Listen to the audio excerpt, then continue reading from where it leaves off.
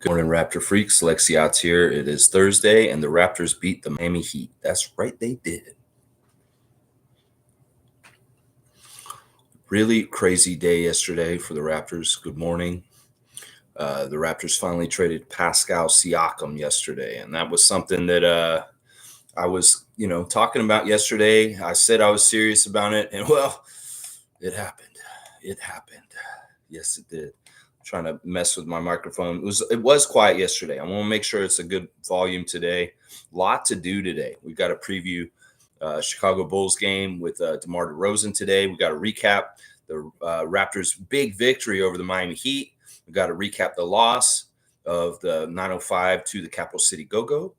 And we also got to talk about this deal and the waiving of Christian Koloko last night. I want to clarify what happened with that, y'all, because there's a lot of misinformation about Christian and what happened to him last night.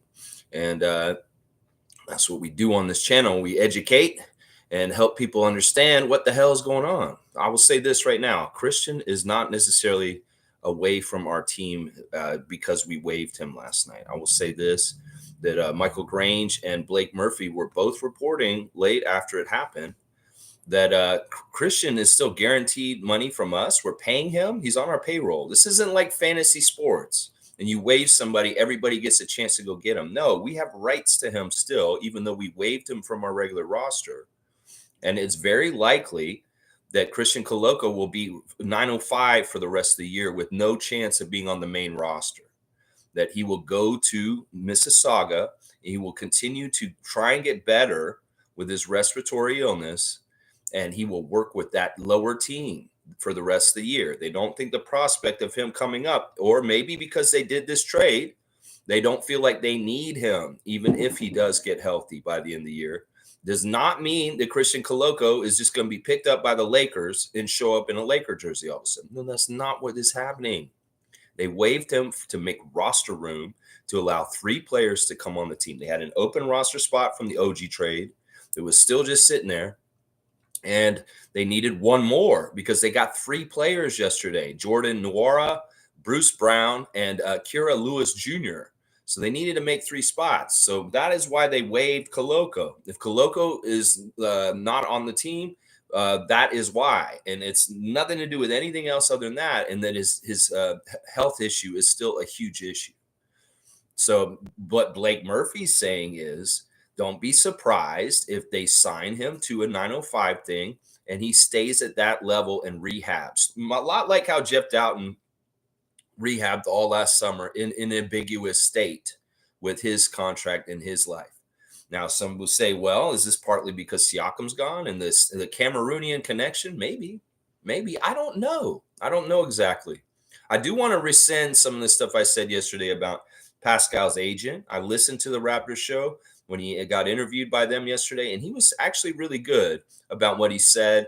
He had the proper respect for our city and our organization and some of the things he said, and he illuminated things. It was interesting, though, how he talked about how they were not close together on negotiations, that the front office and him were not seeing eye to eye at any point during this, but he did say that there were negotiations steadily throughout the whole thing. There was none of this freezing out and ignoring bullshit that some media outlets have tried to say, that the Raptors front office was ignoring or giving the cold shoulder to Pascal Siakam. No, that's not what happened. There was offers, there were talks, there was a lot of communication, and it just never got anywhere.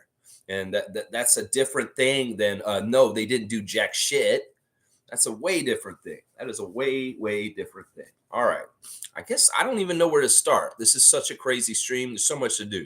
All right. We'll start with the injury report for the Bulls. Let's go with the preview for today, and we'll leave everything else open up to do as we wish. The Bulls have quite a list of guys for tonight. Lonzo Ball, of course, is out. We know that. Torrey Craig is still out, guys. He has resumed light jogging recently. But his heel is still messed up, and he is out. Patrick Williams is questionable today. It is his ankle for the FSU product. Ayo Dosunmu is questionable today. It is his shoulder. Andre Drummond is probable. It does not say his ailment. Oh, right lower back spasms. Dalen Terry is probable also for the game today versus the Raptors. So 2 probables, 2 questionables, and 2 outs for the Bulls. When you look at their depth chart with all those injuries, it's basically their starters are healthy and their bench is not. They've got Kobe White, Alex Caruso, Zach LaVine, DeMar DeRozan, and Nikola Vucevic as their starters. And if those guys are all out that I just named, well, their bench is Javon Carter, Terry Taylor, and Adama Sanago, and Nicola. And yeah, that's it. That's it, really. They don't have a very big bench or rotation right now if those guys are out. I'm going to guess that it's likely that Drummond and Terry will play. The questionable guys, well, and the out guys, they won't. So yeah, the Bulls, what have they been doing lately as far as their schedule and their whether they've been winning or not? Well, they've won 4 out of their last 6. That's not bad. But 2 of those wins were against the Charlotte Hornets and the San Antonio Spurs. And they got a good overtime win over the Houston Rockets, also the Bulls. Freddie playing against DeMar recently, an overtime win for DeMar DeRozan. They did lose to Cleveland Cavaliers and the Golden State Warriors recently. So, yeah, they've been winning a little bit more than earlier in the season. The Bulls were very much struggling like we were for a long part of the beginning of the season, but they have gone on a couple win streaks, and they're looking not totally bad right now. So they've won 4 out of their last 6. So we can't take them lightly. On our side of things, well, there's quite a list here to read too. Jakob is out, of course, still with his ankle injury. Otto Porter Jr. is out, apparently still. At least he's out for, it says he was out yesterday, he was, we know. And then the new guys are listed on here. And I guess it's just ambiguous about how they're going to show up, how long it'll take their physicals, and how much until they would be available to be ready. I'd be great if they were ready tonight. Monique was saying after she got home from the game last night that she heard that they won't be here till next week. I'm like, that doesn't make any sense. That's too long. They better rush this shit. These guys either better be ready for tonight or they better be ready for MSG on Saturday against New York Knicks. So I'm going to say I don't totally expect these traded guys to show up tonight and play for the Raptors. I feel like they're going to get some practice in the next few days, and then maybe we'll see them against New York. But I don't see them playing for us tonight. Jordan Nwora, Kira Lewis Jr., and Bruce Brown. Yeah, it's so crazy what's going on with our team. This really is in flux and is quite changing, but it's exciting also. It's very exciting. All right, let's do ref report. Ref report, undefeated. We did all right last night. Ben Taylor got a little sass. He got some boos from the fans. The refereeing last night, we'll talk about it more, but let's talk about the refs for tonight. Tonight's crew is not that bad. We've got Zach Zarba as our crew chief tonight. Zach, the last 2 games that he has refereed for us, we've won this season. So he's at least been good this season, Zach Zarba, in his 22nd season out of New York. His favorite TV show is The Wire. His favorite movie is The Godfather. His favorite meal is shrimp oranganata. His favorite app is Twitter, and he most like to visit Italy. His hidden talent is cooking. Yeah, Zach Zarba is an interesting guy. He's done community service work, including support for the Brooklyn Youth Sports Club. It's the Soul and Camp Felix. Yeah, Zach's a hot shot. He's one of these refs that they really like in the NBA. They feel like he epitomizes the on the straight and narrow kind of feel of the referees. Let's see, Zach, we win 52% of our games when he referees. We did win the last 2 games he refed, and the Bulls win 43%. So the split is in favor of the Raptors, 52-43. Zach Zarba is favoring the Raptors. The second ref is Brent Barnecki. He is the lawyer, 15th season out of Hamilton, Ohio. His favorite TV show is Ozark. His favorite movie is For the Love of the Game. His favorite musician, Chris Botti. His favorite book, Ego is the Enemy. His favorite meal is chicken parmesan. He'd most like to visit Italy. And his bucket list is the Great Barrier Reef scuba dive. Yeah, Barnecki earned a Juris Doctorate from Nova Southern University Shepherd Broad College of Law. That's a mouthful, in Florida. He has experience as a civil trial lawyer. There you go. Barnecki and his wife have 3 children. Yeah, Brent is probably the worst ref for us today. We win 48% of our games. We've lost the last two games he's ref this season. And the Bulls win 41%. So the split is actually in the favor of the Raptors, even though he's our worst ref. 48-41 for the Raptors, with the second ref, the lawyer, Brent Barnecki. The third ref is a ref we have not seen this season yet. This is out of the seventh season, out of Atlanta, Georgia. Fennessy Ransom is the third ref. Fennessy's favorite TV show is 60 Minutes. His favorite movie is Enter the Dragon. That is cool. That's cool as hell. This dude's favorite movie is Enter the Dragon. That is awesome. Love that so much. His favorite musician is The Foreign Exchange. His favorite book is The Tao of Abundance. His favorite meal is hibachi chicken and shrimp. So he likes the butterfly. And favorite app is Shazam. He's most like to visit Cairo, Egypt, I'm guessing, not Georgia. Bucket list, learn to play the piano, and hidden talent is public speaking. Fennesy is a Georgia native who is a standout basketball player at Winston-Salem State University, where he was named 93-94 Central Intercollegiate Athletic Association Rookie of the Year. And he earned the 94-95 All-CIAA honors. He went on to play 2 years at the University of Georgia after that. So Fennessy was at some point a semi-pro basketball player himself. Now he is he is statistically the best ref for the Raptors today. We win 56% of our games when he in his career, and the Bulls win 53%. So it's 56-53, the split, with the third ref, Fennessy Ransom. So there you go. There's all three refs favor the Raptors win percentage wise in their histories with both the teams. The Bulls have worse winning records against with these refs present. They lose more often. So that's your ref report. Not a bad ref crew. I think they'll be on the straight and narrow. And I don't see any reasons why the NBA would have a mandate that the Lakers have to win for this one. I love the way Matt and Alvin were treating Ben Taylor in the broadcast last night. Hilarious work, guys. You guys are awesome. Honestly, Matt Devlin, you're on a higher level right now. You're doing some good work right now. And Alvin, you're hilarious. Oh my gosh.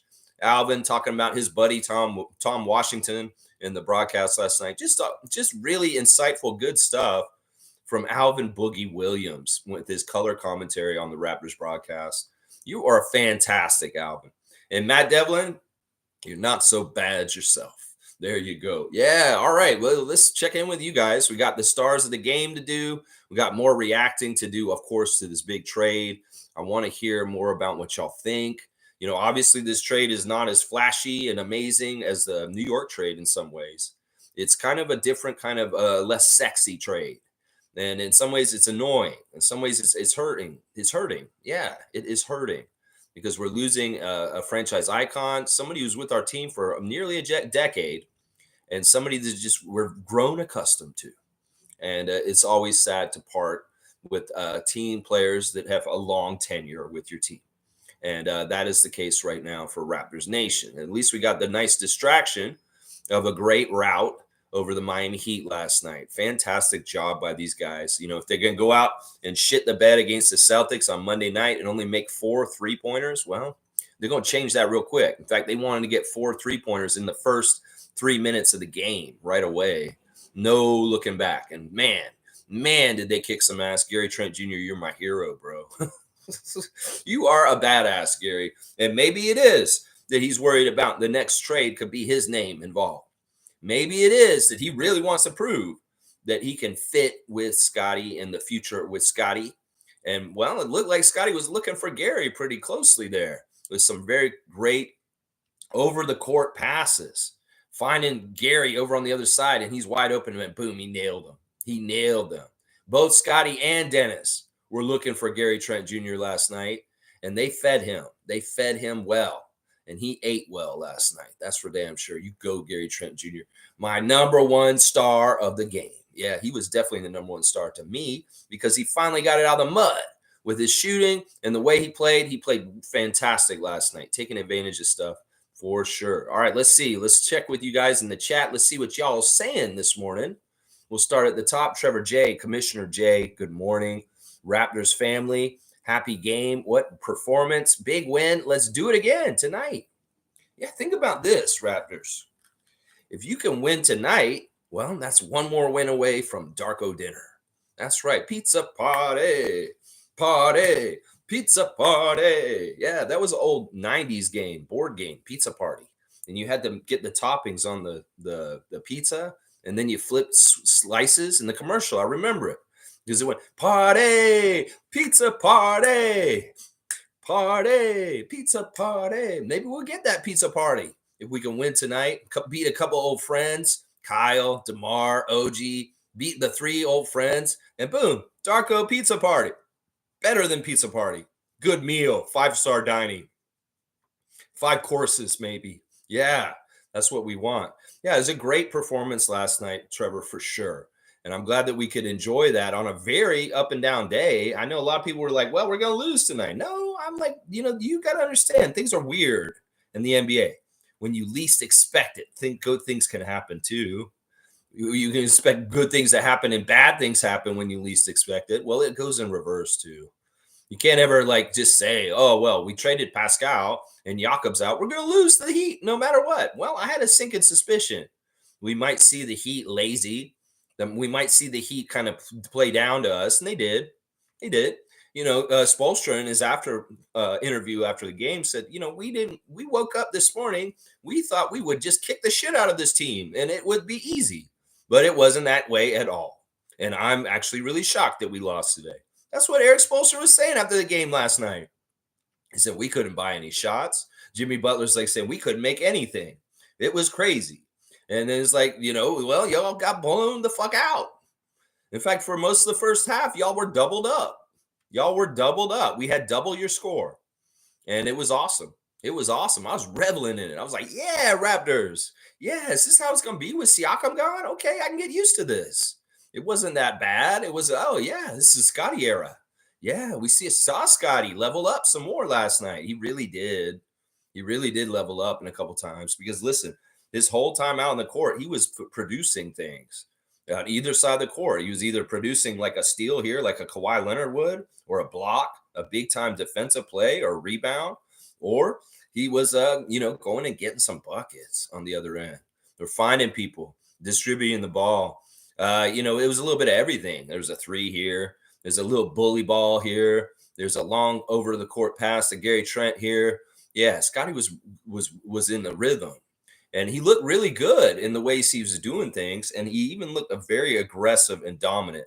Some of the shots weren't as close to the basket, if you notice. They were a little bit more mid-range, and they were a little bit more Kawhi or DeMar DeRozan-like. Scotty has it, bro, guys. He's got it.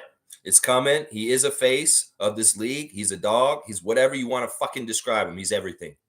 And he will be whatever he wants to be. And I love it. I love the mix that he's putting out there. I love that he's not just trying to be this point guard that all the Scotty heads want him to be. I love that he is relishing being the big boy on the court and dominating people and beating them up down low and using his size. We saw him go up over Bam Adebayo last night. We saw him go right at him and say, I'm going up over you, motherfucker, and you can't stop me. And you're one of the best defenders in the league. Yeah, you got long arms. You're very strong, and it doesn't matter because I am that kind of guy. I'm that kind of athlete. I'm going to just elevate, and I'll shoot over you, and I'll make it. And I'll make you look just as little as Steph Curry the other day. Yeah, I love it. I love it so much. Dana's saying, good morning, everyone. Well, I see a very promising future. What was that energy last night? It was crazy good. On to the next one. Happy game day. Let's go Raptors. There you go, Canadian Dana. She's got that enthusiasm. She's got that belief. She's feeling real good. Yeah. Yeah, it's a confusing trade. It was. Everybody's got an opinion on the trade. Of course, everybody's going to decide whether it was a win, who won who got fleeced, this or that. And how can you decide this now? You guys are crazy. There's 3 first-round picks in this deal. No way you can decide whether this trade was a win for the Raptors or for the Pacers more. In some ways, I think it's already kind of a loss for the Pacers. A lot of their fan nation's upset. They're like, y'all just sent 3 of our first-round picks for a guy who's going to expire, and we don't totally have the chance possibly to possibly re-sign him. Now, all signs are pointing to that he's going to stay with Indiana and they're not going to get burned. But Pascal could burn them. He could burn them bad if he really, really wanted to. If y'all don't like each other, he shows up and he's like, this place is not like Toronto. This place kind of sucks. And I'm like, man, maybe I don't want to sign long-term here in the summer. That could happen. That could happen. Now, all signs point that he's going to be a good citizen. He's going to show up, report. He's going to integrate himself with Tyrese Halliburton, and he will re-sign with them. But there is a risk. There's a risk there. And Pacers Nation understands this, and they're a little worried. Now, on the other hand, they're saying that, well, you know what? We're going to be a playoff contender now, even more so. We've got an NBA champion. We've got an All-NBA. We've got an All-Star. We've got a guy who's won Most Improved, a G League champion. All the accolades that Siakam has got are amazing. And he brings them to the Pacers now. And in some ways, they're further along, and they're in a certain place. Tyrese Halliburton, this, that, whatever. Boom. Maybe the Pacers did level up, just like the Knicks did when they got OG Anunoby. And maybe there is a little bit more of an equal playing field for the top of the Eastern Conference between Philadelphia, Boston, Milwaukee, New York, and Indiana. Maybe because Siakam is on that team. Maybe there is a little bit of a needle move for the Indiana Pacers. We'll have to see it in practice. We'll have to see what it is other than in theory. Is Siakam going to fit it? Is he going to be able to put his water through the cracks and get what he does up here for the Raptors for 8 years down in Indiana? Maybe, probably. Yeah, he will, probably. He probably will. And you know what? In some ways, I love the Pacers organization. I don't hate them. I really don't. For an Eastern Conference team that we butt up and play against all the time, I have a lot of respect and love for them. They're a team that isn't one of the golden boy teams that gets everything. And they've done very well recently, going to the finals, the IST. And they're building something very interesting there, if not very much defense. Well, Siakam will help with that. He will help with that. It is an interesting deal. It's a very interesting deal. It's definitely a win now deal for the Pacers. And it's let's see what happens down the road for the Raptors. And that's the thing. Raptors fans, y'all need to realize that's what this is. You can't decide anything. It's going to look like we're going to get, holy crap. We keep our pick. If we stay low enough in the standings, we'll have 4 picks in the first 31 picks of the draft this year. And that is reloading this team with youngsters, like a lot of y'all been calling for a couple years now. In some ways, yeah, they're doing it. In some ways, they're listening to the negative ninnies and the problem people and doing a couple of things they wanted on their wish list, like shipping out Siakam and getting draft picks. Well, they did it. It was a lot of the experts, ESPN experts, are saying that this deal yesterday is a great counterbalance to the one they already did with New York. If they had any criticism of the OG trade, it was that we didn't acquire any draft picks. Well, this one kind of balances it. In some ways, you could say this, guys. You took a little bit from the OG trade and the Pascal trade, and you mixed them together. You could be like RJ Barrett and Bruce Brown and 2 picks, and Emmanuel Quickly, Jordan Nwora, Kira Lewis Jr., and 2 picks. Spread them out, then it makes a little more sense. Because in one deal, you got a lot of superstars for now, 2 guys who can go in the starting lineup and be contributors right away, and it's smart because they have synergy from the team that they were on before, and they're best friends. That's smart. And then you get all the draft picks on the second deal. And it gives you balance. It gives you balance of some young core nucleus kind of guys like RJ and IQ. And then you get the draft prospects. And it looks like if we keep our draft pick, we'll be picking somewhere around 6 or up. And then we'll get 2 late first-round draft picks. And we'll have that 31st pick from the New York deal, also the first pick in the second round. So, yeah. It's interesting. In some ways, everybody's like, well, why did they deal with Indiana?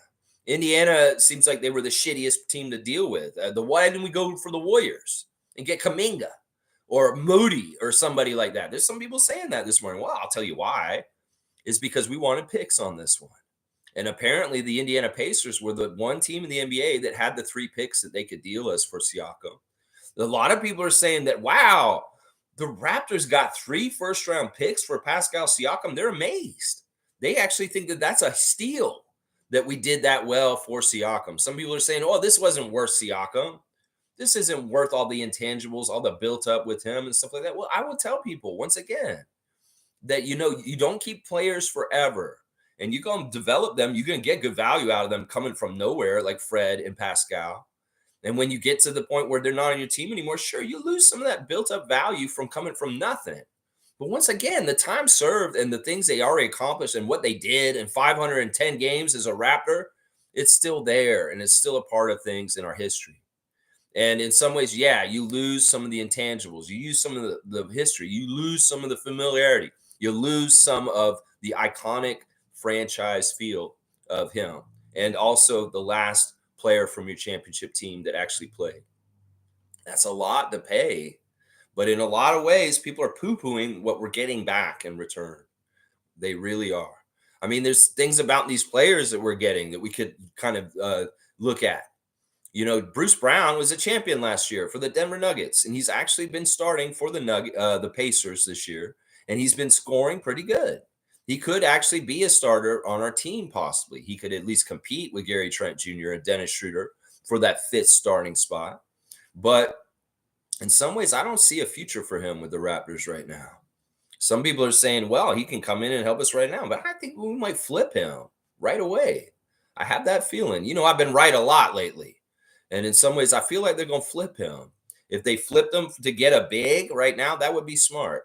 In some ways, we don't need his position. We don't need Bruce Brown Jr. for who he is as a 6'4" undersized guard. No, we need a center. We need another big, especially if we're going to waive one of our centers last night. So I could see them flipping some of these new pieces for maybe a big man, any of them. But I think Bruce Brown is the most valuable one as far as salary and what's possible. Jordan Nwora, to me, is actually a serviceable player that we could use on the Raptors. He's 6'8". He's a load. I don't know if y'all remember playing against Nwora, but he's annoying. He's very physical. He pushes people around a lot. He's a bully, and he can hit the three. So in some ways, I could see Jordan Nwora fitting in and sticking around on our team, y'all, because we need size right now, and he has a physicalness to him that's just like Justice Winslow on the 905 level. So I like Nwora on our team, honestly. I think that he has a three-point shooting part to him that's very attractive, along with a physicality and a rebounding sense that's very good that we could use too. Kira Lewis Jr. is interesting because we just saw him on Monday against the 905, and he played very well, and they won that game. They had called up the two-ways and brought them in from Pelicans and put them on the Squadron's team on the afternoon on MLK Day, and he came out and he played very, very well and very tough. I've already said, I didn't realize that he has been in the league for 4 years. He's actually been in the league as long as Malachi has. He hasn't accomplished as much as Malachi Flynn, but I'll tell you right now, Kira Lewis Jr. is a better backup point guard than Malachi Flynn already. And it'll be interesting to see this guy show up. In fact, some ways, this guy was just a little filler to make the numbers work, and why they got the third team involved with the Pelicans was really to make the numbers work and balance so that the Pacers didn't have to pay a penalty. So they did it this way.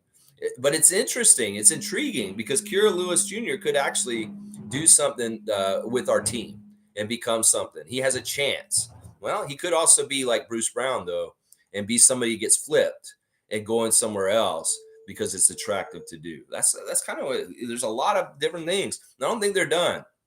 The trade deadline's got, like I think Matt Devlin said last night, still 3 more weeks, y'all. There's 3 more weeks of wheeling and dealing. The trade deadline's not anywhere close. I don't know why people are confused and say, why do you guys do this deal right now, the trade deadline? No, the trade deadline is not right now.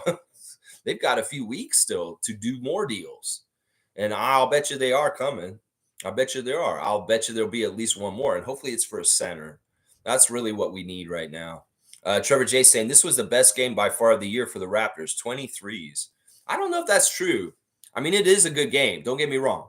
And they did put the biggest margin of lead on the Miami Heat in their history as a franchise at halftime. The Heat have never been losing that badly in their entire franchise history until last night. That was the biggest lead that a team has had on that Heat team for their whole entire history last night. Does that tell you something right there? That tell you something right there? I mean, that says something right there to me. Trevor's saying Raptors waive 2022 draft pick Christian Koloko. Another sad day. Well, I explained it at the beginning of the talk. Y'all don't get all misty eyed and sad about this, because I think he's still on our team. It's just that he's getting demoted to just 905 level. So we'll see. We'll have to pay attention to the news. Maybe he is completely gone and I'm wrong, but there is speculation by people that know, Grange and Murphy, that he is just getting demoted so they can make the roster spots fit for the new guys coming in, and that Christian Koloko will be retained in the 905 team, and he will rehab his issue for the rest of the season, paid by the Raptors organization on the Raptors 905 level. That is what they're saying. So y'all are just trying to say that he's gone and this is this and this. We don't know if he's gone yet, and he has a path possibly to be back on the regular Raptors roster. It's just we got to do this for housekeeping, is what I'm calling it. Let's see. Trevor's saying life is full of surprises, but the biggest surprise of all, life itself. So be happy today, because tomorrow was not promised. Yeah. In some ways, I had a weird feeling the last couple of weeks about players leaving our team. In some ways, like Cool Cat said, she wanted to go to the games and see this era of the Raptors for herself in person and soak up as much. And she was right. She wanted to see the Siakam era while it was still going on here. So she went to as many games this season earlier in the season, and it was smart of her. She did get to see a lot of his games before he's gone. And I know that this is going to be a tough day for Cool Cat. If she's here, I'm feeling for you. I really am, because of last night. I know a lot of y'all felt this very hard. A lot of y'all. Some of y'all were very emotional yesterday, and rightfully so. I'm rightfully so. I've been too. I have been too. But yeah, it is. It's the kind of thing where you got to take stock and stay present and really be thankful and grateful for the time right now. That in some ways, last week we needed to be grateful and thankful for Pascal Siakam being on our team and getting to see him play in the Raptors jersey, because you don't know when that can change. Like a month ago, we needed to be thankful and grateful that we had OG Anunoby in our jersey, because you don't know when that can change. And that's just how it is. Life is full of surprises. Yes, it is. In some ways, they don't surprise me, though. I knew that shit was happening yesterday, and it did. G saying Barnes talked about how Pascal was open and allowed his transition. Pascal's preferred destination was the Pacers. I'm happy for Pascal for going to a great team. Sounds like they all work together. Yeah, it still sounds like his preferred destination was staying here. And for some reason, the report yesterday was saying that that the Raptors in no point ever considered giving him the Supermax. Now, I don't know if that's true. We can once again say this is reporters filling in an empty coloring book. But that is something that has been said in the last day, that the Raptors had no intention to ever pay Siakam Supermax money. Now, you could say that that's partly because of the logic of Scotty Barnes being on the team. That, you don't want to have two Supermax players if you don't have to. In some ways, I don't know. It could be that they had to invest in Scotty and keep that big chunk of money open for Scotty when it's time for him to get paid it. And that, paying Supermax up with Siakam, it could hinder the whole thing about paying Scott. And Scott is the focal point. He's the most important Raptor. And that may be a big part of it. I like that he's on the Pacers. I think that it's a good organization for him. I think that Rick Carlisle will use him very well. I think that it'll be fun to watch him play with Halliburton. We'll see if he has any leaps. I don't really think he will. I think in some ways, I hate to say it, I've said it on this channel many times, that Siakam in some ways hit his ceiling. But I always said he could get the next level if he worked on his clutch, if he could be a more taking it home for the team kind of takeover thing. Scotty did that last night, y'all. First game with Pascal gone. And Scott did that capable, I'm taking over, I'm the best player on the court in the fourth quarter and winning this game by making assists, playing defense, and making big baskets myself. In some ways, that's something that I said at the beginning of the season. If Siakam's going to level up any further from where he is already, he's got to become a better clutch player. He's got to become somebody that's dependable in crunch time to take us home to the victory. And well, he's showing signs of it. There were times where it felt like he was doing that, but not on a consistent level. And not on a level where you could count on him to do that.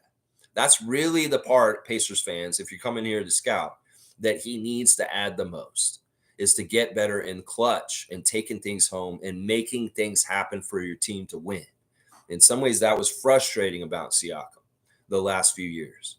But that's the place where I can see him improving the most. Some people say, well, he can get better in certain ways. I don't know. I mean, he'll get better in like ways like DeMar DeRozan's gotten better as far as more savvy, smart, intelligent play as you get older and you become more grizzled as a vet. But I don't see his skills physically as a player getting to a higher level. Like I don't see him. Maybe he's going to get more free throws because he gets more respect as a pacer, and his scoring average goes up slightly because of that. I could see that. It's an interesting fit. And I mean, they've got such a weird diversity of players on the Pacers right now. And some days I'm really surprised that we couldn't do better with the players we were getting back. I thought it was like, could we at least get Buddy Hield back in this? It could be that Bobby Masai didn't value Buddy Hield's expiring contract coming back here. A lot of these guys that we're getting, their contracts do expire. So there's a lot of freedom with this move that we just made. We have a lot of freedom to choose these picks. We have a lot of freedom to make decisions in free agency this summer, partly because of the temporariness of Bruce Brown and those guys' contracts too. So yeah, very, very interesting stuff. Very, very interesting stuff. Yeah, I like that what Scotty said about Pascal. Obviously, he mattered to him. Obviously, he's going to be somebody who's an important mentor and friend to him for the rest of his life. He's very teary-eyed in the after-game press conference, that post-game interview with Savannah Hamilton. And I think this got handled this very maturely, and he's being very open and honest. And I love that he said that Siakam gave him room to grow and blossom.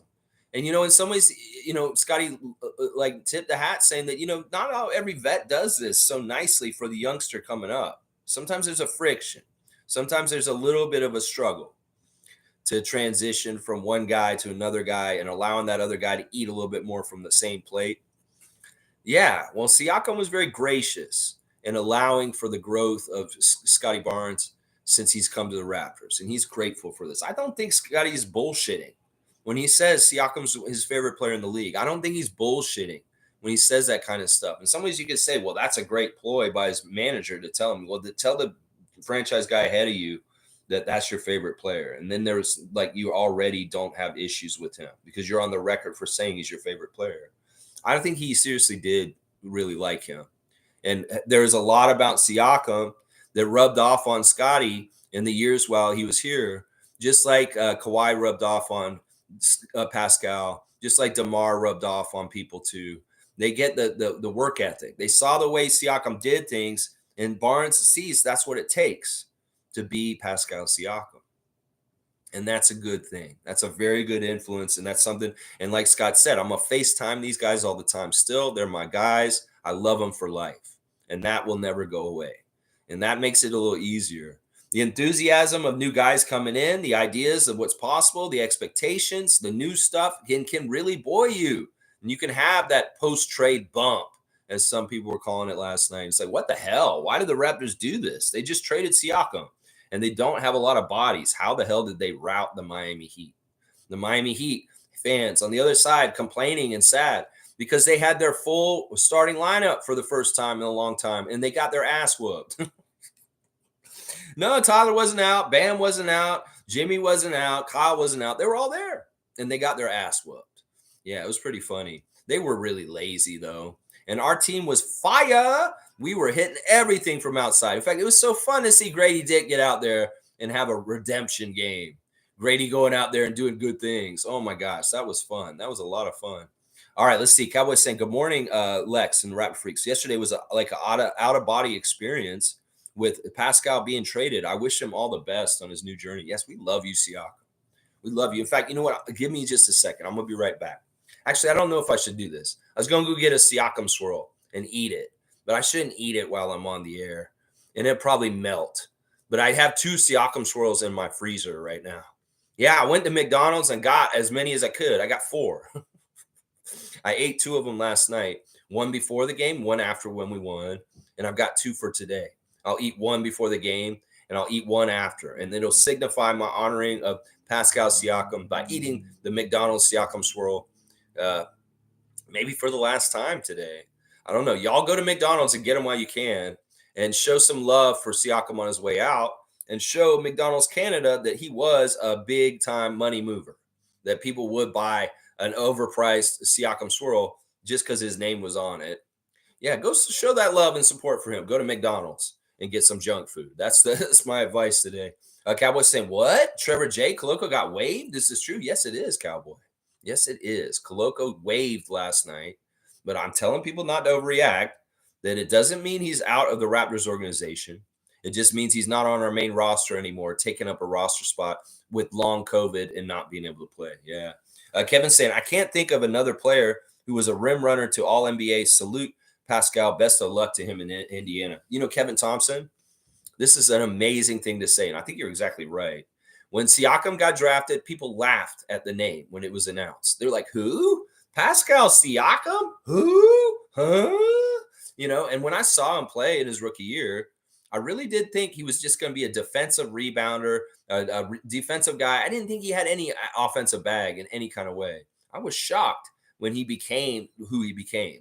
In some ways, Fred and Pascal are the two guys in our franchise history that defied what I thought they would become. When I saw them both show up, I kind of put them in a box. And I said, well, Fred's not going to make the league. I said that about him right away when he came in his first year as an undrafted guy. When I saw Siakam, I was like, well, this guy's, you know, he looks kind of like Rodman. Maybe he could be like a good defender and a rebounder. Had no idea that this guy would be all NBA. He'd be an all-star, that he would, be one of the top scorers in the NBA eventually. No, it's amazing, the journey of him, Kevin Thompson. Some people are saying now that Siakam's not in a Raptor jersey, that he's the greatest G League success story in the history of the G League right now. I tend to agree with them. I just wish they could have said that while he was still on our team. But yeah, I agree with this, that Siakam is the greatest success story of a G League player transitioning from the G League to the NBA. I mean, he won a G League championship and an MVP, and then he came into the NBA and won an NBA championship as the second banana behind Kawhi Leonard. It's an amazing thing. Kevin, we could talk about the accolades and the importance of Pascal Siakam all day till we're blue in the face. There's so many good things about him. He's on all these leaderboards for our Raptors history, career franchise boards. He's fifth all time with games played now. I'm so glad he passed Chris Bosh. I am so glad he's above Chris Bosh on that list at this point.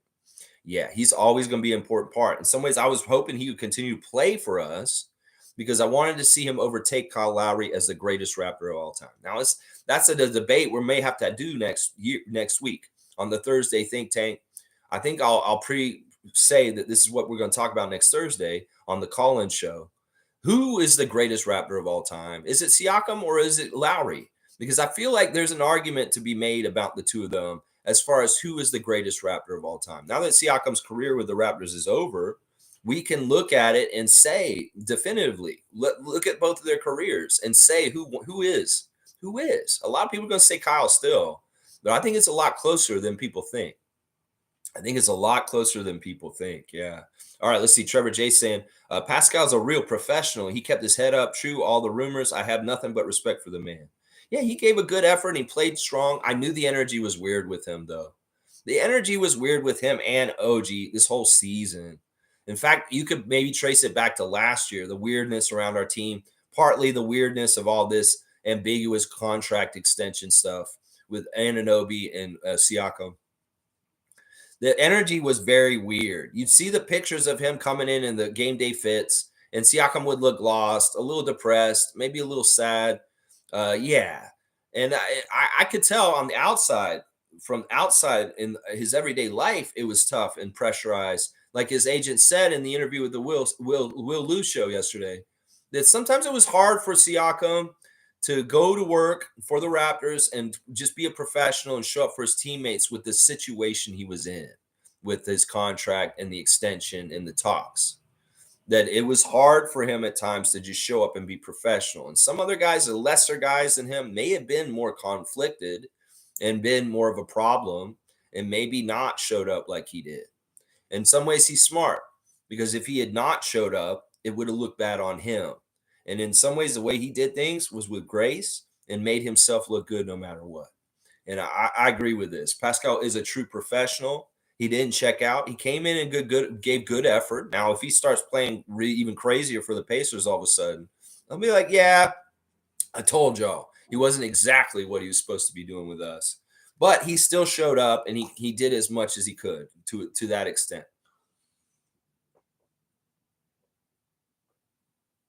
Okay, G saying yes, Koloko is waived, but apparently he may go to 905. Can't confirm, but this is where I heard. Well, hopefully we'll hear confirmation that this has happened. This should happen today, guys. Let's see. Trevor's saying yes, Cowboy, and Cowboy's saying, "Oh fuck." It's really housekeeping, and the promise that he's not going to come back this year. Well, that's why they did it. They don't expect him to come back this year, obviously. Let's see. Fiercey's here. Fiercely saw Sarah. Very emotional yesterday. Good morning, fam. OG was my favorite, but for some reason, I'm more hit by Pascal's departure. I understand it was a necessary business decision, but in my books, the haters won, and that's tough. We can't frame this. In my world, the haters don't exist anymore. I don't care if there's negative or fucked up fans in our fan nation that are celebrating things that happen right now. They don't exist in my world. And in some ways, you just need to cut them out. Fiercely. Seriously, we have our own ecosystem of fun and positive Raptors fans that are for the team in the right way. And in some ways, those people are just showing you that you don't need to listen to them. That's what I would tell anybody who gets turned off by people's takes about this trade or anything that's happened recently is just stop giving them attention. They don't deserve your attention or your time, is what I would say. Yeah, this is a weird one too. In some ways, I liked Pascal more than OG. And don't get me wrong, I really like OG too. And in some ways, but the OG thing was easier to deal with. And partly because of RJ. As soon as you heard OG is leaving and you hear RJ is coming home, wow, that's what you focus on instead, is the RJ Barrett side of things, coming back to Toronto. And it's been awesome. And he is really bringing an intangible loyalty and real will to play strong for his home city that is very tangible and real, y'all. Like he is out there doing some things a little bit different than he did for the Knicks, for the Raptors right now. But there's no other side of this deal with Siakam that is exciting and positive and making you feel, oh, Jordan Nwora. Woo! Yeah, Jordan Nwora. Now I feel better about trading Siakam. There's none of that. That's part of it right there, Fierce. That there's no counterbalance to this trade, at least right now, that is known that makes you feel better about this deal. It'll feel a lot better if we see some of these draft picks and they are amazing down the road. Then that's when people will feel maybe a bit better about this. But right now, a lot of people are feeling like, well, what do we get? Draft picks and some guys that are like, okay, I'm not really that thrilled about Bruce Brown. Not really. What, Jordan Nwora? Come on now. Yeah, I get it. It's not as sexy a trade as the one with New York. And in some ways, getting RJ made the blow of losing OG easier. And there's no thing like that in this deal. And that's part of it right here. The other part of it is the demise of our championship team. That everybody on the 2019 team is gone now. Every single one on that picture over there that I covered up, except for the Raptor and Drake, including our coach, Nick Nurse. They're all fucking gone. Every single one of them. And that's sad. That's part of it that makes it sad also, too. Kevin's saying Indiana's looking good with this trade. They have great bench players as well. They might surprise people in the playoffs. I hope they do. I hope they do. In fact, I am very much rooting for the two teams we just made trades with, New York and Indiana.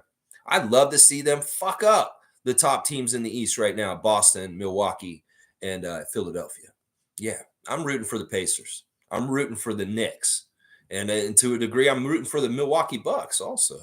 But I'm definitely not rooting for the Celtics or the Sixers. That's right. That's right. Cowboys saying, on the bright side, Scotty Barnes, correct me if I'm wrong, is the fastest player to 2,000 points, 500 plus rebounds, and 500 assists.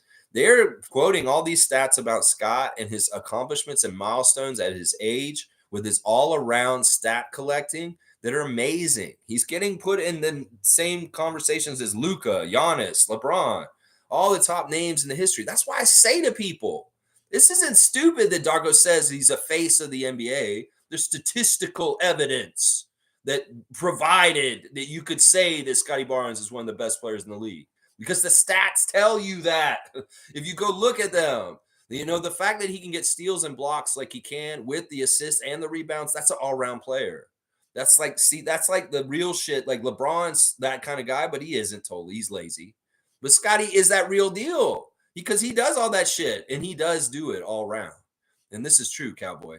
This guy's on a path, and the way he's collecting stats and the way he does it is on a it's not in a flashy way. It's like a grunt behind the scenes in the dark, kind of I'm accomplishing this shit, and then all of a sudden you look at his numbers for his career or his this season, and you're like, holy crap, this guy collects stats all over the place like crazy. And the rate that he does it is at the same level as some of these top superstars, all around superstars in the history of the NBA. That's a big deal. And that's statistical evidence. When some motherfucker's saying, what, Scotty Barnes, face of the league?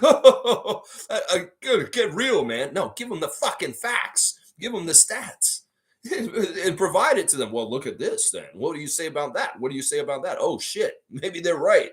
Maybe they're right. Scotty is a face of the league. Yeah, I see it. Scott B's here. Good to see Scott B. A great Raptor freak. End of an era. No words, Lex. You know this is not news I enjoyed hearing. We lost a real one. I don't think any of us really enjoy this. You know, in some ways, it is an emotional thing. I'm practicing what Cool Cat and I have been talking about, emotional detachment right now.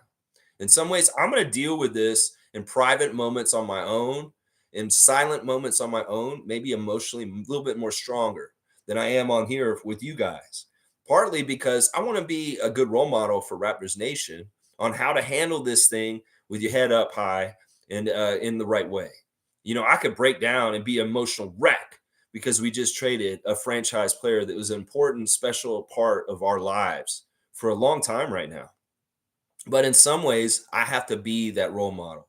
But I highly encourage everybody to grieve the departure of Pascal Siakam from our team on their own way, how you want to. Part of me getting the Siakam swirls was in honor of him. It was kind of like, you know, you may go to the bar and get a beer and celebrate somebody. Cheers to this guy who passed. No, this is me saying cheers to you, Siakam. I appreciate you, and I got the Siakam swirl in your honor. Oh, it's not easy, Scott. It's not. I know. I know. I know. All right, hang on a second.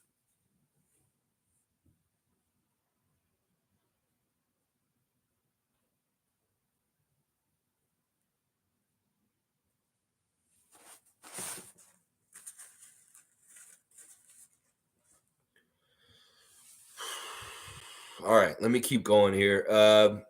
Cowboys saying, what a game by the Raptors last night. A new era begins. That's right. It's the Scotty era. It's the Scotty era. We're ready.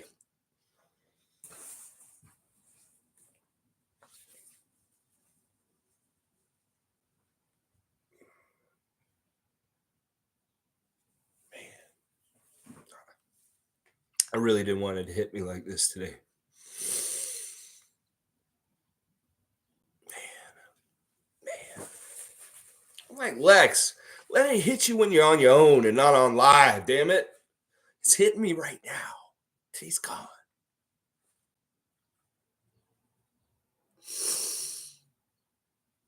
We love you, Siakam.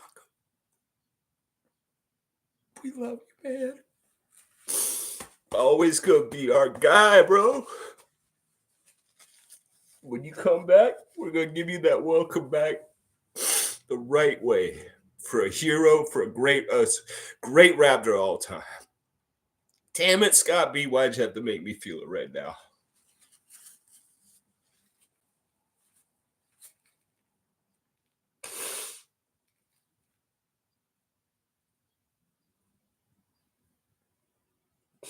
This shit ain't easy. This shit ain't easy. It's never easy. Kyle wasn't easy. DeMar wasn't easy. Jonas wasn't easy. OG wasn't easy. None of this shit is easy. And this is why I hate doing trades during the season. Because you mess us up in the middle of the games, in the middle of the season, emotional shit. It's like, let us do it in the summer where there's nothing going on. They don't have a game this day. Why do we got to do a trade in the middle of a fucking game day right before a back-to-back? Oh, my gosh. Oh, my gosh. It's just really hard to deal with. I mean, seriously, these players are like saying goodbye to people that they really care about, and they're expected to go out and play. It's crazy.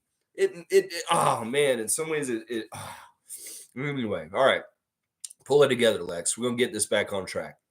All right, let's see. G saying Fiercey, Pascal was in charge of his own destiny. Looks like he will get his max and will be on a young playoff team. Halliburton is only 23. Pascal 1-2.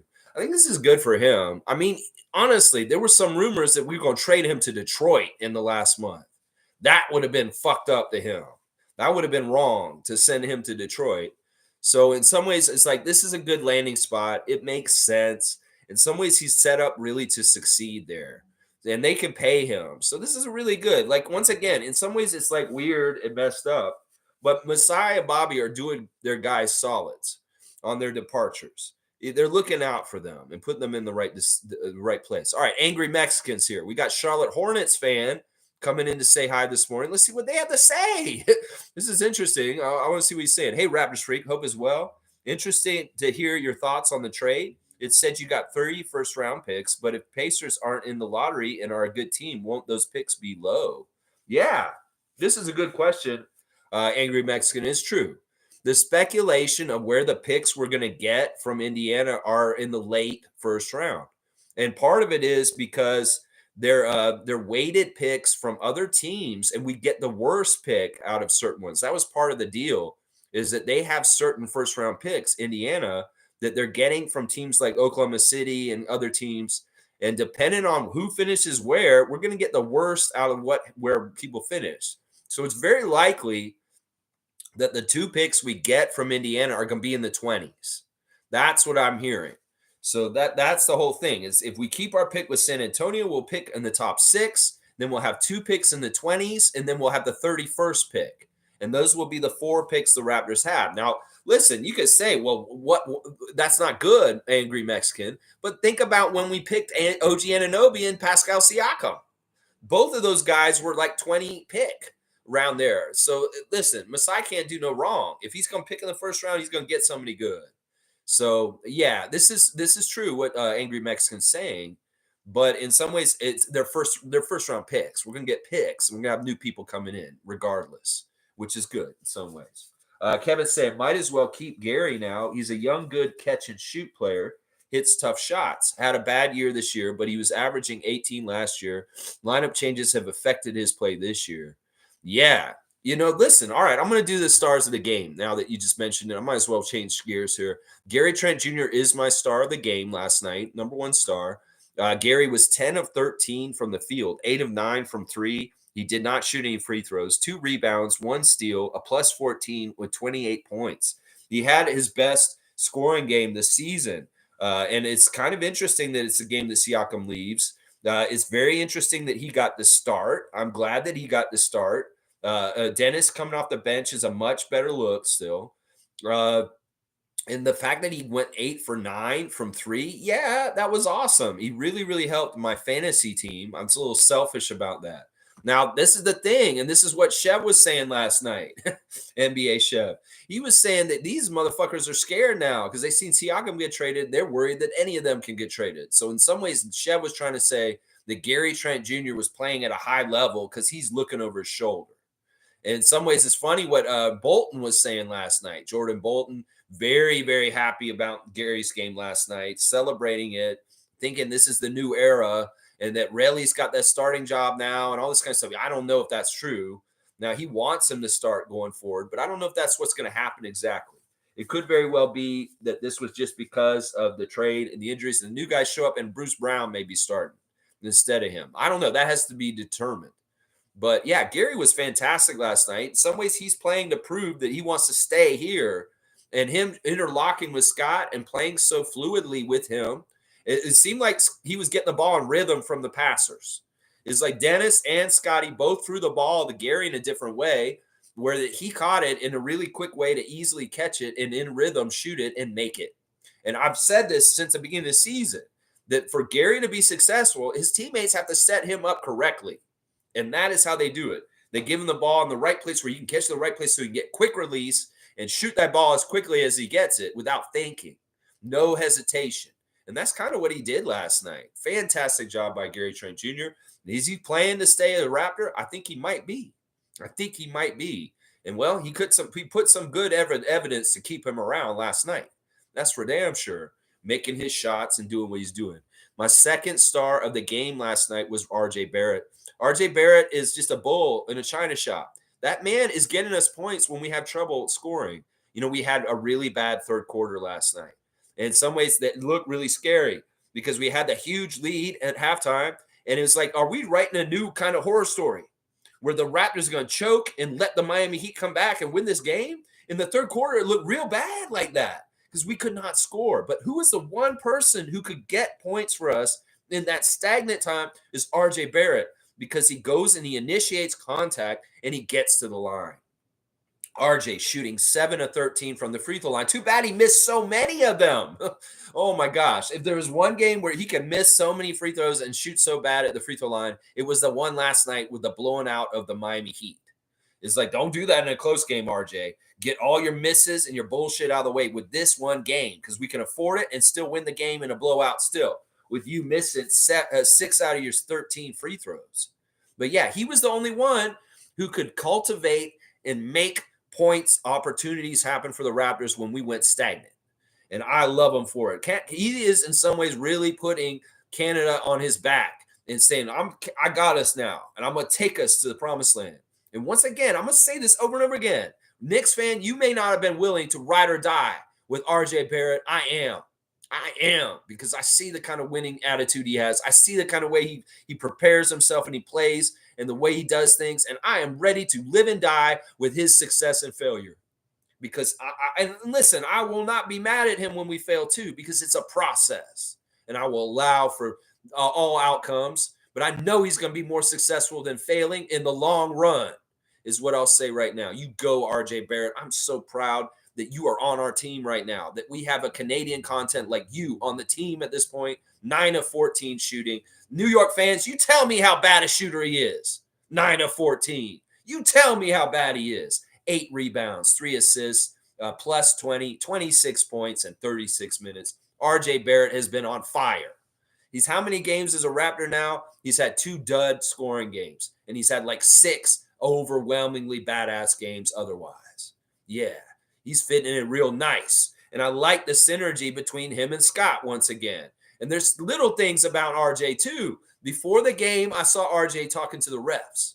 He went up to Tom Washington and Robert Hussey, and he was palling around with them. He was very cordial with them. They were both very friendly with him and smiling and acting. It wasn't fake shit. I can read it. No, it's not like pleasantries and just like, oh, hi.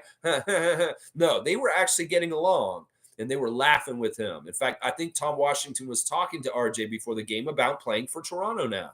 He's like, oh, I guess you're home now. He's like, yeah, I came home. It's going to be fun. And Tom's like, you go, young man, playing for your home country now. It's like, I could tell what they were saying. And Tom Washington was just like really effusive and nice and positive towards RJ in the new situation. I could tell, wow, okay, RJ's working with the refs. He has relationships with some of these guys. He goes and talks to them. He gets to know them. He's smart. He's smart. And you see him in the game politicking around the court, whether it's with refs, whether with opponents, talking shit. RJ's more likely to step up and say something and get in the middle of that and make something happen on our side, standing up for us. We may not have had that kind of player on our team for a couple of years now, since Kyle left. And now we got this dude who's willing to do it. And it's amazing. I love him for it. He's a diplomat. In some ways, he's doing things out on the court to help us get favor with the referees and also to not get punked by punk-ass bitches like Pat Beverly on the other side. So, yeah, you saw the old little back and forth between D'Angelo Russell and RJ Barrett last week. That's right. He's standing on ground. He's standing just like in the anthem for Canada. You see him in the beginning of the game. He's mouthing the Canadian anthem. He's singing it with Doug Tranquata before the game even starts. Man, I love it. RJ Barrett in a Raptor jersey looks good, is what I'm saying, y'all. It looks real good so far. My third star is Scott Barnes. Scotty, you were fantastic. Scotty, you leveled up again last night. And it wasn't even that you leveled up as being the man and taking over. You were the facilitator, but you were also the person that did the important things to help us win by the end of the game. I saw certain offensive moves that you did last night that should scare the shit out of the rest of the NBA. Seriously, 34 minutes, 20 points, plus 5. A 9 of 16 from the field. I love it. 1 of 6 from 3. And maybe he could have made a couple more of those threes. That'd be nice. He made his only free throw. 5 rebounds, 8 assists, 2 steals, 1 block, 5 turnovers. I would have put him higher on the star list if he didn't have so many turnovers. But yeah, fantastic game for the most part. Some of those turnovers were the stuff I'm talking about, where Scotty's going to be a little extra. We saw a no-look pass to Jonte, and he was nowhere near ready to catch it right at the beginning of the game. And I was like, yeah, these are going to be the little things about Scott that he'll get good at and he'll sometimes be successful with, but they're going to irk us too. If he's going to have more prominence on our team, doing a little extra shit, this turns into a turnover that's not necessary. That's the one thing that I want Scott to work on and tighten up.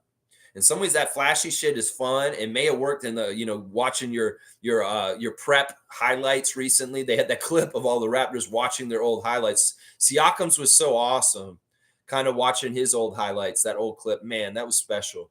And it's nice to have seen it before he left. But yeah, Scotty did a lot of extra shit when he was a young kid that he should not be doing on a basketball court. And in some ways, we're still weaning him off of some bad habits. Let's just put it that way. As far as like how he carries himself with a little bit of too much flashy shit that's not fundamentally good. I know his signature move is to look back at people when he's on the break and wait for them and then turn around and dunk it. I hate that so much. It's a really bad fundamental thing to do in basketball in general. And in some ways, we're going to get turnovers from Scott just because he's a little extra. In some ways, I love the little extra because it could really pay off and have some amazing things happen. But there is going to be a failure with it too at times. And that's something I want him to tighten up. I love all the overpowering stuff in the fourth quarter. He made himself prominent. He made himself in the center of things and making things happen. Whether it wasn't just always him scoring, but he did do some of the main scoring to score points in the fourth quarter to keep the lead above the Heat because they were eating into this lead and they got a little close. They were threatening. They were within 20. And, that was the test for the Raptors.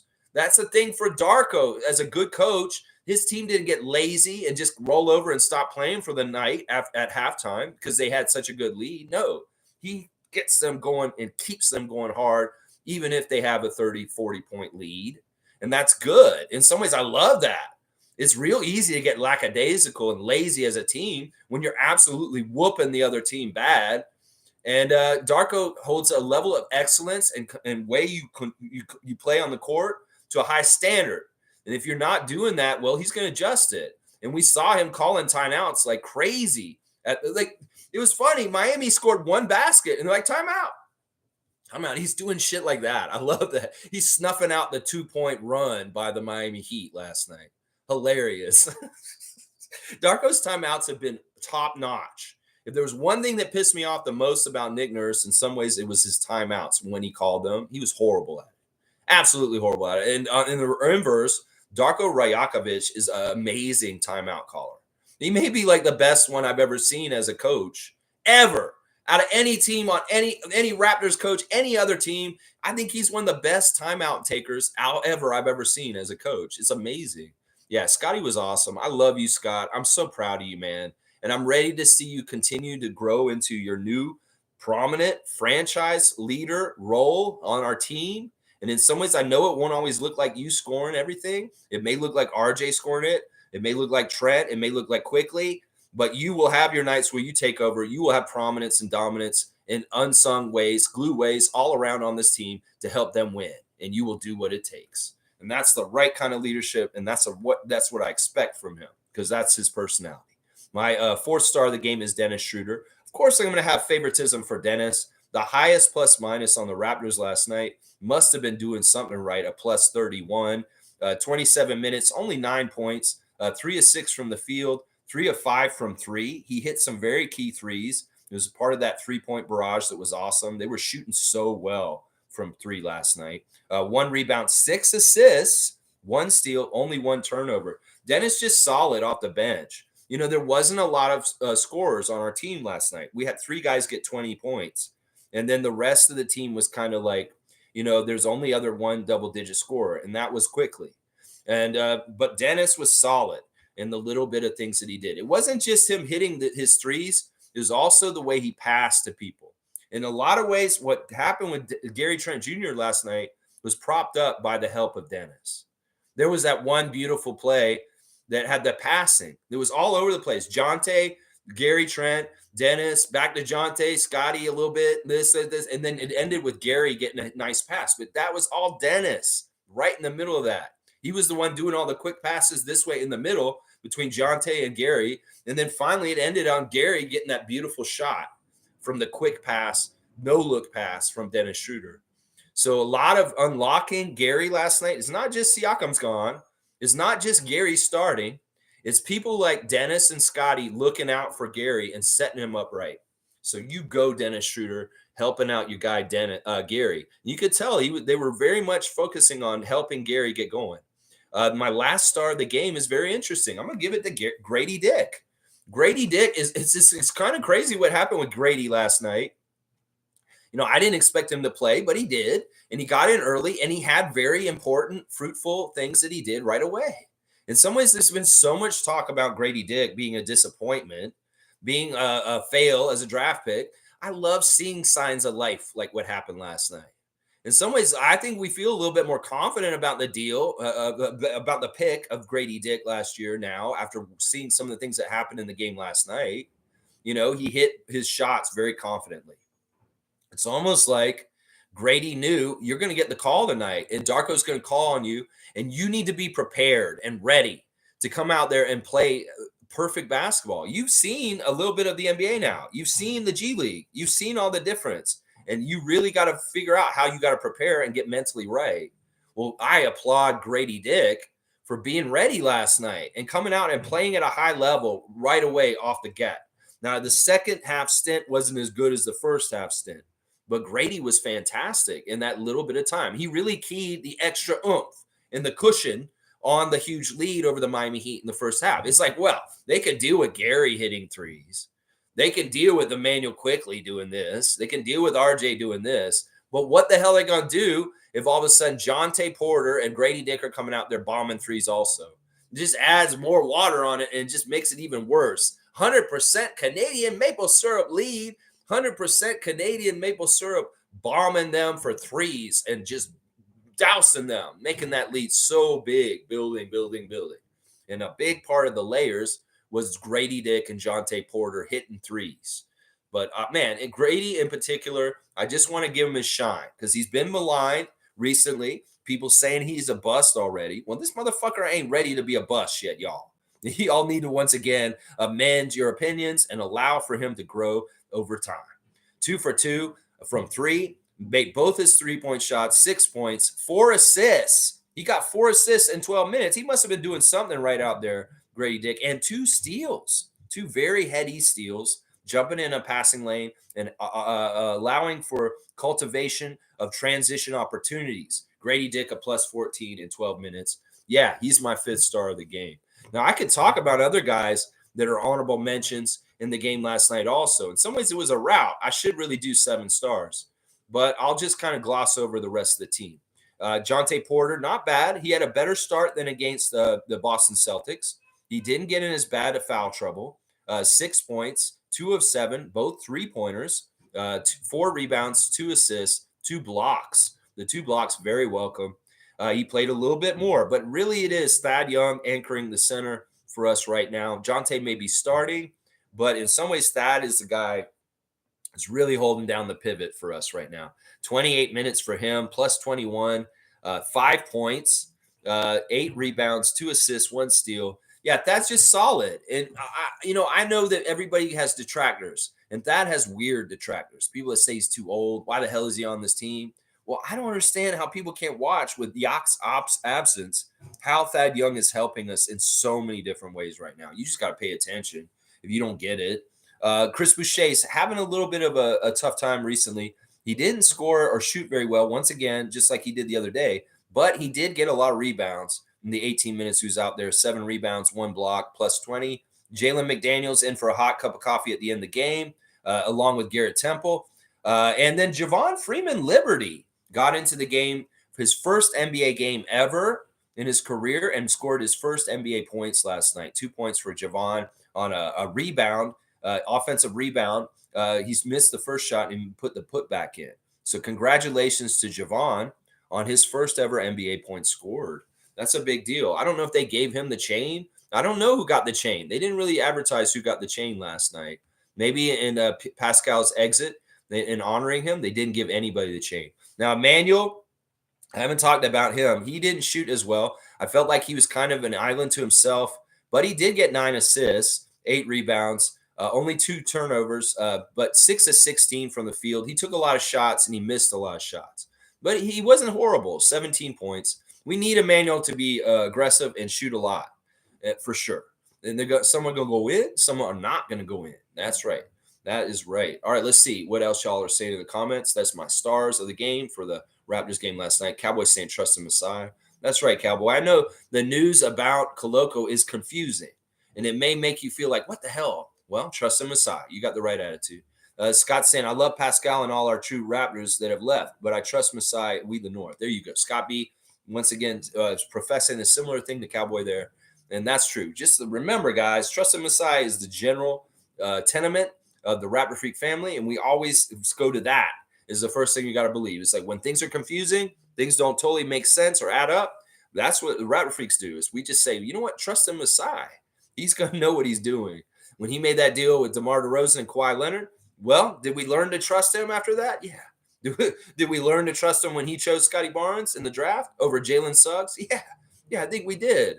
So that's why we say trust in Messiah no matter what's going on. Fiercely saying, thanks, G. I'm happy for him in that sense. Now that he's gone, who will be the media and fuckface target? Just to get clickbait and followers. That was the annoying part of it all. Well, once again, I don't care. In my world, they don't exist. I will tell you to go follow a great content maker like Gubstown Clink. Yeah, Greg appearing last night, dropping some stuff from his channel. Give a follow to the Gubstown Clink, y'all.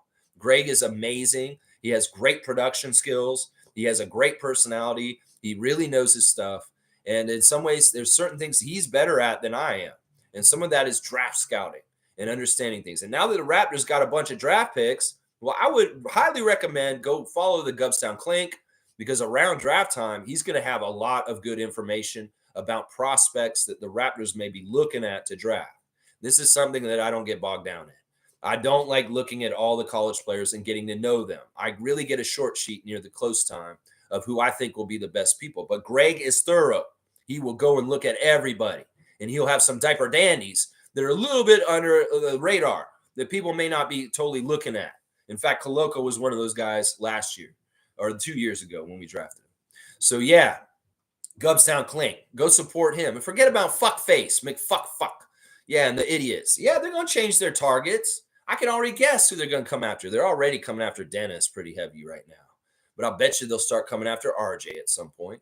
I'll bet you they'll start coming after Emmanuel quickly on those channels, those negative piece of shit channels like Penn Sarah Basketball. Oh, yeah, I said his name. That's right. Guardian saying Bruce Brown may not be coming to Toronto and may be part of another trade. Yeah, I highly expect this. I do. I don't know if he's totally thrilled to come here. I don't give a shit. Nuggets fans are laughing about this. They're like, you sold us out. You wanted more money. You went to Indiana. Well, you just got traded to Toronto.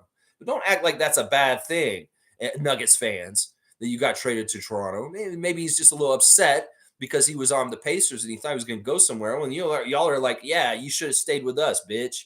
And now you get what you get. It's kind of the way Nuggets fans being about Bruce Brown getting traded to us, which is kind of silly. I think he will get flipped too, Guardian Transit. I think you're right. Nako's saying, don't give up on Grady. He can do the Pascal spin. Dude was doing some good quick passes. Miss you, Pascal. There you go. Nako the Nacho. I love it. And I'm going to give you a dunk, Gerald. I love you, Gerald. I miss you. Happy New Year's. And you need to come in and do a show with me again. Come down to my address here. You know where it is. And come in and do a live show with me again. That'd be fun. Gerald, if you could come here and be here next Wednesday, that'd be awesome. I don't know if you can do that. Wednesday would be a lot of fun. It's going to be a wild card Wednesday, and I'm going to open packs. Maybe you should come down here and open packs with me. That'd be a lot of fun. Miss you, Gerald, just like you miss Pascal. How about that? Bryce is here. Good to see Bryce Lawson, Kentucky Raptor Freak president of the Kentucky chapter. That's our guy, Bryce Lawson. Good morning, Lex and Raptor Freaks. I hope everyone has a blessed day today. I told y'all we're gonna kick some heat ass. Yes, Bryce. Yes. We were buoyed by the enthusiasm and excitement of change, and boy, did we bring it to the heat. Old folks home, laying on their ass, not playing very hard last night. That Heat deserved to lose the way that they played last night, shooting so bad and looking all old and lazy out on the court. Kyle Lowry, you're amazing. I love you, yo big butt, talking trash with Tom Washington, trying to get the call. Yeah, you're funny, man. I love you so much, Kyle. You're hilarious. And he called Pascal his beloved during the day before the trade happened. It's like Lowry knew. He's like, whatever happens with Pascal, he is my beloved. So, Lowry, you are awesome, man. You are so awesome. I cannot ever hate Kyle Lowry. I'm sorry, I just can't. And you say kick some heat ass. Yeah, kick some big butt Kyle Lowry ass. That's right. That's what we did. That's what we did. Guardian Transit saying Koloko heading to 905. I hope that's right. Now, if this falls through the cracks and something different happens and he's just gone, we'll know that it's his medical condition. There's no way they would completely cut ties with him unless it was absolutely sure that this guy is not going to have a career anymore. He's too good. And I hate that, like, Laker fans, a bunch of other fans are salivating at the idea that they think they're going to be able to pick up Koloko now because we waived him last night. I don't think that's the case. I don't think that's the case. And I don't think they realize just how much he's medically in trouble right now. Because other fan nations are like, wow, Koloko, we should get him. He's amazing. Some people are freaking out. Like Chev's upset because he thinks that Koloko's a championship piece for us and we need to hold on to him. Well, hold on, Chev. We may be still holding on. I'll keep holding on. Yes, right. Simply Red. Just hold on to Christian Koloko still and keep him on the 905. That's what I think is going to happen. Race One's got Siakam on blast. Yeah, we got it's going to be sad. We got to change this emote too. I don't know who we put in for this one, Tom. I don't know who we put in for Siakam. In some ways, I want to put in somebody prominent from the team. I don't want to put Bruce Brown or Jordan Nwora. Could you maybe go get Dick or somebody that maybe isn't in one of the emotes and put them in instead of Siakam? That'd be good. Cowboys saying true, Fiercey, Guardian, and Nako also good morning. And Fiercey saying Darko's friend who passed, the Golden State Warriors coach, how sad, was disgusted by comments of people annoyed about the game being postponed because of their parlays. Is that where we're at? So inhumane. Well, that's going to tell you the human garbage they're going to be taken over for real NBA fans is the parlay and betting fans that are absolutely missing the point of what's important in life. Obviously. Yeah, I thought it was I was shocked when I heard they were postponing the game. I didn't realize the situation was as grave and awful as it was, partly. I didn't know that he was that close to dying because they postponed that game before he died. And I mean, honestly, if you really understand the situation, this man, this Serbian man who was a friend of Darko's, he's super emotional about it in the pregame and the postgame conferences about talking about him. He dedicated this game to him last night. He had the Raptors do a play that this guy taught him to open the game in his honor, which was amazing. The press corps were idiots, way they talked about Scott with him about it, because they were like, what was that play that Scott was? It was like, listen, you're not connecting with me, talking about the play that he got dedicated. In some ways, you're asking stupid questions to Scotty, press corps, after the game. It's kind of dumb. But anyways, this guy was only 46. He was friends with not just Darko. He worked very closely with Jama too, because Jama was on that team last year with those guys, and it was very sudden. It's like the guy fell ill in the last couple of days, and now he's dead as of yesterday. It's so sad and tragic. I have really, really deep felt condolences and sympathies for the Golden State Warriors team, for the Serbian community, for the NBA community, and all the people that this man's life touched. It's sad. And you could tell that this is a very special person to our coach, Coach Darko. So in some ways, it's like the emotion of Siakam getting traded, the emotion of Darko's friend dying. It really kind of gave us an energy last night in some ways. And I'm really glad that they honored Darko's friend last night, took time to have a moment of silence for him before the game. It's really, really tragic. This kind of shit does not happen all the time. When you lose somebody, a part of your team, to death in the middle of the season, that's not normal in the NBA. Let's just put it that way. So this is a very, very tragic situation. I feel so much for Darko, the Serbian community, the NBA community, and the Golden State Warriors community, because this is sad. And fuck faces that are worried about gambling, and that's all you care about. You're degenerates, and you're awful people. And you know, if you're a sign of the future, well, fuck, man. I'm just gonna go in the woods and become that Raptors hermit. You'll see me at 9:30, and you ain't gonna see me anywhere else otherwise, because the world's going to hell with the parlay. That's right. Cowboy saying alley oop the fiercey. That's why we got to fight for good. There you go, Cowboy. That's right. You know what? I'm going to give both y'all. I'm going to give you the alley oop fiercey from Cowboy, and I'm going to give Cowboy. That's why we got to fight. That's right. You're getting one too. An alley oop from me, my man Bradley. That's right. That's right. All right. Let's see. Trevor J is gifted some memberships, and the list is very interesting. I see Cool Cat, who is here, I guess. She's not speaking up. I know this is an emotional time for you, Cool Cat. You in particular, I was thinking about very closely yesterday. Really, really want to send positive vibes to you personally, because I know just how much you are attached to Siakam. You love him. You're going to be a Pacers fan now, too. I know that. And at least it's a team that we can kind of be okay with rooting for. Let's just put it that way, Cool Cat. Tom Duke, you just got gifted a membership. Tommy is around still. Holy crap, seen his name in here? Tommy is the emoticon elf. Maybe he will change the Pascal head out. Maybe he won't. Maybe he'll keep it around for honoring a little bit. Tommy getting the gifted membership from Trevor J. The Pope of Positivity. This is all-star team right here. Holy crap. Look at the 5 that got it. Cool Cat, Tom Duke, Jimmy Pope, G, and Carlo JS. What an all-star Raptor Freak team right there. Get in the gifted memberships. Thank you, Commissioner J, for your philanthropy, your generosity, and your just general amazingness. Commissioner Trevor J, you are awesome. He is the best, isn't he, G? He is totally the best. Guardian Transit saying that game last night was the most exciting of the year. I don't know. You know, in some ways, I really liked that Clippers game, even though we lost. There was some really exciting things about the Clippers game, even though we lost. I don't know. There's been some really interesting games this year. Because we're playing a different brand of basketball that's so stark in contrast from our years with Nick Nurse. It's very fun now, watching the offense and the schemes and the way Darko's mind thinks and the way he puts these guys in situations. He's an excellent coach, by the way. Darko is doing amazing things. His rotations have been really on par, really awesome considering the injuries and the changes we've had around our team. The fact that he's put good lineups out there that look better than the lineups we had when we had Precious and Malachi is amazing, because there's not been a very good continuity recently. Yak's been hurt. We traded 2 of our most important players the last few years in the last month. And for some reason, Darko's lineups are very capable and operating at a very high efficiency also.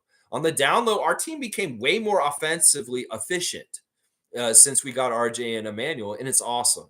And that's part of the fun and the joy. I think we're going to have a lot of fun watching the games. Some of y'all, we were saying yesterday, we're going to tank. We're going to tank. It's obvious we're going to tank. I'm not totally sure about that. I'm not totally sure about that. We were all like ready to be like, yeah, let's just take the six pick and go ahead and tank and keep our pick from San Antonio. We're going to be like that this year. I don't know if that's true. I don't know if that's true. It seems like we're stubborn and we're like, win. It doesn't matter when. And people are going to say, well, we got to develop. Well, we got the draft picks already. We got this already. Why don't we try and keep winning? Why don't we try and keep winning culture? We just beat the shit out of the Heat culture in a rout. Let's get Raptors culture up. Heat culture, this. Raptors culture is this. No tanking. We're going to beat people no matter what, even if it looks like we shouldn't, because on paper we look like shit. I don't care. I'm all about it. Let this team do whatever it's supposed to do naturally. I don't want anything unnatural. That's what I don't want. I don't want this team to lose on purpose. That's unnatural. And in some ways, I want to win every single game we can win this year and still get 42. We can still do that. I'm all about it. We can do it without Siakam, with or without Siakam. We can do it. I believe it. Once we get Yaka back, it's game over in some ways. Don't you feel like that? In some ways, there's things about Siakam and Anunoby that were really true about spacing that kind of hurt us. In some ways, it's like we're breathing new, fresh air, that things are just fluid and working in ways. It's not a diss to those two guys. It's just that in some ways, our system just didn't work right with them involved. And now that you see them out and you see kind of how RJ and IQ interlock with Scotty and the shooters around them, you can see, wow, I can see where this could really work. I can see where this really could work. And you get Jakob Poeltl back, the Raptors could be winning a lot more than they're losing. Let's just put it that way. In some ways, Scotty has a more defined leader role now. He's the franchise face. And in some ways, he may carry himself in a whole different kind of way in the absence of Siakam. And that may be a big difference about what's going to happen, too. Yeah. Yeah. Dana's saying Tom. Yeah, Tom Duke. That is the right Tom Duke. That is not Tom Porter, family friend of Jonte and Kevin Porter. No, that is the Tom Duke original that has gotten the gifted subscription. I don't know if he's actually getting here talking to us, though. But let's see. We'll see if he pops up in the chat as I go down. Jimmy's saying, "I.E. Trevor, thank you." Yeah, Trevor's awesome, isn't he, Jimmy? He's such an awesome guy. Kevin's saying, Koloko is too good to pass up on. Dude has potential. I agree with this, Kevin. That's why I did a double take when I heard that news late last night. It was like, after everything we went through yesterday, the Siakam trade, roller coaster, and then the game, and wow, what a great outcome. A lot of fun, made people feel better about the whole day. And then at the end of the night, it's like Koloko's wave. Wait, what is this roller coaster of emotions that Raptors Nation is going through on Wednesday yesterday? Very much a roller coaster. And it's like the Siakam went, okay, we knew it was kind of coming. The Heat thing, wow, what a pleasant surprise, beating the shit out of the Heat. And then boom, what, Koloko's waved? That doesn't make any sense. Wait, what? I need to know more. Jimmy's saying that first half was crazy. Gary 8 for 9 from 3 for the game. Yeah, fantastic shooting. Hitting on all cylinders. Miami couldn't hit jack shit. It was fun. And that's what Miami does sometimes. Sometimes they can't hit the broad side of the barn. And hopefully you're playing them that night. Sometimes they're just like that. They're just like that. I'm telling you. Let's see. Cowboy's saying, did he get the chain, Jimmy? I'm not sure. I don't know who got the chain. I don't think anybody said who got the chain last night. Usually there's a tell. I mean, let me go look at the Instagram stories, and maybe it's something I missed. First, we got Mr. New York City, who's praising his coach from K-State, as usual. Then he's got a date with his lady. I cherish every second with you, love. And there you can see her, and they got some fruity drinks. And Marquise is saying, mentally see yourself already there. Yeah. Well, Javon was already there last night. You can get there too. Just do what you need to do. You're in your first year like Fred, and you need to take care of the 905 business. You need to get them running right, get more confidence, and get more practice running a level in the G League, and then you will get that chance on the upper league. It's just you got to go the right path, Marquise, and that path is not directly to the Raptors. You're going to have to go through the 905, and you will get there. I believe in you. Grady Dick has got the steal that he got in the dish to RJ. That synergy between Grady and RJ in that fast break off that steal was amazing. And I love RJ's aggressiveness. Doesn't he make you jump up out of your seat? Did you see the power he put into that left-handed jam off that steal that Grady got getting the passing lane? And I was just like, yeah! I jumped up and I was like, wow, RJ. It's awesome. We got a couple guys that dunk right now. They're a lot of fun to see dunk. And Scotty and RJ are two of them. That's for sure. That's for sure. Yeah. And our Grady giving love to Pascal. Love you, bro. Thank you, Pascal Siakam. Yeah, these guys were really celebrating him. And so we see Dennis heading outside of his house, coming to the game. And then we see him coming into the arena, and he's got a smile on his face. He's always got that bag man look with his bag, his glasses, and his toque. Dennis is just Dennis. We see him warming up before the game. We see him getting game face. Dennis is having a real growth year. There's a lot of maturing going on with Dennis on a new level of like being a very much a grown-up dad, father, husband that is just, in a new place in his career. In some ways, the tumultuousness of the Raptors is making Dennis a more mature and smarter person as a human being. And I like that. We see a picture of him with RJ on the court. We see him hitting shots. Great W.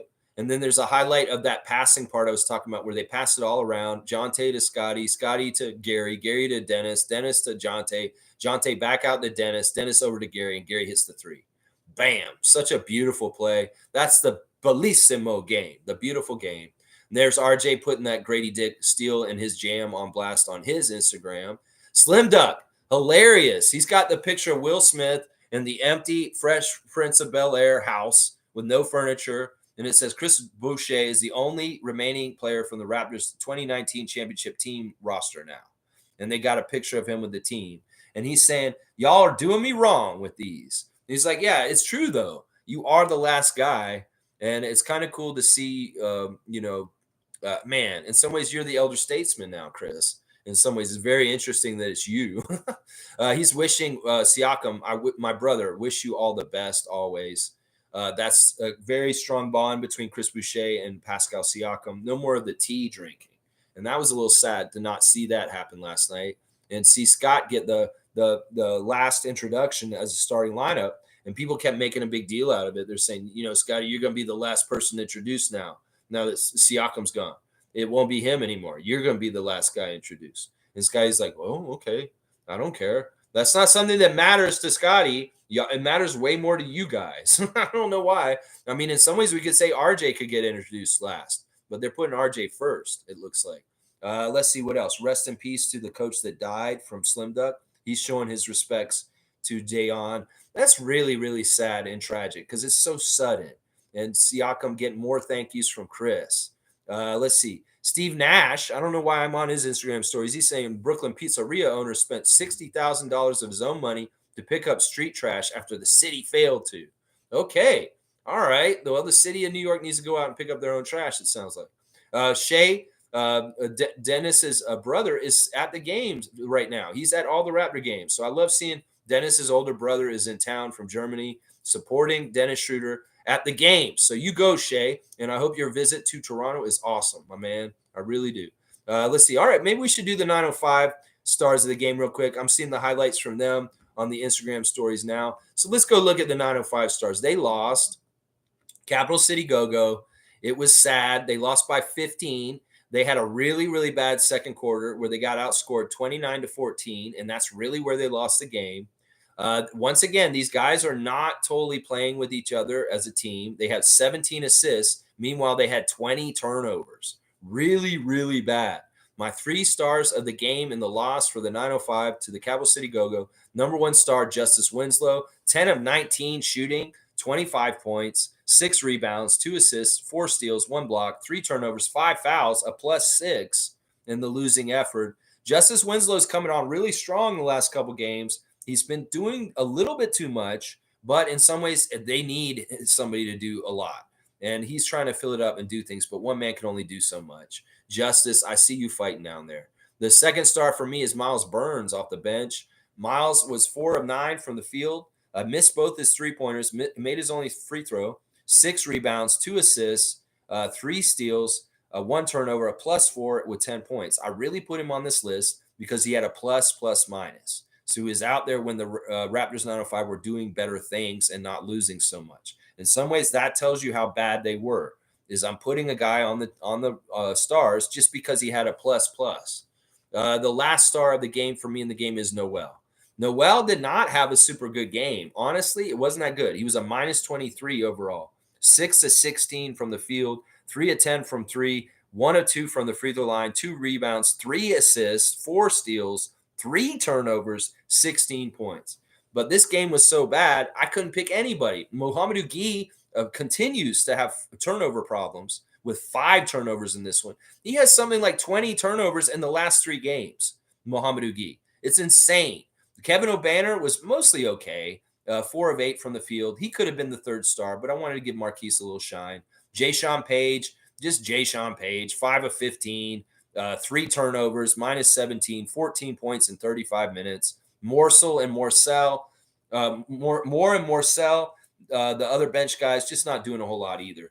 Capital City Go-Go has Amarui, the Canadian, and he dominates. He's really, really good. And he's a big factor in why the Raptors 905 are 3-7 after last night, is Eugene Omaruri, the Canadian guy, double-double, 29 points, 10 rebounds. Also, Bernard with a double-double, 24 points, 11 rebounds. And Hamidou Diallo, who's on that team, and he's got converted, I think. He had a very good game also. 905's just got not enough talent to match up with Capital City Go-Go in this situation. So, yeah, it's a tough loss. But it's Eric Curry. It's his team, and they suck. And I'll be ready for him to leave. Oh, my gosh. All right, let's see. Saying Nwara posted being a Raptor right away. I like that. Seriously. Out of those 3 players, I like Jordan Nwara the most. I feel like in times he's been a Raptor killer in the past. There's been games where I'd be like, I hate that Nwora guy. Don't you remember games like that when he was on the Bucks? He was very annoying. He has a championship also. People are talking about Bruce Brown Jr.'s championship with the Nuggets last year, but Nwora was on the Milwaukee Bucks championship team a couple years ago. So we got two guys with rings coming to our team for a guy that had a ring going the other way, just so you know. Bryce Lawson saying, I already missed Pascal, but I'm glad it was Indiana who got him. Masai did a really good job, but something tells me it's not over. All hail King Ujiri. There you go, Bryce Lawson. There you go. I think you're right that we're not done. There's still a lot of time left in the trade deadline, and I think that there are moves still to come. Randolph saying, beloved Raptor Freaks, most informative game. What a blessed day to be alive. Blessings, blessings, blessings, blessings. So much to discuss. I will be listening. Yes, Randolph. Very active season for the Raptors. And there's been a couple of days like this. OG gets traded. We have a bunch of games around that time. I feel like I'm doing like quadruple duty. I'm reacting to two Raptors games yesterday, a big, huge trade of one of our main players of our franchise history. And we got a game today against the Bulls. And DeMar DeRozan, Nikola Vucevic, and yeah, we got to beat them. We got to get ready for that also. So there's a lot to do. And blessings back to you, Randolph. Guardian saying RJ quickly becoming a Raptor favorite. This is our own guy. In some ways, he's bona fide. In some ways, I feel like I can tap into the RJ mindset easier because he's from Mississauga, because he's from the city, just like I am. In some ways, there's a common DNA. There's a common thread to a Torontonian, to somebody who's been around the city most of their life, who understands all the nooks and crannies of this vast GTA, has been all over the place. Yeah, knows this city like the back of their hand. That's RJ, just like me. And in some ways, I've been tapping into psyche realms, a Canadian Toronto mindset that RJ habitates in, just like me. And I'm trying to send him the good vibes and the good power and the good support as a good Raptors fan and Raptors freak would. Yeah, he has a lot in common with us because he is one of us. And that is part of it right there. I love that connection with him. I love it. I love it. He is one of us. That's right. Let's see. We're on Kevin Thompson. Kira Lewis, quick guard, can get to the rim. He could be useful off the bench. Yeah, I loved what I saw from him on Monday. It's crazy. It must be they may have scouted him on Monday. They say, oh, well, let's watch him. Eric Curry, tell us what you think of Kira Lewis Jr. We might acquire him. Okay. All right, guys. You want me to coach and scout? Oh, my gosh. That's too much. Eric, you're fired. Oh, wait. We can't fire him till the end of the season. Damn it. No, they saw him on Monday. They may have really liked what they saw on Monday, and they say, yeah, when we get this guy from the Pelicans, can you work this out with them, do a second-round pick to them, and you get him sent to you, and then you put him in the deal, and then you don't have to pay this extra luxury tax or whatever because you put Kira Lewis Jr. into the deal? Yeah, I think it'll be interesting. He is somebody who can get to the rim. It'll be very interesting to see what happens with him. Nako saying, I don't know if I want to keep Bruce or flip him. I want to flip him personally. He's an undersized guard. In some ways, he's not that interesting or flashy to me. In some ways, I see his salary. In some ways, I see the possibility that there's attractiveness to him to contenders around this league. There may be teams that are going for it and they want one last piece, and they may be willing to trade some people that they don't necessarily want that would be good for us. And they want Bruce Brown to come in and help them with their playoff push and championship push because they're at that level. That's what I'm going to predict is going to happen right there, Naka, is that we'll flip him to a team that's contending, and we'll get hopefully a big man that's serviceable in a project maybe that's coming back to us. We need a center, Bobby. If you're going to trade Bruce Brown, it better be for a center. Jimmy saying Dennis is team high plus minus with 31. He played great. He played within himself. He didn't get a whole lot of points, but he was facilitating. He was causing his teammates to play better, and that's all you can ask for. In some ways, there were times in the game last night where we were asking the TV to put Dennis in to settle down the game. It's like, oh, this team, the Raptors aren't playing very good right now. Put Dennis in. He will calm down things. And that's what happened. They put Dennis in and he calmed down things often off the bench. Yeah, I'm really proud of Dennis, his changing role and just who he is. I know a lot of people are mad at him this week because of the Celtics thing, but whatever. This guy's about helping us. Cowboys saying there's bull burgers on the menu tonight. Bull burgers. That ain't no bullshit. The bull burgers. That's right. Transit saying, I heard earlier today, MU might not be done. Bruce Brown may go to a contender. Yeah, that's what I just said. This is crazy. I didn't read that before. I did not read that before. I just read that just now. Troy Henry saying, Kira Lewis, who knows anything about him? Kira Lewis Jr. has been playing for the Pelicans for about 4 seasons. He's not played very much. He's in the G League right now, but he is a full-fledged member of their team. So he's not a two-way. I was confused about that. He's actually like a Malachi. And he's at about the same place in his career as Malachi and into it as far as his years. He hasn't played as much as Malachi, but I think he's a better, more skilled player. And it may be just that he didn't get enough chances in the Pelicans organization. We'll have to temper our expectations for Kira Lewis Jr. It could very well be he's like Bruce Brown Jr., and he may be getting flipped and going another place right now. But we'll see. We'll see. If he becomes something, we'll see. We'll just have to stay present and go forward and see what happens. Let's see. Kevin is saying if Bruce Brown gets rerouted, I want a first-round pick in the teens. No more late first-rounders. Well, see, I don't necessarily want to pick in this situation. That's too many picks. In some ways, we don't want to be the Thunder. We want to get a serviceable big man. If we're going to flip this, Bobby, if you're listening to us, the Raptor Freak family endorses getting another center for any of these trade pieces that you don't necessarily want to hang on to and you want to flip. Bruce Brown Jr., Kira Lewis Jr., Jordan Nwora, any of those guys, if you're going to flip them. In some ways, Jordan Nwora is a big that can help us and be one of these bigs that kind of fills up and helps space. So in some ways, he's the one out of the 3 guys that we got yesterday I'd like to keep. The other 2 guys we could flip and we could trade, Kira Lewis or Bruce Brown. This is how I feel about it. Cowboys saying, can you please, Lex or anyone, what did the Pelicans get in this trade? I don't understand. They got a 2nd-round pick from the Indiana Pacers. So that's what's leaving them is going to them is a 2nd-round pick from the Pacers and Kira Lewis Jr. coming to us as part of the package going with Siakam going to the Pacers. That's all they're getting. They're just getting Siakam, and that is it. We're getting the 3 first-round picks and 3 players. And meanwhile, New Orleans just gets a 2nd-round pick from Indiana. Yeah. Fiercely saying, Lex, did you know that players use the injured strategy around trade period? When injured, it's hard to trade them. NBA Chef mentioned it, and I thought of Porter Jr. right away. I don't know. I feel like that's a silly thing. I think that this is all changing very quickly as far as like the injury stuff because of the rules with the 65. The guys are more likely to play and do stuff. Some of the players that aren't in contention for awards won't care, and they'll sit and miss games like Otto Porter Jr.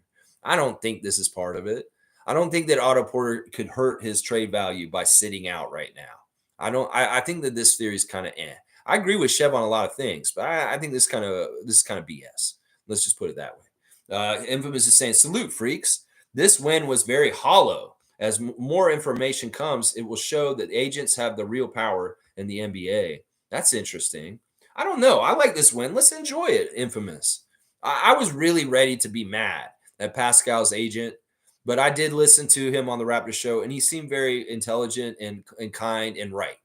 I was really mad at him. In some ways, he may have been a hard ass with Bobby and Masai and really was hardline. And Siakam needs to get as much money as possible for himself. And if they weren't seeing eye to eye, they're saying that the Raptors had no intention of paying him the most money possible.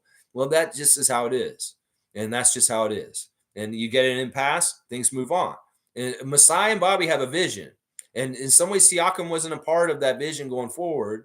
They wanted to see if it could work. They wanted to try it. They gave it a bit of time this season. They could have maybe done this deal last summer. Who knows? It could have been a different deal at different times. Woulda, coulda, shoulda. All you want, motherfuckers. It doesn't matter. It happened the way it did. And that's all you can do. Is saying this is the deal. This is exactly what it is. Don't talk about other teams. Don't talk about other packages they could have gotten. Don't talk about other timing when they could have done it. Don't try and say that this is this and this and this. You don't know. You don't know the proprietary knowledge of the Raptors front office and how they had to do all this and to get to this point. And I hate the second guessing. I hate the people that are fans. They're like just saying, well, why didn't they do it this way? This isn't fucking Burger King, motherfuckers. Order it up your way. Ba-da-ba-ba-ba. Have it your way, bitch. No, you don't go in and tell them, hold the onions. Give me the lettuce. Put extra pickles. Char grill that bitch a little longer. No, you don't get it your way. The GMs do it the way they have to and the very difficult parameters and specifications of the situation in the landscape of the NBA. And you have no idea what that landscape actually looks like. That motherfucking landscape looks like the lunar surface of the moon. You've never been there, motherfucker. You don't know what it looks like. You could think it's a little stage that Stanley Kubrick made over there and they never landed, but you've never been there. So how the fuck are you going to tell me the terrain that I should drive around on my moon rover when I go to the moon as a GM of the Raptors and navigate trades? You've never been there. You wouldn't know how to deal with driving that moon rover around the craters and the big moon rocks to make sure you don't get a flat tire. That's right. So don't tell Masai and Bobby when they should have done what and what deal and what team and whatever, because you don't know the terrain of the moon. You do not. You do not. You've never been there. So you can't tell them what this deal would have been better. They should have got Kuminga. Why didn't they get Kuminga? Shut the fuck up. You don't know what Warriors were offering us and whether that was actually realistic.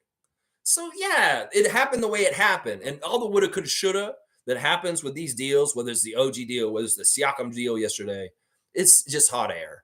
It's like the inverse of trade speculation. It's like before the trade, they make up all these ideas. Oh, Siakam's going to get traded for this person in Atlanta, for DeJounte Murray, and this person, and this person. Okay, hot air, full of shit, waste of time. You're bullshit with your trade speculation on all your channels and all across YouTube and all other places. All right, you're going to do the opposite? It's like having an Audi belly button. Oh, you're going to speculate about it after the trade and talk about all the different ways the trade could have been different that would have been better. Would have failed by the front office. They should have done this instead. Like, you fucking know. You've never driven a moon rover on the moon like Masai Ujiri has. So you don't fucking know. It is really like the inverse. The speculation after the trade. There's the pre-trade speculation. There's the post-trade speculation. All hot air, all useless, all a waste of time, all stupid. It's woulda, coulda, shoulda, motherfuckers. There's the truth, there's the reality, there's what happened, and then there's dreamland fan fiction for all you motherfuckers trying to say, oh, it should have been the Warriors. It should have been the Warriors. Why didn't we make that deal with the Kings for Keegan Murray? Ah, you motherfuckers are so stupid. All right, I love it. I got a little rant there. We're all over the place today. I got emotional. Now I'm going off. All right, let's keep going. All right, this is fun. Let's see. Yeah, I agree with you. Agents do have a lot of power in the NBA at this point, but that's part of the problem that we need to take into account for Bobby and Masai is they're dealing with some sharks, like that Rampare guy who was on the Raptors show yesterday. Guardian saying, let's just hope with all our picks this year, the scouting staff does a really good job. Well, Masai's over there looking at French guys right now. He's on it right now. He's in the middle of doing some Bobby. Hold down the fort and make the Siakam trade. I'm in France looking at some people. All right, Masai, I'll take care of it. I'm the GM. You're the president and the scout. Yeah, go scout, Masai Ujiri. Scout, all over the place. That's his expertise. Masai Ujiri made a name for himself in the NBA as one of the greatest scouts in the history of the NBA. That's something that people don't talk about enough about Masai. He's not just a GM. He's a master scout. He's a top-level scout. He is one of the best eyes for talent in just anybody in the NBA. He really does. I mean, seriously, he saw the things with Siakam. He saw the things with Fred VanVleet. He saw the things with OG Anunoby that allowed them to grow into who they became. So, yeah, I have trust in Masai definitely on making sure we get good scouting done. That's for sure. G saying, apparently the Pelicans got a second-round pick from the Pacers. Pelicans needed to shed his contract because they were in luxury tax. Don't quote me on this, but what I read, I haven't confirmed. I think this is true. I think this is what I read also. That this helped a lot of different people. It helped the Pelicans. It did help the Pacers, and it helped us too. So it was a very good trade in a lot of ways for three different teams. Nako saying, I think the Pels got a second. I think they mostly trying to salary dump. Yeah, that's what we're saying. Pels got a second rounder. That's right. Kevin saying we should get rid of Otto Porter, Thaddeus Temple, and give the minutes to Grady and Jonte and JFL. I don't totally agree with this. A lot of people are all about this youth movement and saying that. But in some ways, the benefits of having Garrett Temple and Thaddeus Young and Otto Porter have been seen over the last month. Each one of them. You know, Otto may be hurt, but he is a very good shooter. And he's very good know-how. He's a better player than Thad and Garrett at this point. He could be much more serviceable. We see what Thaddeus is doing. He's very good still. 18th season in the league. Garrett Temple may be the worst out of them, but he has so many intangibles off the court as far as being like one of the union reps for the whole entire NBA Players Association, and then just being a lawyer and just being a really good diplomat in all kinds of ways with the other teams and with the referees.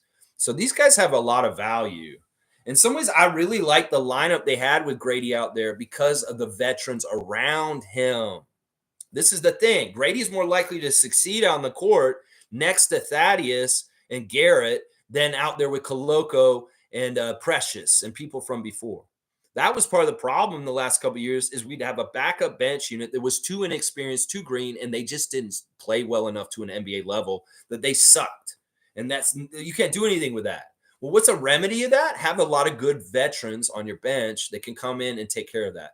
That lineup with a young Jonte Porter and a young Grady Dick out there looks better when it's out there next to Thad Young and Chris Boucher and Dennis Schroeder.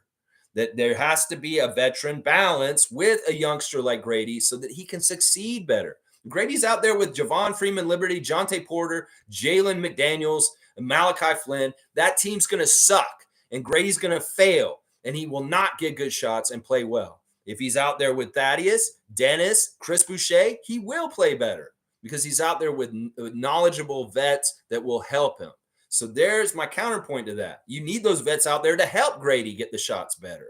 And they're more likely to get better shots because of those guys. In fact, Dennis, as much as he was helping Gary, he was helping Grady get going too. He was very much playing off of Grady and keying on getting the ball to Grady to help him get those 2 3-pointers that he hit last night.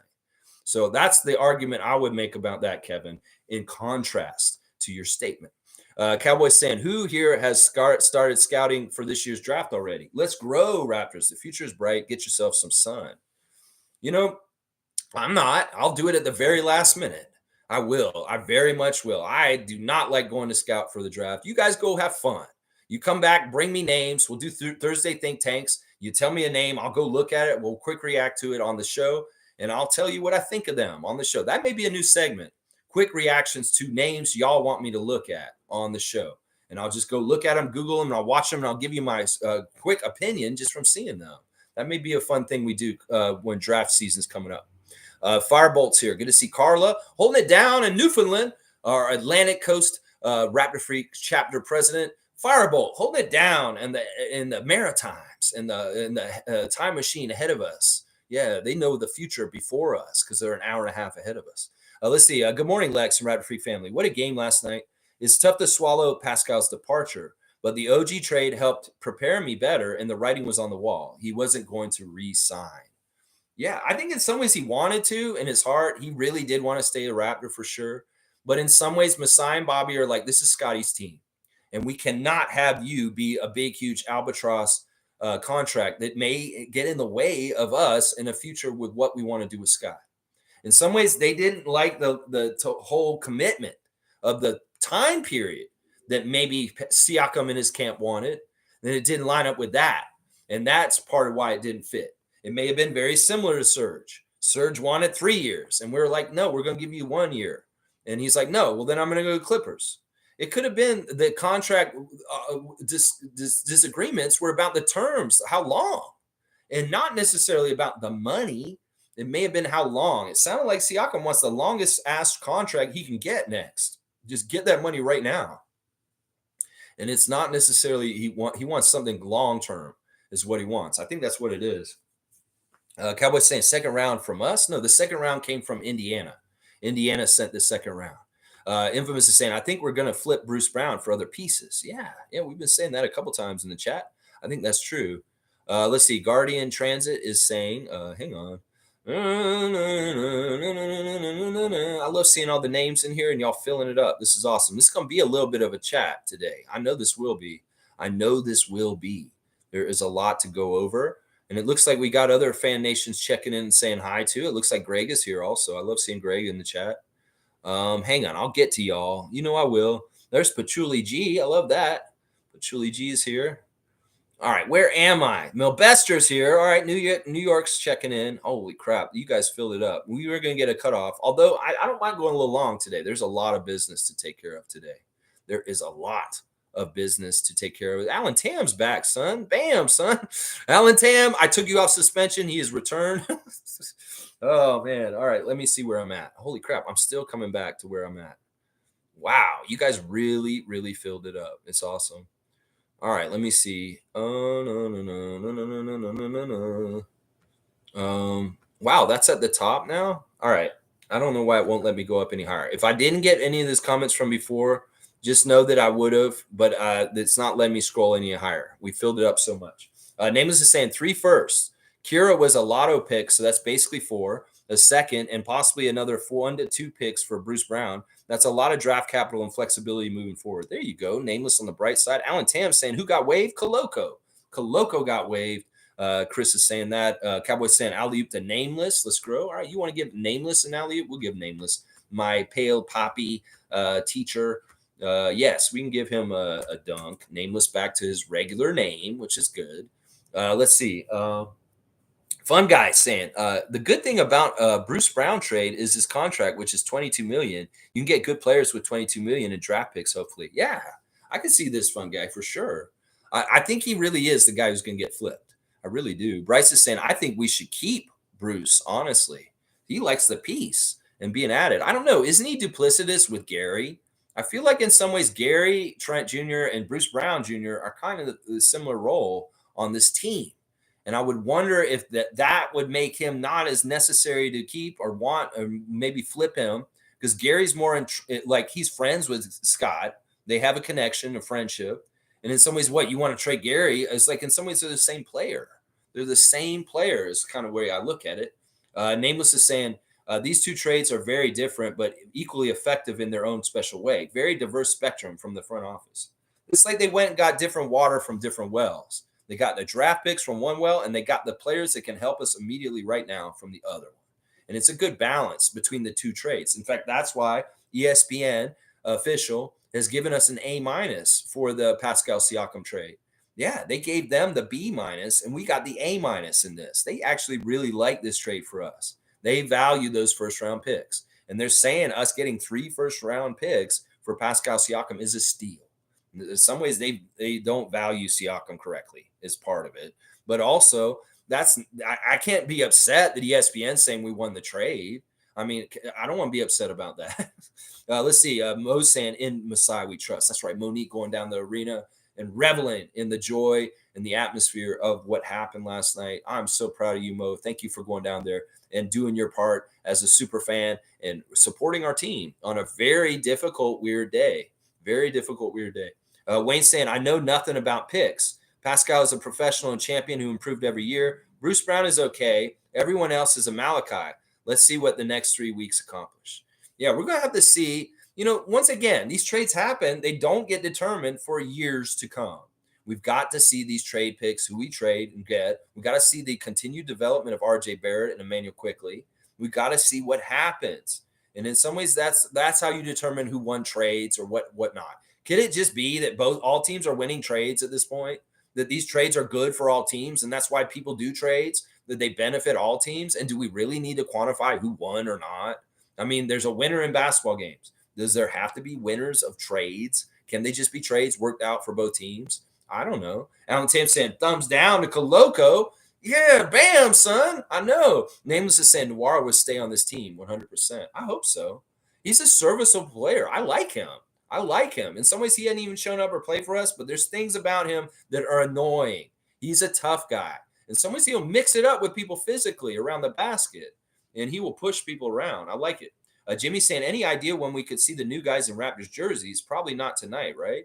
I hope so. I don't know if they can do it that quickly. In some ways, the agent of Siakam was talking about it for him. They're on the road, Indiana, and it's really how quickly they do the physicals and how quickly they can get to the location where the team is presently.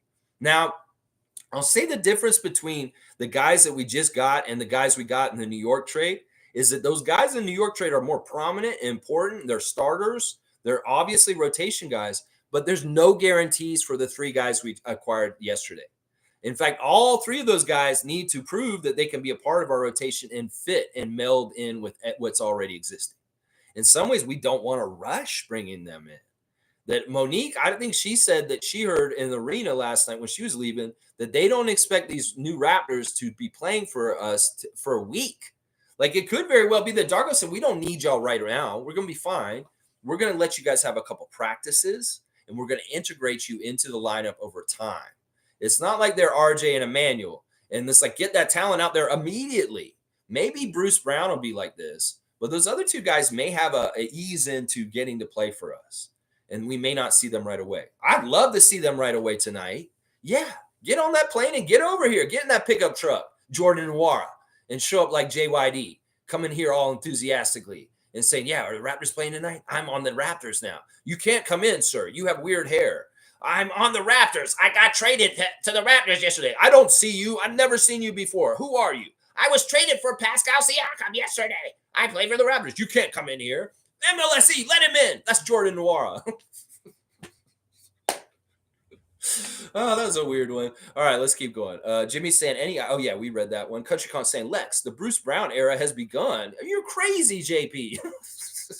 Laugh out loud. In all seriousness, yesterday was crazy. What are your thoughts on the trade? The Heat were not ready for the great spacing and ball movement we had yesterday. They weren't ready for the great balls of fire that we had flying at them. 3-point shots, all crazy. My thoughts are, I trust in Masai. I'm proud of them. It's always tough and difficult to do something like trade a player like Siakam. And I feel like our franchise did it with grace to an extent. I know a lot of people are trying to say that we disrespected Siakam this whole process. But this is a business. And listen, we've been so respectful of people like Lowry and Van Vliet ahead of time to our own detriment. Forgive us for doing it in the business way this time. And, the familyness of Siakam and his part in our franchise will never, ever go away. This man is bona fide. He's going to be a Raptor legend forever. He will get the hero's welcome, just like DeMar DeRozan and Kyle Lowry got in the last 2 days. So in some ways, hold your criticism. People that are trying to say the front office did Siakam dirty. No, they did not. That's all, once again, people filling in the coloring book with their own crayons and colors that they want you to think. And the Raptors front office were just doing business the whole time. And this is a business. It's the NBA. And it is what it is. We can be family-oriented and let Kyle go in grace in a sign-and-trade in the offseason and get Precious and Goran. We can let Fred be all muddled last year and fuck us over in the end and just straight up sign with Houston. No, we can't take this chance. And we got to do what we got to do as a business to make sure things happen. So my thoughts on the trade are great. It had to happen. We did what we did. And we go forward and see what happens now. I like it. I agree. The Heat weren't ready for this. They weren't prepared enough. Eric Spoelstra, you really disappointed me. You're the best coach in the NBA. I believe that. I really do.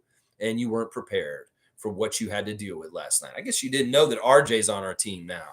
And he's doing things now. Yeah, he is. Nameless saying you could go get Kelly Olynyk or better. No problem now. That would be perfect. Honestly, if they could trade Bruce Brown Jr. for Kelly Olynyk and maybe another big guy from the Jazz, I would be like, that's awesome. That would be awesome. Kelly Olynyk would be a great backup center for us to have right now. It'd be fantastic to have him back in Canada. Obviously, the ties between him and RJ on Team Canada are strong. He would be great for a locker room. He'd be good for all kinds of intangibles that he does as a player. Yeah, I'd be all about this. Bobby Webster, see if you can do this. Get Olynyk. I don't know if Utah's willing to give him up, though. Fun guy saying, I've been pretty emotional. I'll miss Siakam for sure, but I felt we needed him to go. It's going to be tough, and we all need to be sensitive and gentle and kind to each other. And the fallout from the trades we've had this year. The OG thing was easier to take because RJ was coming back, but the Siakam one's hitting hard, man. And, man, go get that Siakam swirl and honor him, fun guy. Go get it while you can. Alan Tam saying, who's next to go? Why do you care about that? Go. Who's next? Go. Okay, Goldberg. Nah, if it is anybody, Bruce Brown, maybe. Stargate saying, good morning, Raptor Freak family. Initially, I was very upset at this Pascal trade, especially because of what little they got back. However, a little birdie tells me another shoe is about to drop. There you go. Stargate and the Rogers Association knows things as an employee of that corporation. And he has a little birdie that's talking in his ear, telling him there's another shoe that's about to drop. I believe this too. And I think it is coming. Stargate. .com's here. Good to see .com. I just got a Siakam jersey for Christmas. I'm upset by this trade. The entire core from the 2019 team is now gone. That is upsetting. And that does suck. .com, you're in the same situation as Adriana was. I got her that Fred VanVleet jersey a week before he went and signed with Houston. In some ways, we went down to Real Center Sports and we saw the jerseys of Fred like a month after I bought her one for full price on clearance sale. And it was a little infuriating in some ways. I said, no, we had to do it this way. And she's like, I was like, are you sad that you got a Fred jersey now that he's gone? And she's like, no, because I wanted to honor and remember him forever. And this is a really good way for her to do it. And when we go to see Fred return, when the Houston Rockets come to play here in February, she'll be wearing that Fred VanVleet jersey. And I would say this.com, wear your Siakam jersey when he comes back too, because these guys are our legends forever. And that jersey is well investment, even if he's not on our team anymore. In some ways, you honor and carry on his legacy as a Raptor great by still having a Siakam jersey you wear to the arena. And I'm all about it. I wouldn't get mad at you for that. There's nothing acrimonious or bad about Siakam with Raptors history. He is not on the wrong side of things. He will be a cherished person and a hero forever. Forever. Fiercely saying at Cool Cat, I hope you're doing okay, my sister. I was also very sad yesterday. Still am, but I believe it is the best for both parties. Pascal and the Raptors, wishing them all the best. Yeah. I mean, seriously. In some ways, we got to check on our friend Cool Cat. We got to check on the people that really, really love Siakam. I'm one of them. Seriously, I'm one of them. And you guys saw how I broke down earlier. I don't want to do it again. I don't want to get in that headspace because I will get emotional about this. This is a big deal. It's a very big deal. And it's not something that's just going to go away and happen real quick. We're going to feel this for a while because it's a long time. 8 years is a long time. And it's just like that. In some ways, it's still hard to see Kyle Lowry in a Miami Heat jersey just as much as DeMar DeRozan in a Chicago Bulls jersey. It's still hard to see Fred VanVleet in a Houston Rockets jersey. It's just how it is. Kevin's saying, feels weird to see OG and Pascal playing for different teams. I know it doesn't look right. OG in a Knicks jersey, Pascal in these graphics for the Pacers. The Pacers fans are interested in what's happening. They're mixed reactions. Some people are not totally happy about this deal because they don't like the risk of the uncertainty of Siakam in his expiring contract. So Pacers Nation isn't just over the moon about this. Although some of them are very much saying, yeah, we're going to win a championship now. And honestly, if y'all won the championship this year, I'd be so proud of y'all. I'd be very, very happy for y'all to win a championship. If Siakam became a double champion on 2 different teams right away, that would make so much about his career in the Raptors just blow up and be way, way more important if he did that kind of shit. I'm telling you. So I'm all about the Pacers winning a championship in the next couple of years with Siakam on that team. I really am. I really am. Country Kong saying RJ Barrett has become my favorite Raptor to watch in the first half. He just goes and gets after it. Sampson said he was assaulting the Heat with relentless drives to the rim. I love his aggressiveness. He's amazing. In some ways, he's so many different things about RJ that we lacked that he's filling in now. And we understand why we lacked it because there's a certain intensity. There's a certain kind of everything that he has that I'm so happy we got. Oh my gosh, getting RJ has so many good intangibles around it. In some ways, he's just honestly, there's something very calm about RJ being on our team. There's something very soothing and just kind of calm about it. I don't know how to explain it exactly. The aggressiveness is a part of it. Seymour saying Siakam, Pacers, OG Knicks, now rivals. Laugh out loud. Great move, Masai. I'm a tune in because they will match up. It's going to be fun to see us play. Apparently, we're playing the Pacers on Valentine's Day. How apropos that we're going to get to see Siakam and the Pacers for the first time on Valentine's Day, y'all. That's going to be interesting. Jimmy's saying, Alan, we just traded 2 pieces of core. If anything, a small move could be made, moving Bruce Brown. Who's next? Alan Tam? All right, you're being a little troll. All right, I'm going to watch you. You're on probation. I'll let you back in, but I don't know for how long. All right, let's see. Jimmy's saying, we're not just trading our whole team, shaking my head. That's right, Alan. You're getting disdain from the other people. Nameless is saying Miami was fouling us on every single loose ball last night and getting away with it. Very, very annoying. Yeah, there's still a little bit of unfairness with the refs for sure. But our guys are tasked with look at how much we blew them out. Just imagine if we did get those kind of calls, we blow them out even better. That's the thing. We're such a good team. We have to beat the refs' calls and the other team. And we'll see how we beat them all last night. We got that huge lead. The refs couldn't do nothing. Even if Ben Taylor had designs to help the Miami Heat win last night, there's no way you could have helped them do it, considering the way we played at the level we did. So, yeah, it was awesome. Alan Tam saying Boucher only one left from 2019. That's right. We got Jama. We got Dr. Alex. We got Masai. We got Bobby. We got Teresa. We got Jim Sand. We got a lot of people that have rings that are still around our team from the championship team. They're just not players. Yeah. .com saying, I'm glad to see him get to play with Halliburton, though. Hallie is going to get him a lot of easy buckets. It's going to be an interesting fit. In some ways, I hope it fits better than us for Siakam there. In some ways, I really do. And I hope that they have a lot of success. I really do.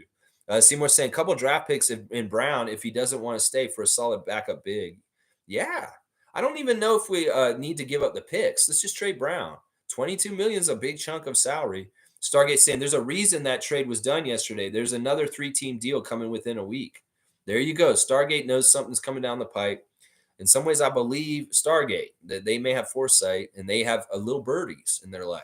So he's not going to give us specifics because he probably doesn't know them exactly. But he's saying there's something else coming. I believe him. Fun guy saying, and sadly, Boucher is definitely gone too. I don't know if that's true. He's expiring also, I think. And Lex, this one is going to hurt you, but Dennis and Jakob probably already have their bags packed. It may be deadline. We'll see. Yeah, you guys are jumping too far. In some ways, I'm going to do a little pushback towards Alan Tam and Fun Guy for being so pro trade right now. Who's going to move next? Move more. Nah, slow down, y'all. Slow your roll. I don't know what's going to happen with Boucher. In some ways, you can forecast whatever you want, but I don't think this can continue to happen. In some ways, Chris is valued by Scott, and he is a very valuable role player for this team that fits with what we're doing going forward. And then once again, I'll say Canadian content does matter on this team. In some ways, that's part of the reason why Chris is the last guy standing from our championship.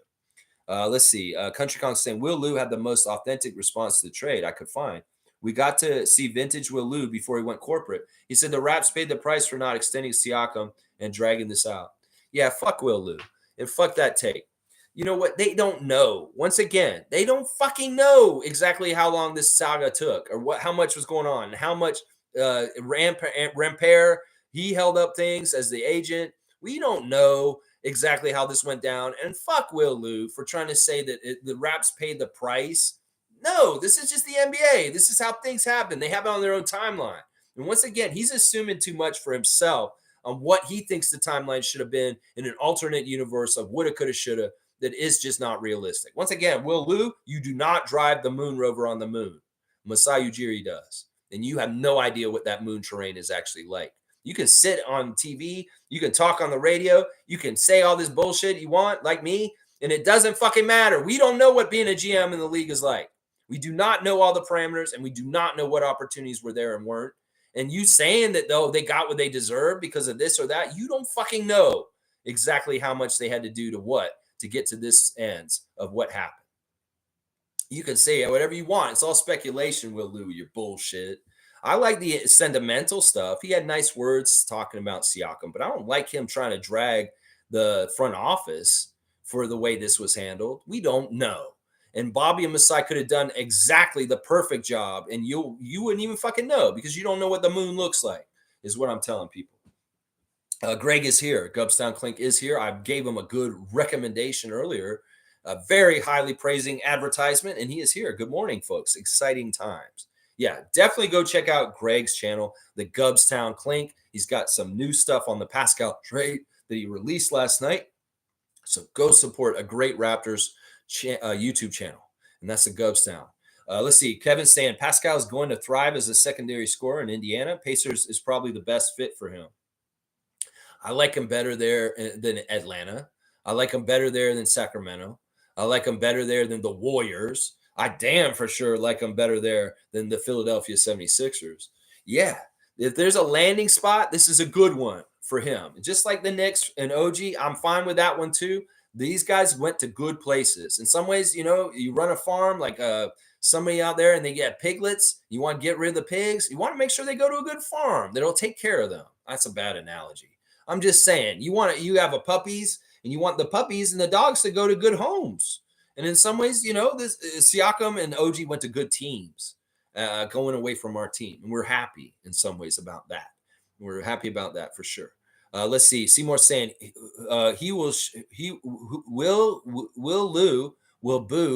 will win if he shuts the fuck up. That guy said something. I'm not totally getting what you're saying, Seymour, but I am. Alan's saying Spicy P, Fred, and OG not worth $40 million per year. They're not superstars. Okay, Alan, come on, be a little less negative, please. Milbester's saying, Lex, I saw your 8-minute stream video on Siakam trade. What the hell happened? Well, we made the deal, Milbester. You were here yesterday. You saw how much we were talking about. A Pascal trade is probably coming, and well, we were right. We were right. I don't know. We know what we're talking about here. That's for sure. Fun guy saying Miami was missing Jaime. Yeah, I would have liked to seen their new rookie, but he didn't even come to the country. He was hurt. He didn't even enter Canada. Nameless is saying Grady had an amazing game. Coming out party. Wait, did you put the banana in there for his last name? That's messed up, Nameless. Don't ever do that. Grady Banana had an amazing game coming out party. All right, Wayne Strainer's here. Let's hear what Wayne's got to say. Lex, Pacers were not going to give us who we really wanted. Understand our leverage was diminished by us not being a business first front office instead of player friendly front office. Fred fucked that relationship.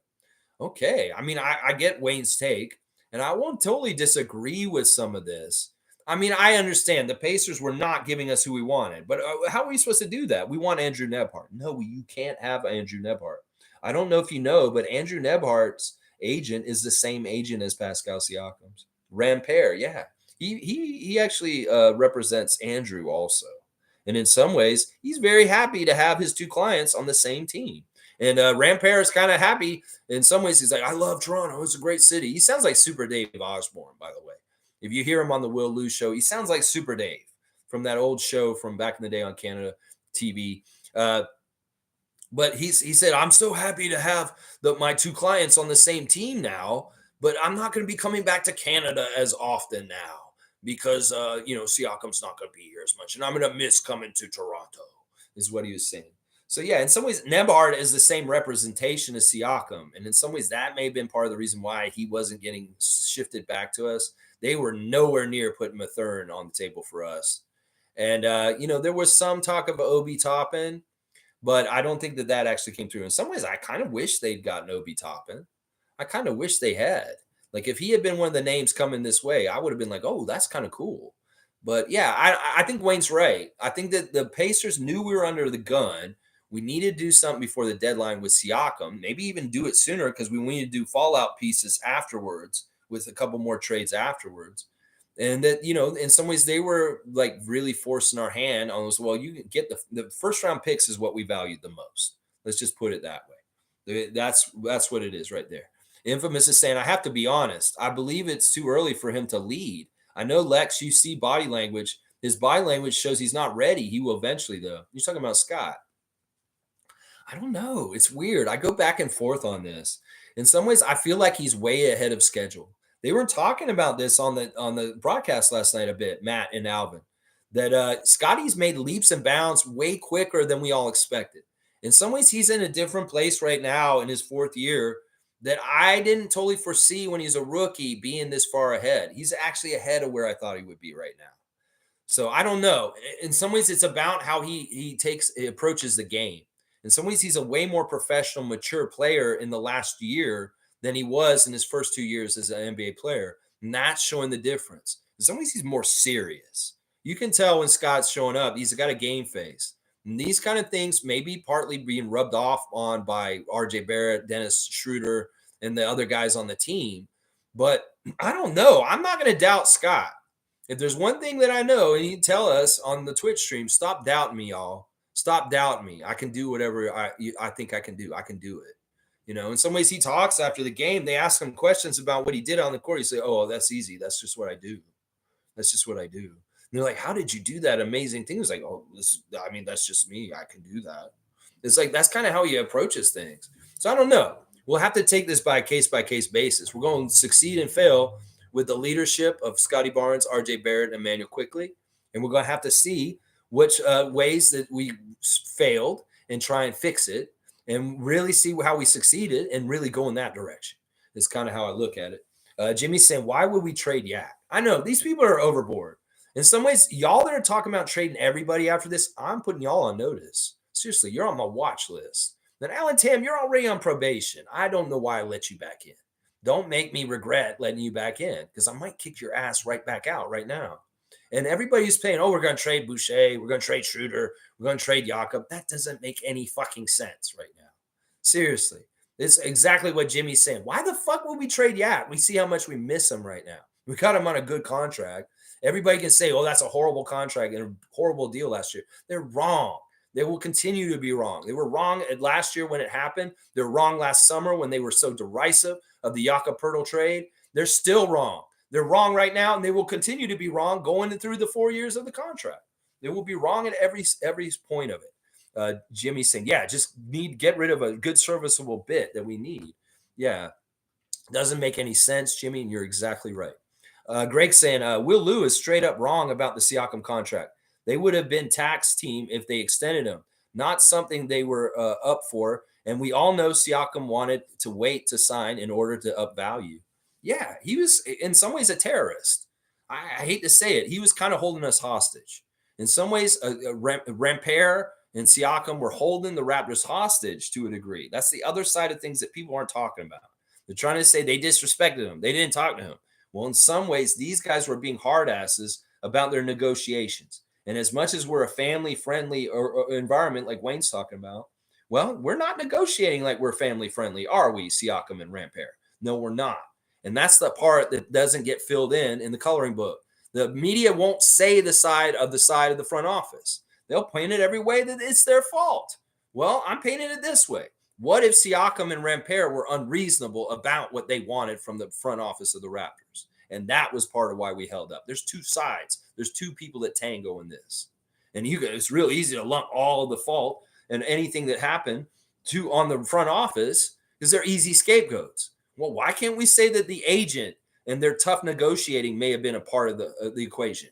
Why can't we say that? Nobody's going to say that in the media. No, they're not. They're going to pile it on Masai and try and blame him. So I like what Greg's saying here. I think they're right. He's right. Greg knows the salary cap shit. So he knows what he's talking about. And he's saying that if we did this, well, we're going to be in the tax. And that may be something that they only were willing to do if we're winning for sure. And they don't want to pay Siakam without the guarantee that we're going to be a championship level kind of fighting for a championship team. Then they don't want to pay the tax. And that's as simple as it right there. Fiercely saying, giving him final props before if the emoji is removed. Yeah, give the Siakam props. I don't know. Maybe we honorarily keep him in there. I don't know. In some ways, it's not even up to me. I don't know where to change it. It's up to Tom Duke and the Moticon gnomes that are in the middle of the night that we don't see anymore. Maybe we'll see Siakam change. Y'all will monitor this and let me know. Seymour saying, top of the day, Sergeant Strainer, Nameless, Canadian Cowboy, Jillian, Fiercely. All of you have a great day. Positive vibes only. There you go. There you go, Seymour Pape. And I'm going to give you a dunk for the right kind of attitude. We go forward, hopefully with most of our guys still. We're not trying to trade the whole damn team, y'all. Come on now.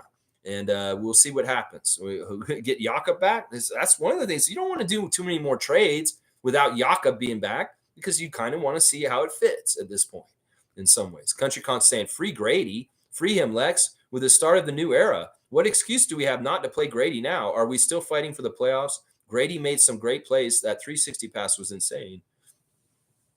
I mean, within measure. Free him on the 905. Continue playing him there. That's where he's going to get the most fruit and good things. I don't think you should play him too much on 905 on the regular level. I think last night was great, and that little bit was nice. But if we overplayed him last night, he could have looked really bad. Let's just put it that way. In some ways, you want to get him out there and get good little confident bursts of really high-quality basketball for short periods of time so that he doesn't get out there and screw things up. He kind of screwed things up in the second half.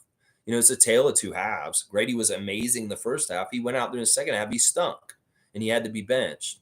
So, I mean, I'm not willing to give him full reign and just free him like you're saying. I think that he still is levels, and he made a couple of steps progress forward last night. Well, he's got to have steps back and then steps forward, step back, step forward.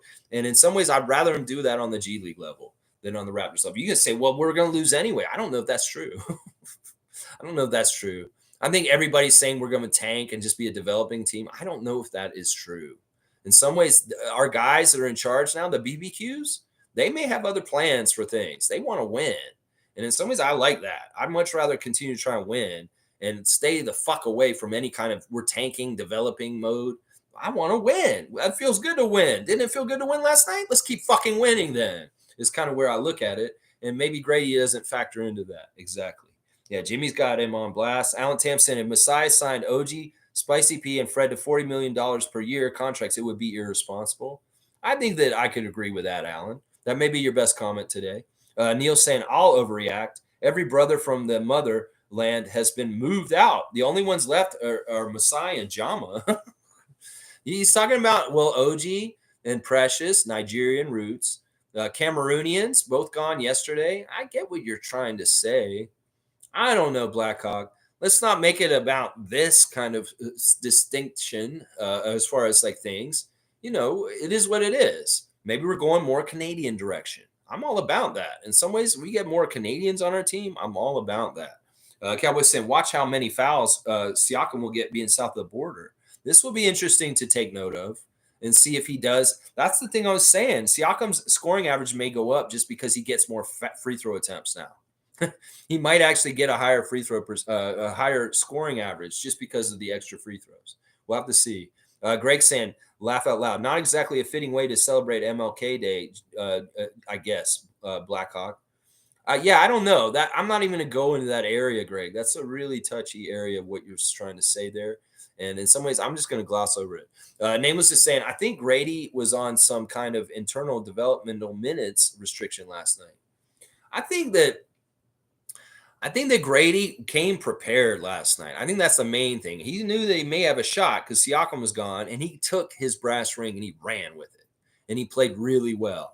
And that's good. That's good. That got, in some ways, the most important thing about what Grady did last night is he bought some favor with the Raptors fan nation a little bit better with what they were saying about him recently. There's been a lot of bust talk.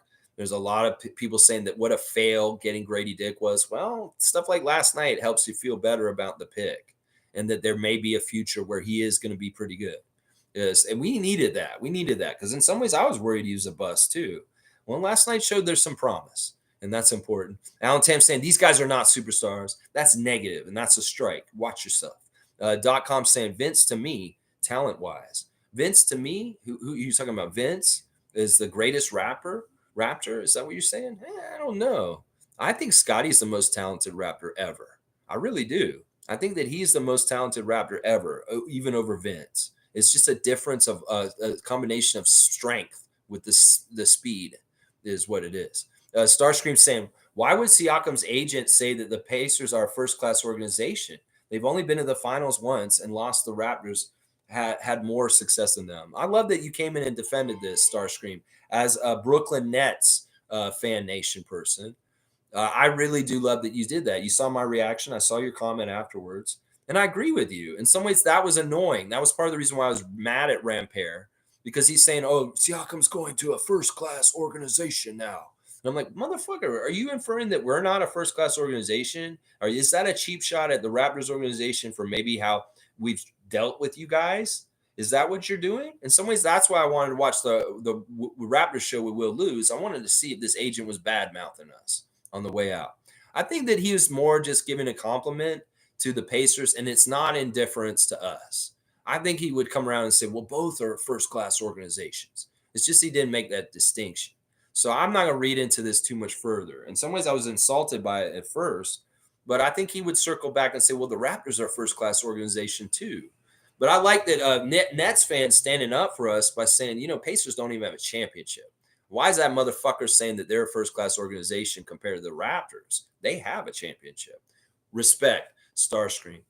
Fun guy saying Siakam is the GOAT. You think he's the GOAT? We're going to have this debate. I think that there's a real good, solid competition between Kyle Lowry and Pascal Siakam for the greatest Raptor of all time moniker. I think that it's a lot closer than many would want you to have. Now, some people say, to me, it's Vince. That's what .com says. Vince Carter is the greatest Raptor of all time. Not in this channel. Some people will say that. And that's fine. Let's see. Jimmy's saying that Nwara is Nigerian. Well, there you go. So that's not totally true what y'all are saying. He's like, we got it. Still a Nigerian guy coming in, Jordan Nwara. So there you go. Blackhawk's saying true to Gubs. And Fiercey saying, you're right, Blackhawk. Precious, OG, Pascal, and Christian. Yeah, it's some sort of conspiracy. Maybe you heard people saying, you're just getting too many Giants of Africa here, Messiah. We get it. You want to do Giants of Africa. Why is everybody on the team African? Oh, you think everybody on the Raptors is African? Well, wait, give me a second. Is that what happened? It's like Messiah got too called out for favoritism towards that continent, and so he revamped our roster in that way. I mean, that's a stretch, y'all. Come on now. That's a stretch. It's kind of funny. Let's see. A fun guy saying, yeah, Noir is part Nigerian. There you go. Seymour saying, who has had a more impressive first 3 seasons, Scotty or Vince? Wow. You know what? I'm going to say it's Vince. And it's only because Scotty came in a different kind of way. Vince came in and he was the superstar right away. And he really was so talented and so athletically good. He had so many accolades in his first 3 years, whether he's like making the all-star team right away, whether he won the dunk competition, whether he was leading the all-star votes within his first 3 years of being in the NBA. He was a phenomenon.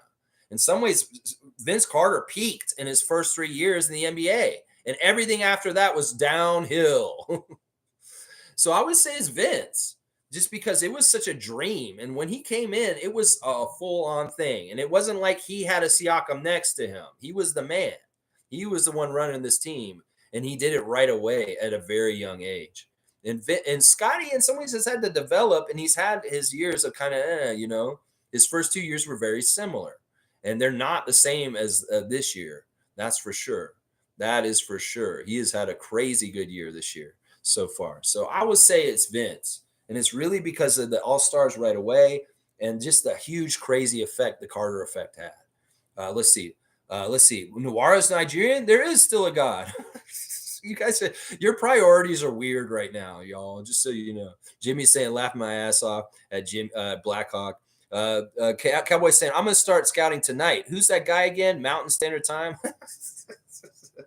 Go look at all of them. Alex Sarr. That's who these guys are talking about. Alex Sarr. That's what Seymour's saying. Yeah. And then there's another guy that Masai was looking at, a French guy that Jillian kept talking about, Jadani or something like that. Nameless is saying, love Nigeria. I want to visit Benin City. Yeah, it'd be cool to go to Africa. I've always wondered about going to Africa myself. I should go there someday. I've never been to Asia either, or Australia, or South America. I've been to Europe and I've been to North America, and that's it. But I've never been to the other continents. Antarctica, I should go there too. DAP. Stargate saying Magic, Bulls, Timberwolves, and or Warriors are worth paying attention to over the next 3 weeks. Wink, wink. Okay, so Stargate, being the Rogers employee, is dropping hints on the teams that may be involved in trades with us, involving further trades. And he's saying the Bulls, the Magic, the Timberwolves, and the Warriors are the 4 teams we should be paying attention to as far as further moves by the front office. This is interesting intel, Stargate. And you know what? We're playing the Bulls tonight. Maybe they're scouting tonight for the next trade, watching the Bulls roster tonight. We'll have to see. Blackhawk saying, I'm crazy this morning. What I will say, even though I'm depressed, I'm extremely proud of Pascal. Look, feel all the emotions, Neil. There's nothing wrong with anything that you feel right now, whether it's sadness, hurt, anger, jubilation, a relief, whatever you're feeling, go with it and work through it. That's all I will say. If you're angry about it, deal with it. If you're sad about it, feel the emotions and really allow yourself to go through the grieving process. That is the advice I will give anybody who's dealing with the sadness of the departure of Siakam, is to let yourself have the time to go through this stuff. Grief is important to take time and deal with, and just go ahead and deal with it. Seymour saying all picks Brown for a first overall pick. Can Masai make it happen? It's a stretch. I don't know. We'll see. Wayne saying Blackhawk. That's not an exaggeration. Not here, but I've read negative feedback on Masai and his Giants program. Most of his recruits are gone. Vex that people that Precious went lazy on him. That's interesting. I don't know. I'm not going to sully the great Masai and any of this kind of stuff. Whatever is happening with Giants of Africa has grown, is getting bigger. His initiative to build many courts on that continent, and then also the BAL is a success. There's a lot of good things going on over there. Now, there may be some propaganda out there that's trying to say that Masai's wasting his time. Giants of Africa is a problem, but I won't listen to it because I can see the real results and the things that are happening on that continent and the growth of the sport, and that good things are happening for a pipeline of future prospects from that continent to the NBA. And that's what matters ultimately. There may be specific cases where somebody has an axe to grind against someone and they're making a whole hissy fit about certain things. But I would tell you overall, from my apparent looking at it and looking at it from the summers that they go there, that it's a very fruitful, promising, good thing that they're doing. And maybe the people that hate Masai, like Ted Rogers III, are making up this bullshit once again, is what I'll say on that. Seymour saying Porzingis and Brown of the Celtics said Toronto is the second best NBA city to visit. Oh, Canada. Now, I'm not sure if that clip was being serious or not. They did it while they're loading the bus after the game with us the other day, and it's very cold outside. And they're saying, "Well, what do you think of Toronto as an NBA city?" Oh, top five, top two, top three, top twos. Porzingis said. I don't know. Were they being serious? My bullshit meter can't totally tell. In some ways, I could see where they love Toronto, and they may be being honest. But were they making a sarcastic joke because it was very frigid outside? I don't know. That may be the case also there. Stargate saying there's something brewing, folks. Mamba me tell ya. Interesting. Stargate knows something. He ain't telling us. Proprietary. Chris is saying there are no haters. Remember that the front office and others in the Raps organization make the decisions. And these two trades are in total as a masterclass. I love that, Chris. I love that. Two sub low-level all-stars for a new team around SB. Amazing. Amazing. All right, Chris, I'm going to give you a dunk. I'm going to give you a dunk because you called our front office doing a masterclass. Hey, if you're going to put out that good propaganda, I will reward you. Yeah, you get a dunk for that, Chris. I love it. I love it. I love it. They're two very different trades, and they get different needs for the Raptors going forward in the future. And I like it. I like it. Blackhawks saying Precious got enamored with his success. It happens. It shouldn't be held over Masai's head. Giants of Africa is still a good program. I believe this. I think it is. It's important for the future. It's just because like a couple of bad things happen with it, you should ruin the whole thing. No, that's a pipeline. That's an opportunity. That is a path for a lot of people in a continent that didn't get a lot of chances in the history of time for them to have it. So there's some very, very good things about it. I won't believe that it's wrong. Sir Seacats, we're here every morning, 9:30. We'll be reacting to the Bulls game tomorrow. Chris still on the team. Yes. Chris Boucher is still on the team. Thank God. Seymour saying Boucher still on the team. One left from 2019. Yeah. Cowboy saying true, Stargate. I don't think Masai is done. I think this is true. Bryce is saying Siakam is definitely the best Raptor of all time. He started playing basketball at like 17. 3 or 4 years later, he's averaging 20 with the Aggies. Drafted 905 Finals MVP, champ, 2019 champs, two All NBAs. Yeah, it's a great resume. A great resume. Now he started late. In some ways, I question his competitiveness. In some ways, Siakam's a weird competitor. He's a competitor with himself. And in some ways, I don't feel like because of his not being around organized sports as a young person, he wasn't conditioned to have the certain cutting edge like competitiveness that a league like the NBA would have. He can compete with himself and say, I want to work out. I want to show up every morning. I want to do this, put this time in. But in some ways, there's a compete level on the court that he doesn't engage in that's different than a compete like I'm a personal NBA player and I'm going to personally work out to be the best player off the court to make myself as good on the court. But then you need to have that compete not just with your preparation and the way you handle yourself, but that on the court compete. And in some ways, I want to say RJ Barrett has more of that than Siakam does. And you can see the difference that I'm talking about.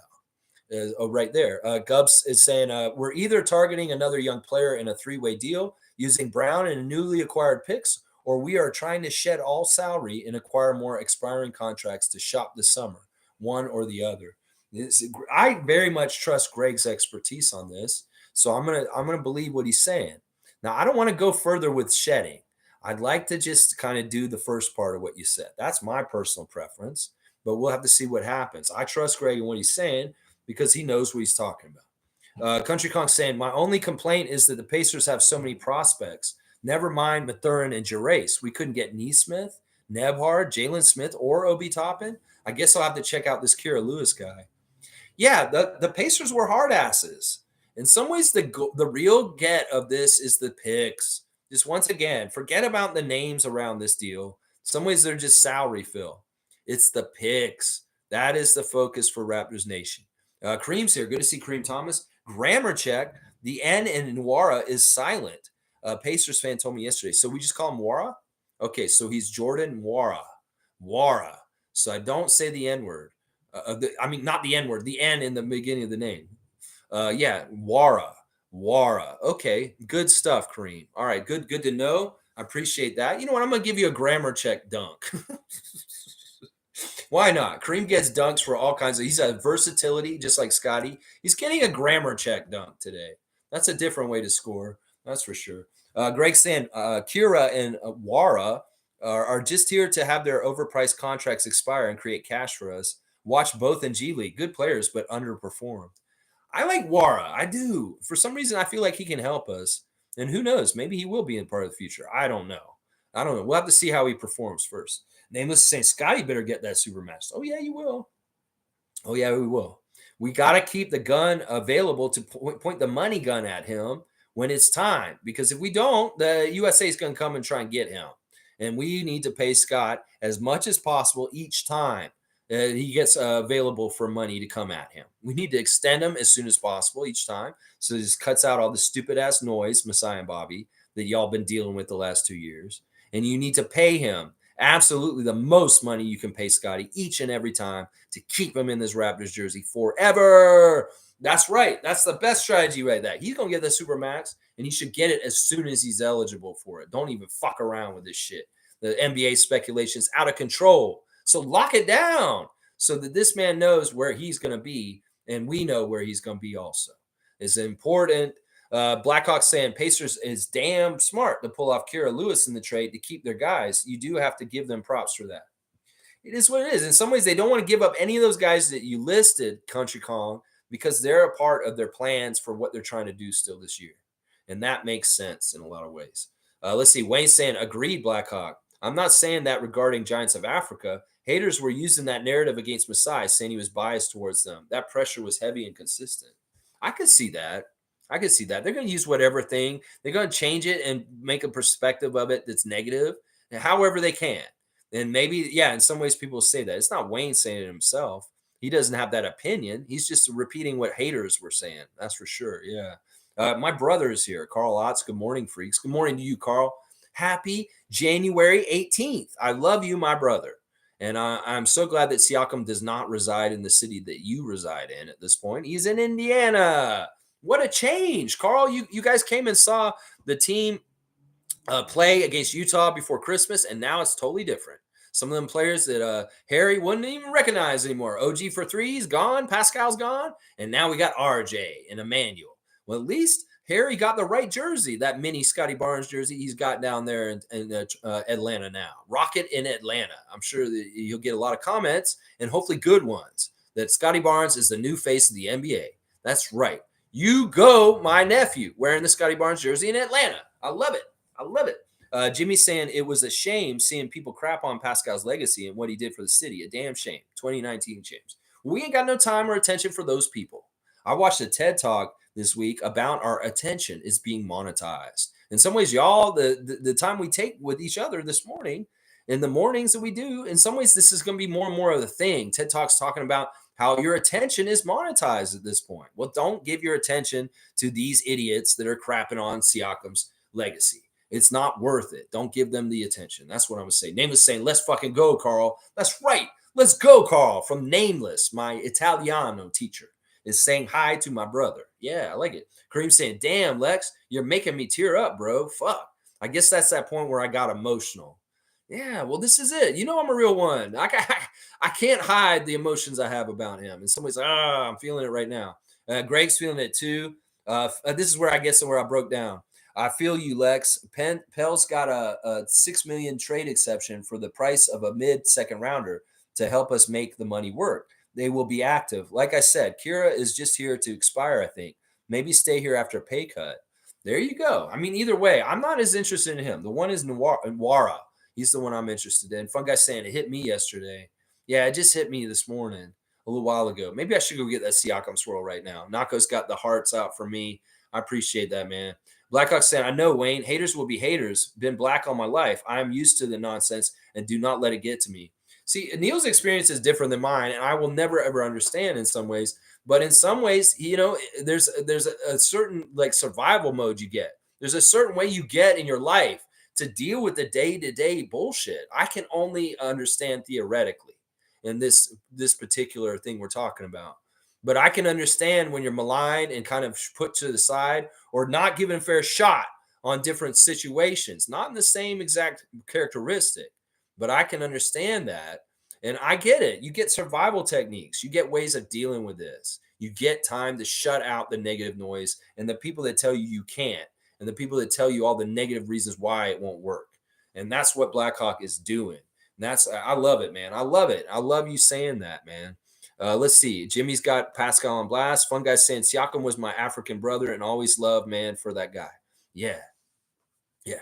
He's a real one. He always will be. He did really good things for us. He's in good standing. We're building a Raptors alumni of culture. These guys are all over the league now. We see our guys all over the league. They're more and more stars. They're more and more important in the U.S. media's eyes because they go down there. But we're proud of them from afar also. And yeah, it's awesome. Nameless is saying Carlito Otts in the mother. Hilarious. Mischief is crying too. Fiercely saying it's okay, Lex. Yeah, I mean, I felt it. I did really feel it, and I'm gonna feel it some more. I'll do it privately. I don't want to do it so publicly. In some ways, Infamous is saying, "I feel your pain, Lex. Feel the same way, bro. It's all good. That's awesome." Alan Tam saying, "Who will be the face of the NBA in the future, Barnes or Edwards? And who's better, Barnes or Edwards?" I thought I answered this question recently, Alan Tam. You may not have been here. I think Barnes is better than Edwards because he's a two-way. And he can do way more than Anthony Edwards can. Anthony Edwards is a flavor of the month right now, the face of USA basketball last summer. But in some ways, he's not the complete player that Scotty Barnes is. And that's going to be more and more apparent as time goes on. Watch. And that's what I will say right there. Let's see. Fun guy saying Norman Powell and Pascal Siakam and a bit of Valanciunas are the ones that have really made me almost tear up. Actually, I dropped a tear for Norman and pretty close yesterday for Pascal. See, you make a big lug, like a fun guy, get emotional and sensitive to this. Man, that's what it is, man. It gets you right here. It will get you right here. It will. Nameless is saying, yo, bro, for real, our man is gone. It hurts to know and hear the way people were slandering him before he went. I feel like we pushed him out the same way Fred felt. You know, in some ways, there was an acknowledgement by Siakam's agent in the interview yesterday that the fans were kind of shitty to Siakam at times. And he kind of tipped that a little bit in between the lines. If you listen, you can hear it. I really am disappointed in our shitty ass toxic fans. And that's why I made this channel. And that's why I hope more people can be like us and be good, supportive, loving, positive fans towards the team. And stop hating our team so much when you call yourself a fan. You are not a fan when you negate our team so much. And I'm sick of it. Stop being so negative and saying all the bullshit you say on Twitter. And say you're a fan, claiming you're a fan, like you care about this team. Listen to your self-talk. Listen to the way you talk about the team. And are you being fair? Or are you just griping and whining like a little bitch? Because that's what it sounds like to some of us. With your constant complaining about everything. We could win the game last night. We could have a lot of promising things in the future. And y'all are pointing to the dark clouds and Debbie Downer in our ass. Y'all aren't good fans. Y'all are shitty, sad, pathetic, negative-ass fans. And I ain't about that. That's why we want to start a standard role models of good fans like Monique Lawrence, like the rest of y'all here, as far as people that actually love this team and stand by this team and are positive towards this team. People that are negative towards the Raptors tell you exactly what they are. They are not good fans. They're assholes that just want to be fucking critics and feel like they're right about stupid shit. Well, you're not right a lot of the shit you're saying. And it's unfair is what you're saying. So I'm with you on that. I'm with you on that. For sure, man. Nako's saying, I do wish the Raptors socials gave Pascal a better send-off. I don't know. I've seen a lot of good send-offs from him. You know, there's a lot of interesting stuff. The rankings of him in our franchise stuff with Kurthika. There's some very nice posts. So I don't know. In some ways, Nako, we're going to give him the right respects over time. It's just the initial one. I think it's been pretty good. I'm going to be interested to see his farewell letter. That'll be interested to see. Cowboy's giving me an alley-oop. Thank you, Cowboy. You're doing that because I was being real, right? I get it. I appreciate it, man. I appreciate your recognition. Number 4 for me this year. All right. I like it. Let's see. Wayne's saying, you were strong, Lex. Consider not coming in here this morning. I literally hate those fuckers who wanted this and were working hard for it. Yeah, I do too. But the reality is that the day came and it happened. We knew it might. The writing was on the wall. We know that the future is Scott. And in some ways, Siakam may have looked like he fit with everything. You know, we may have this period of spicy barbecue as a very memorable time. The short period of time between the Anunoby and the Siakam trades where we had that spicy flavor with the barbecue. That's what we're going to call this. The special period of time is the spicy barbecue time when we had spicy still added the flavoring of our barbecue. Yeah, it is what it is. In some ways, you're right, Wayne. But we're not going to concede and say this is a victory for fuck faces like idiot who shall not be named. No, This is just the proper business timeline of the Toronto Raptors and their dealings and Masai Ujiri and Bobby Webster, what they had to do. And none of it has to do with their negative bullshit. None of it has to do with all the fucking stupid shit from the last couple of years. This is just what the office did and what they did. We cannot taint this as saying this is a victory for haters, a victory for people that wanted Siakam off this team. No, this was the logical time and the place to do this, and they didn't have power in this. They did not. They were just like some sort of noisy peanut gallery off to the side, deep in the dark recesses of the cesspool of Reddit and Twitter and Facebook and social media spaces. So, yeah, let's not give them the credit for any of this. And I appreciate your compliment about me being strong. Man, it's not easy. It's not easy sometimes, especially running this channel and being on here with you guys. Fun guy saying it was the open gym episode after Norman and Jonas trade that broke me. I still watch that episode here and there to reminisce. Yeah, man, it's so great that we have the video journal of Open Gym to go back and revisit history of our team. And it is going to be more and more valuable as time goes on. Trust me. In some ways, we're going to have young generations of Raptors fans that may want to know the history of our team. And the fact that Open Gym exists will allow them to really understand it in a deep, better level than just going back and looking at numbers on a box score from 30 years ago. So I like the fact that Open Gym is a video history of the Toronto Raptors while it's been going. It's really, really good. Country Kong saying, I know exactly how you feel, Lex. I cried a lot when Kyle left. It's all about what that player meant to you. It's still hard to watch Heat games. Time heals all wounds. Pascal will thrive with Indiana. Yeah.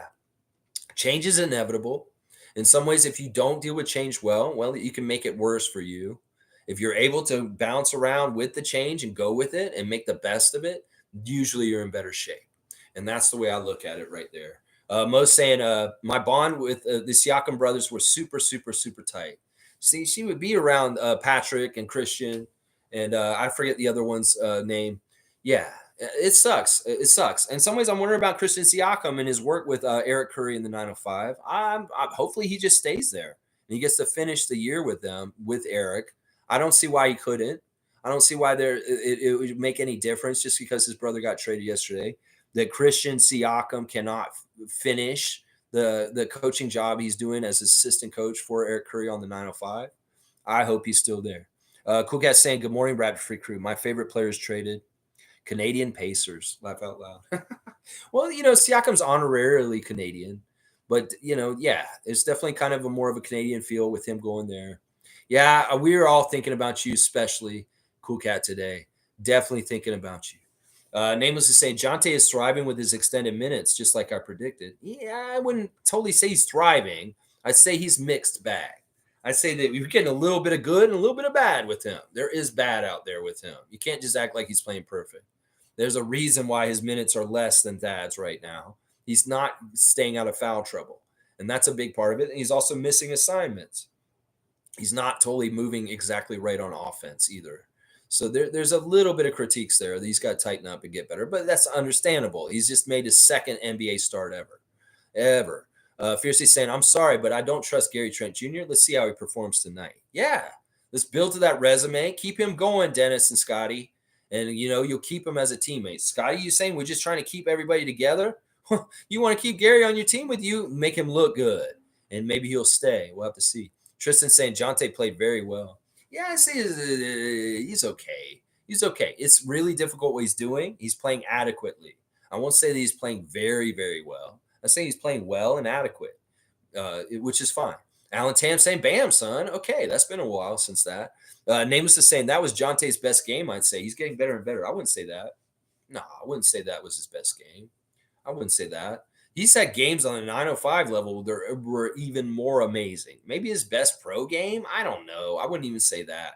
He may have had better games for the Grizzlies back in the day, actually. Let's see. Milbester saying, rest in peace, the Warriors assistant coach who died of a heart attack during dinner. I don't want to blame it on the jab, but the more I hear stories like this, the more the COVID vaccine is bad for the heart. Fuck all that bullshit, Milbester. Don't be like this shit. Seriously. People are doing this with Koloko, too. This is the fucking QAnon bullshit. Milbester, don't fall for this. It's not the vaccine. That's not what the issue is. I don't know what the issue with this guy particular is. I didn't even know he died of a heart attack. All I know is he fell ill during the dinner with the team a couple days ago, and he had to go to the hospital, and then he passed away. Man, everybody who tries to blame the COVID vaccine for anything that happens, y'all are conspiracy theorists. Y'all are like MAGA. You're like QAnon. Don't do this. I trust you, Milbester, as a Knicks fan, but I'm not going to trust you on your vaccine ideologies. The vaccine was good for us. It saved a lot of lives. And whatever bullshit a certain side that's anti-vax is trying to push, it's dangerous. So don't be one of those people. It's just like I came down on Chris for being anti-voting. I'm going to be anti-you on this one because this is dangerous. Some people are trying to say Koloko has his issues because of the jab. It's all bullshit. This is the same kind of shit that's fed to MAGA people, and they fucking are stupid as fuck. So if you want to fall for that bullshit, Milbester, that's your own personal choice. But in this chat, I don't fall for that kind of conspiracy theory bullshit. And anti-vax shit and rhetoric is not welcome here, is what I'm going to say. So I don't know. You're speculating, and it's dangerous to speculate the way you are. That man looks like he could have had a problem with his weight. He could have had all kinds of issues with his health that have nothing to do with the jab or COVID or anything else. And so you don't know that. So don't spread misinformation. How about that? How about that? If you don't know the fucking truth about it, don't make shit up. You're filling in the coloring book with your own goddamn crayons, is what I'll say right there. Yeah. Let's see. Cool Cat saying Gary shoots well when he is a starter. Psychological effect. I don't even think it's that. It's not about being a starter or bench. It's the guys keyed on him last night. I said this earlier, Cool Cat, if you weren't here.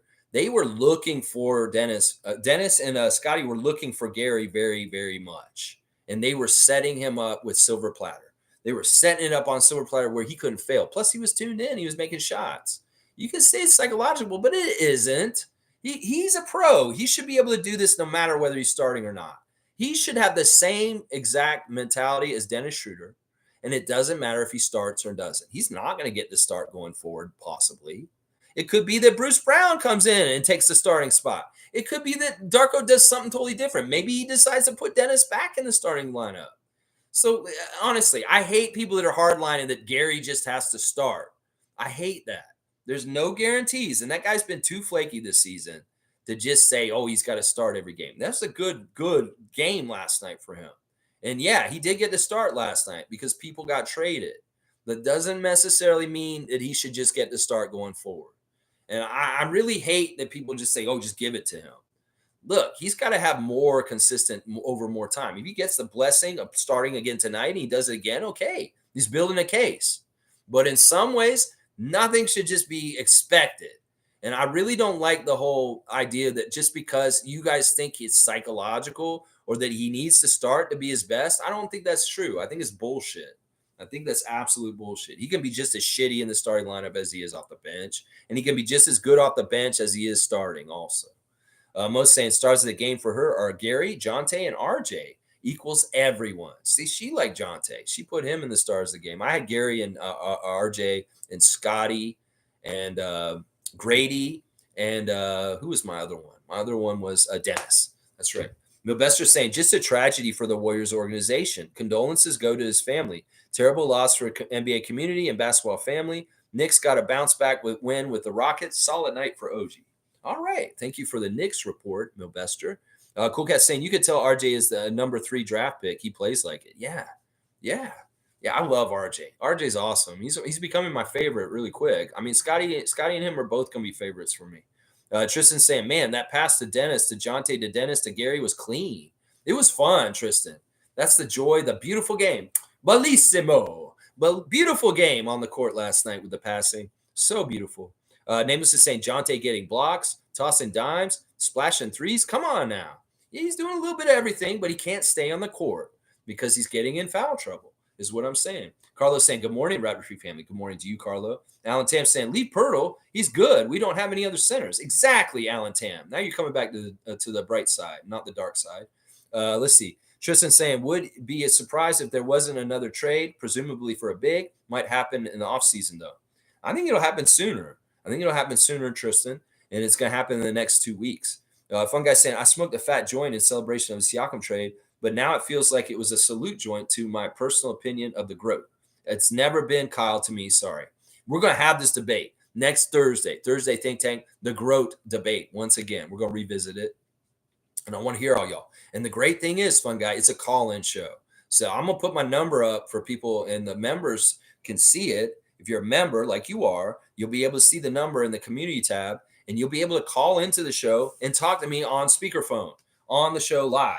That will be next Thursday's Thursday Think Tank format, is a call-in show where it's not just y'all's comments. We'll hear your voices too. It's going to be fun. We're going to do that next week. Let's see. Carlos saying the first half is the Darko system product. Heat is a great defensive team. They couldn't do nothing.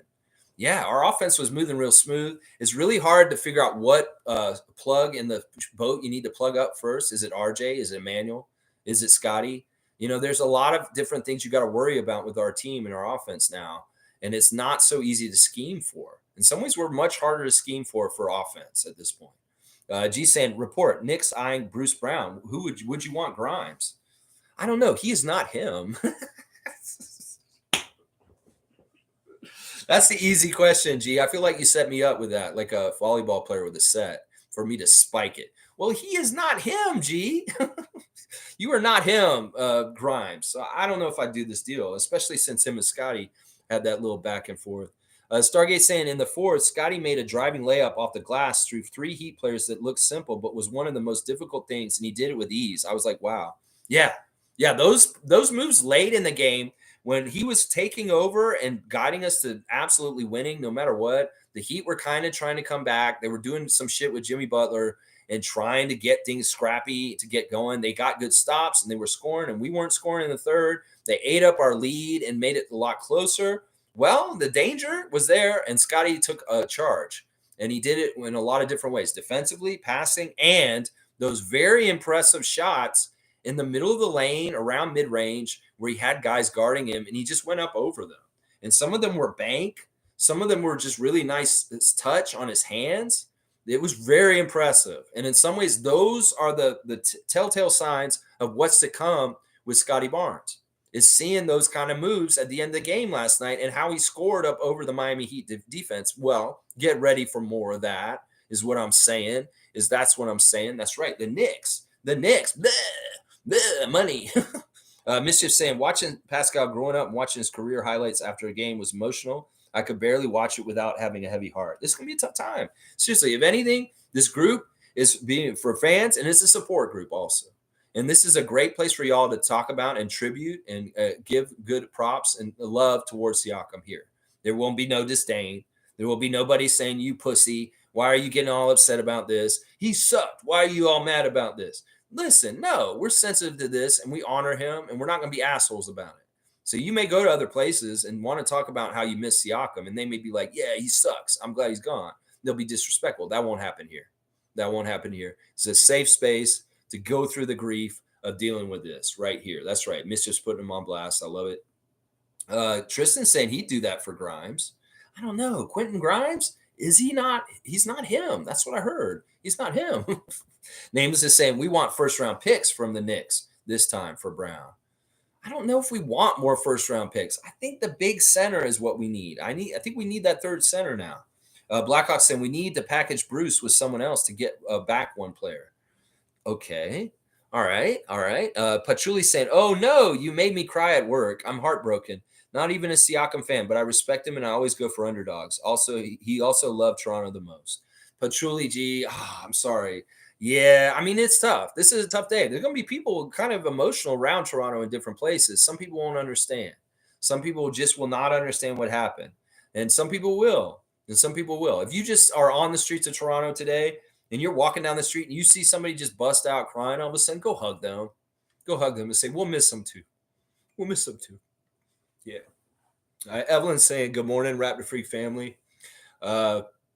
Nako's saying he ain't a bad player, but I do not want Quentin. You is not him. Grimes on my team. I'm with that. Nameless is saying Brown and Otto to the Knicks for first-round picks. That rhymes. Are you trying to make it rhyme to make me feel better? Alan Tam is laughing or making a face at it. I think that's funny. Fun guy saying, nah, Nameless, I feel like we need solid players. Laugh out loud. We kind of thin now in depth. Thin in forwards, I'd say. I think that's true. It's weird. It's kind of like we went and we had so many forwards, and now we ain't got no forwards. How did we do that so quickly? It seemed like our whole team was all forwards, and now we were lacking forwards at this point. It's weird. I agree with a fun guy on that. Chris is saying, I want a first from Brown. Otto could be fit in a trade. I believe Masai isn't done. Once again, you guys can speculate specifics all you want. I don't care. I'm just going to let it happen, and we'll react afterwards.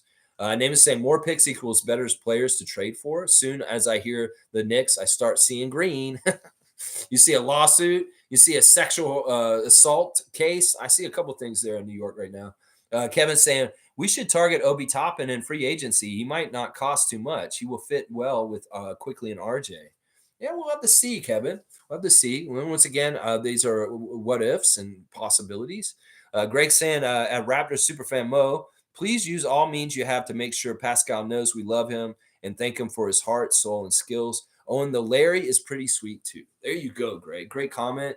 Yeah, and if Monique has any channels to get messages to him, listen, he probably is hearing the feeling the love in all kinds of different ways from Raptors Nation right now. I'm sure he is. He may be in person, people seeing him on his way out. It may be some of the stuff on social media, the comments on his posts. When he posts a goodbye letter, he's going to get a lot of love. Trust me, he's going to get a lot of love. Jimmy's saying, I want a good, promising big. A 4 or 5 pick on top would be nice.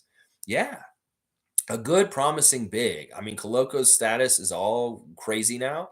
Now we're down to 1 center. We need 2 more centers again. Although Jonte may be one of those centers, so maybe we only need 1 still. Blackhawk saying it is not that Grady hit his shots. What I liked is he figured out how to get open instead of forcing it or trying to score off the break as an alternative way of scoring. I see that, Neil, and I agree with this. I think you're right. I liked how he got in the path and got the steals. I like where he was moving off the ball. Once again, he's a Johnny on the spot.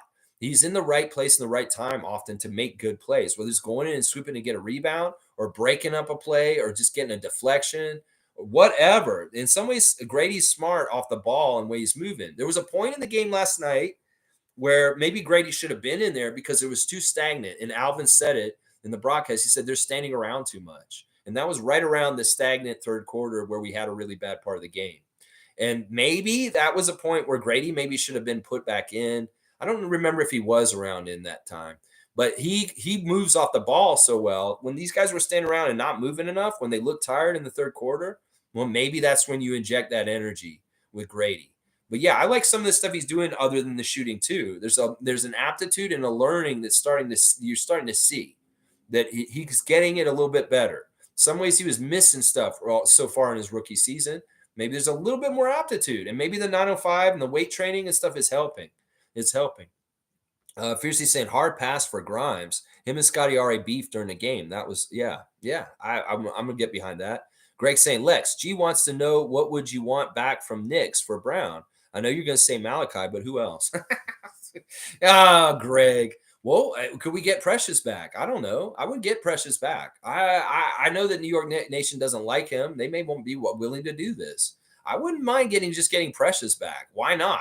He's a great defender. He's a good rebounder. He's got promise and upside to him still. So I said, well, we just saw him go. Why don't we just circle back and get him back? Y'all are so worried about African content going down. Well, why don't we circle back and get Achua back?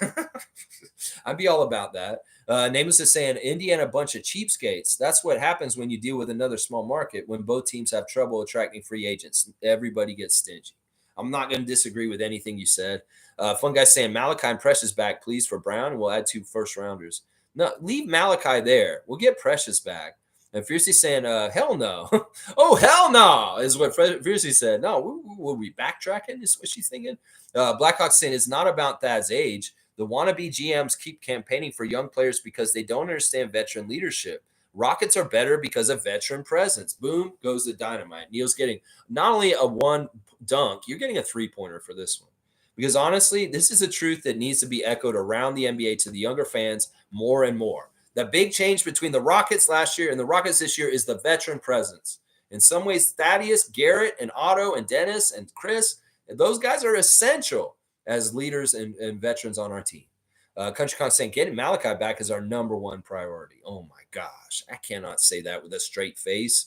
Let's go play in. Carlos saying, Gubstown saying, laugh out loud. That's why you see small market teams work together, like the Wizards Pistons deal.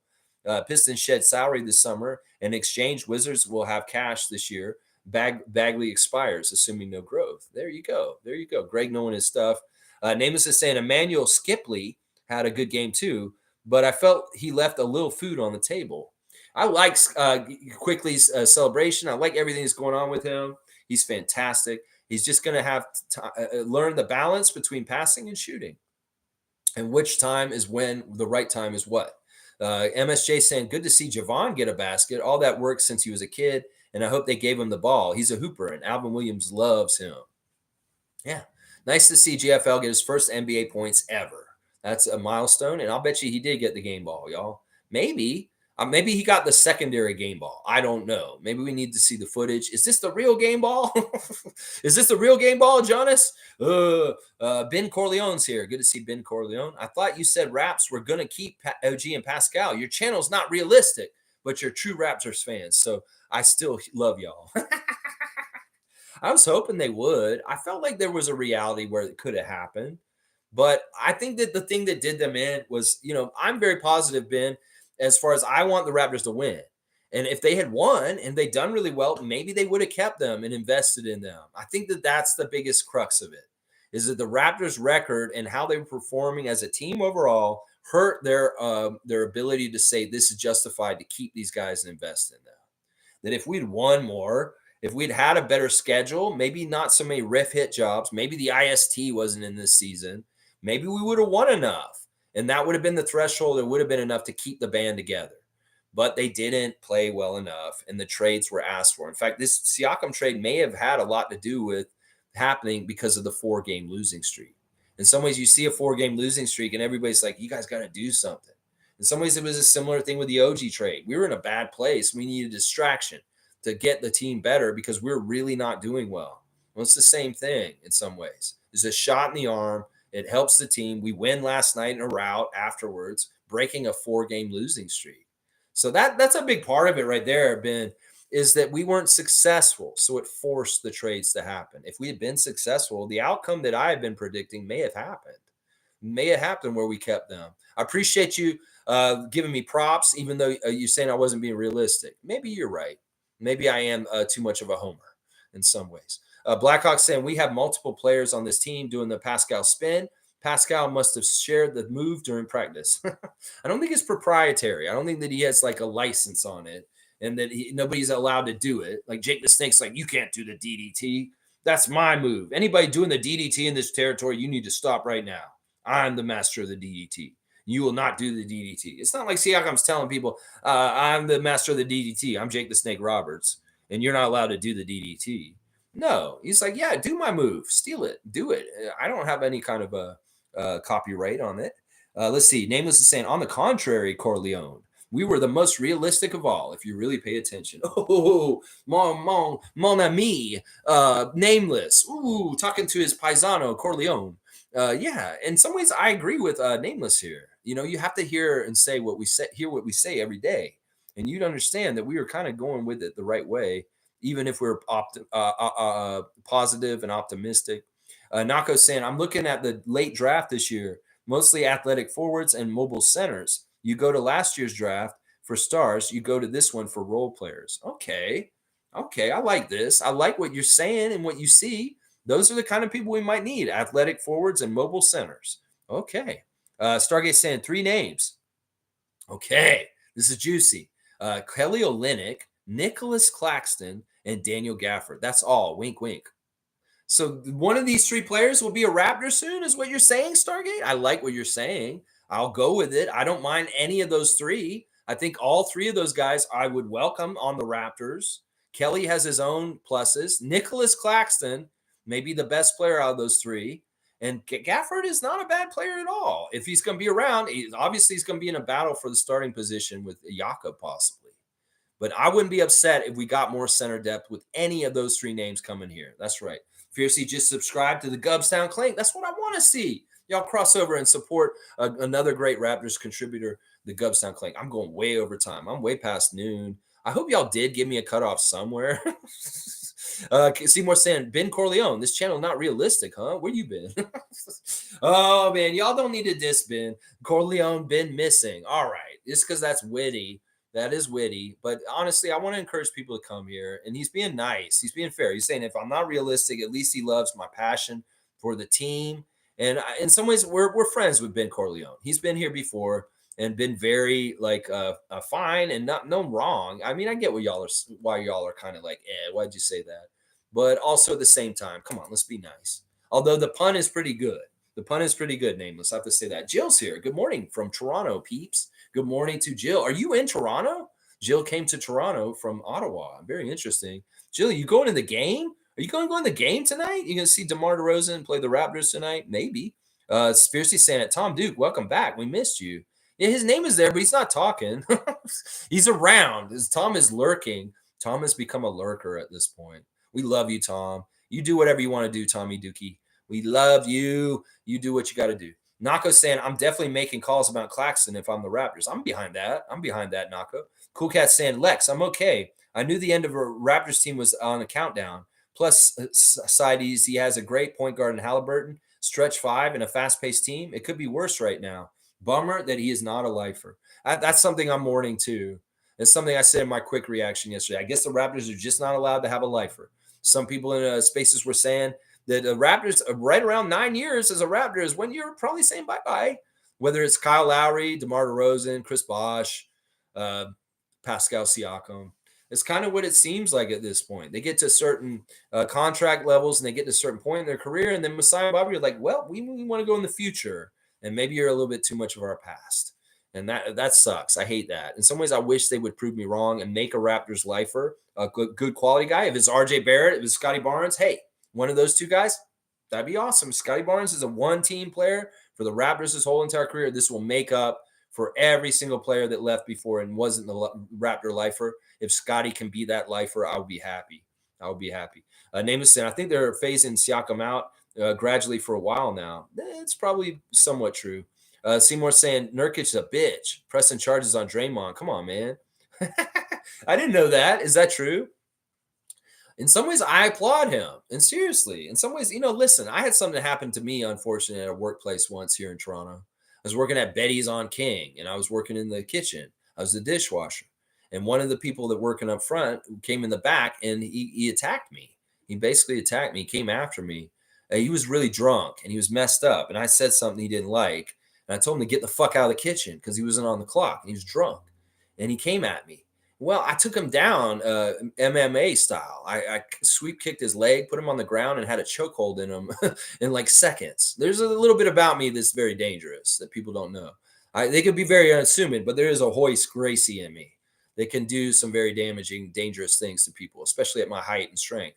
But yeah, he attacked me. And my employer did not stand up for me. And months later, he came back to the place of work and he attacked me again. And they didn't protect me. And they said to me, you know what? We can't do anything for you because you didn't fill out a police report the first time he attacked you. So there's nothing on record. The employer was a shitty employer. Let's just put it that way. They were full of shit. But I couldn't do anything because there was nothing legally on the books. So I don't fault Nurkic for this. If he assaulted him and this is a real thing, I'm behind it. In some ways, Draymond needs some tough lessons. And maybe this is part of the way he gets it. Yeah. Figliani Dupontan. Okay. Evelyn saying, hello, Gubstown Clink. Greg, hello. And Ben Corleone saying, Lex streams every day. That takes not just grit, but balls. Truth is, this could have gone many different directions. Front office finally decided this was the way to the next layer. Your comment is gutless. Listen, I don't mind Ben Corleone's comment. It doesn't bug me. In fact, I feel like it was complimentary. I'm not upset with him. I think that in some ways he's right. I'm not totally realistic. And I think that in some ways my homerism does cloud my judgment. But I'd much rather be this way than the cynic on the other side going the other direction with the way they talk.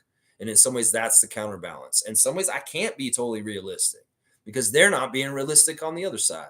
And I appreciate you, Greg. I appreciate you standing up for me. And man, this has been a grind. I'm going to get to 900 days straight soon, y'all. 900 days straight of live streams. I don't know how many years that is. It's almost 3 years. That's right. Yeah. Seymour saying, no way. Wow. The Fiercey saying that. Wow. Wow, Nurkic is charging him. In some ways, I say, it is what it is. Fun guy saying, laugh out loud. I thought you were the sheriff, Seymour. You should be loving Nurkic. You're getting a dunk, fun guy. That's a funny joke. That's right. You're the sheriff. You should like the law enforcement. No, I gave him that sheriff moniker. That may not mean anything about him wanting to have anything to do with any police or anything like that. But fun guy, you're getting a dunk for that. That's hilarious that you said that. Really funny. Seymour's laughing about it too. Greg saying, hi to all that shouted me here. Love back at you. Where's the next get together? We could all use some karaoke and some hugs after two classy young men leave us. I'm totally with this, Greg. I'm totally with this. We got to do this in the next couple months. In some ways, I was waiting for these Ottawa ladies to come here. And we're going to do it when Fiercey and them come to town. Whenever somebody comes to Toronto from out of town, they want to be here, we'll get it together for sure. But we definitely do need to do this, Greg. You're right. You're right. We're going to do it at the NBA restaurant. We're going to do it at Real Sports. Or are we going to do it at the Real Jerk? I'd love to do it at the karaoke bar again on that Thursday night. It was fantastic the last one we did. So in some ways, I'd like to go back there next. Although that we have a date with the NBA restaurant and a certain Boston Celtics fan that works there that could be very entertaining for a meet and greet also. Although in some ways, do I want to support the NBA and the NBA restaurant, or do I want to support a locally owned, Black-owned restaurant like the Real Jerk? That's a tough decision in some ways. Not. I think I do want to go support the Real Jerk, especially if they got a karaoke mic. That's right. So, Greg, we'll keep you in the loop. It sounds like Greg's ready to come and meet all y'all and come to the meet and greet also. I'm all about it, Greg. You are there. I'm there. We'll be there. Nako's saying, I got to go with IQ, and RJ's first game against the Cavs is my favorite. The first game that they played was fun. That was a lot of fun for sure. There's been a lot of interesting good games recently this year, even with the mix of the bad games. Like that game against Detroit where we broke our franchise assist record was awesome. There's been some really fun games this year amidst the misery of a lot of the games too. Let's see. Baki Grapplers here. Jonte needs to be unleashed as our starting center on a full-time basis. Jakob needs to come off the bench. Yeah, this take is not sensible. It's not sensible. I mean, in some ways, I get it. This is another person that's really about the youth movement. Well, Jonte is so green. You know, when you pick fruit from the tree, sometimes it's not ready. It's not ripe. You can get a green banana and you can eat it, but you're not going to get the same kind of vitamins that you would get it from it when it turns a little more yellow. And in some ways, our guy, Jonte, is extremely green right now, like an unripe fruit. And time is the only thing that will ripen him to be a more productive, conducive, well-versed NBA player that's ready. He's not exactly ready right now. And the fact that he can get 4 fouls and only play 12 minutes, it signifies it. So you can say this, but when Jakob is healthy, no, that motherfucker is starting. And Jonte's going to the bench. And that is the way it should be. Jakob Poeltl is a veteran that knows what he's doing. And Jonte is a rookie. And he really doesn't know what he's doing completely. He's not totally a rookie, but he might as well be. Let's just say that. Fun guy saying, you can go bet $1 million anywhere in the world that I'll be watching Pascal's first game with the Pacers. All right. Parlay that shit, motherfuckers. You degenerates. Go parlay Fun Guy on whether he's going to watch Siakam's debut with the Pacers. It's a good bet, I hear. Make some money off it, you degenerates. All worried about your damn stupid-ass gambling shit. Nameless is saying, Baki, I respect your opinion because it's yours. But that ish is crazy. Yeah, it is. It's a little crazy. It's a little crazy. It is what it is. It's wishful thinking. And Jonte I'm enthusiastic about Jonte too, but within reason. In some ways, maybe we're being the realistic ones right now in this situation. I think we are. And MSJ saying, you can't be serious, Baki Grappler. You can't be serious about that. And Seymour saying, you're not standing behind me at no time at a Raptors meetup with a name like that, Baki Grappler. Holy crap, Seymour. Trying to get some dunks, y'all. He may be a wrestler. Wrestlers are good people. And I have no problem with this guy. If that name is because he's a wrestler, that's a cool thing. He's an amateur wrestler. Maybe he's a professional wrestler. That would be really cool. Like if he's a professional wrestler, that'd be good. Or was he grappling Bakis? I don't know what it means exactly. Seymour's going to get a dunk either way. Either way, he's going to get a dunk because he's being funny about, I don't want you standing behind me with that name. Okay. A lot of dunks today. Long stream, too. We'll go 5 hours. I don't give a shit. Whatever. We got a Chicago Bulls game today. That's right. Let's see. Tristan Sam, I'll do that, fun guy. You want to take that bet that he's not going to watch it? He's going to watch it. You know he will. Nameless is saying if Pirtle doesn't get injured, we're probably like 7-1 or whatever. I think that's right. I don't think we'd lose the Laker game for sure. I don't think that the Lakers would even with the help of Ben Taylor, if we had Pirtle, we would have won that game. The big factor for whether the Raptors win or lose right now is the rebounds. When we out-rebound the other team, we win.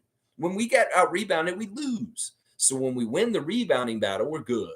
And last night, the rebounding battle in the Miami Heat game was won by the Raptors 45-37.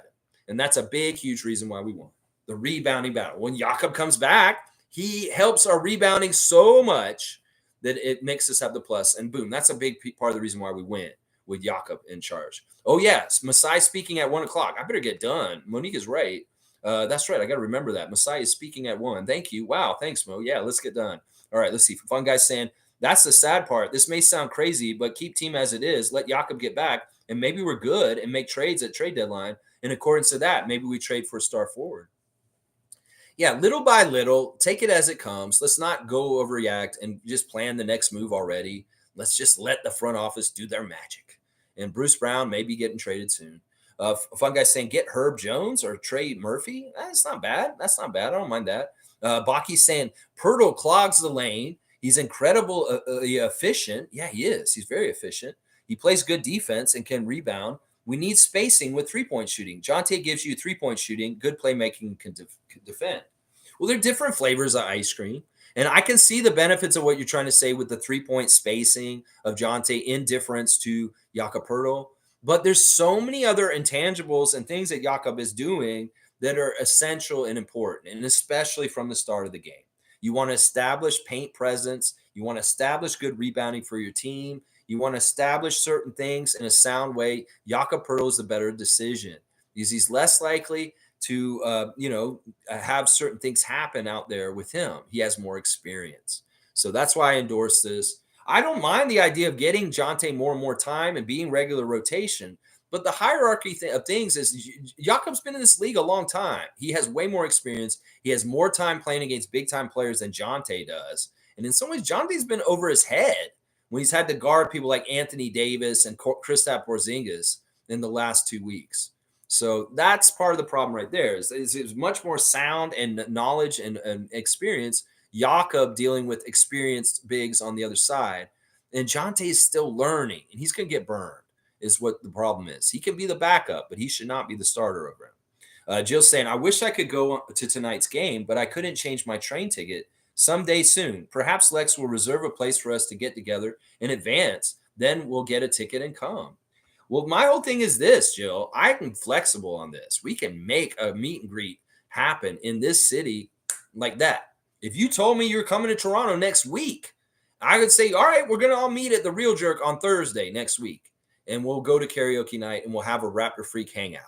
It's that like that. You tell me, just give me the lead time as soon as y'all know. If you're making the effort to come here from out of the city, like Tom Duke and Isaac Campbell did last year, do it and tell me right away so we can make the effort to make it happen with people here coming to meet the people that come from out of town.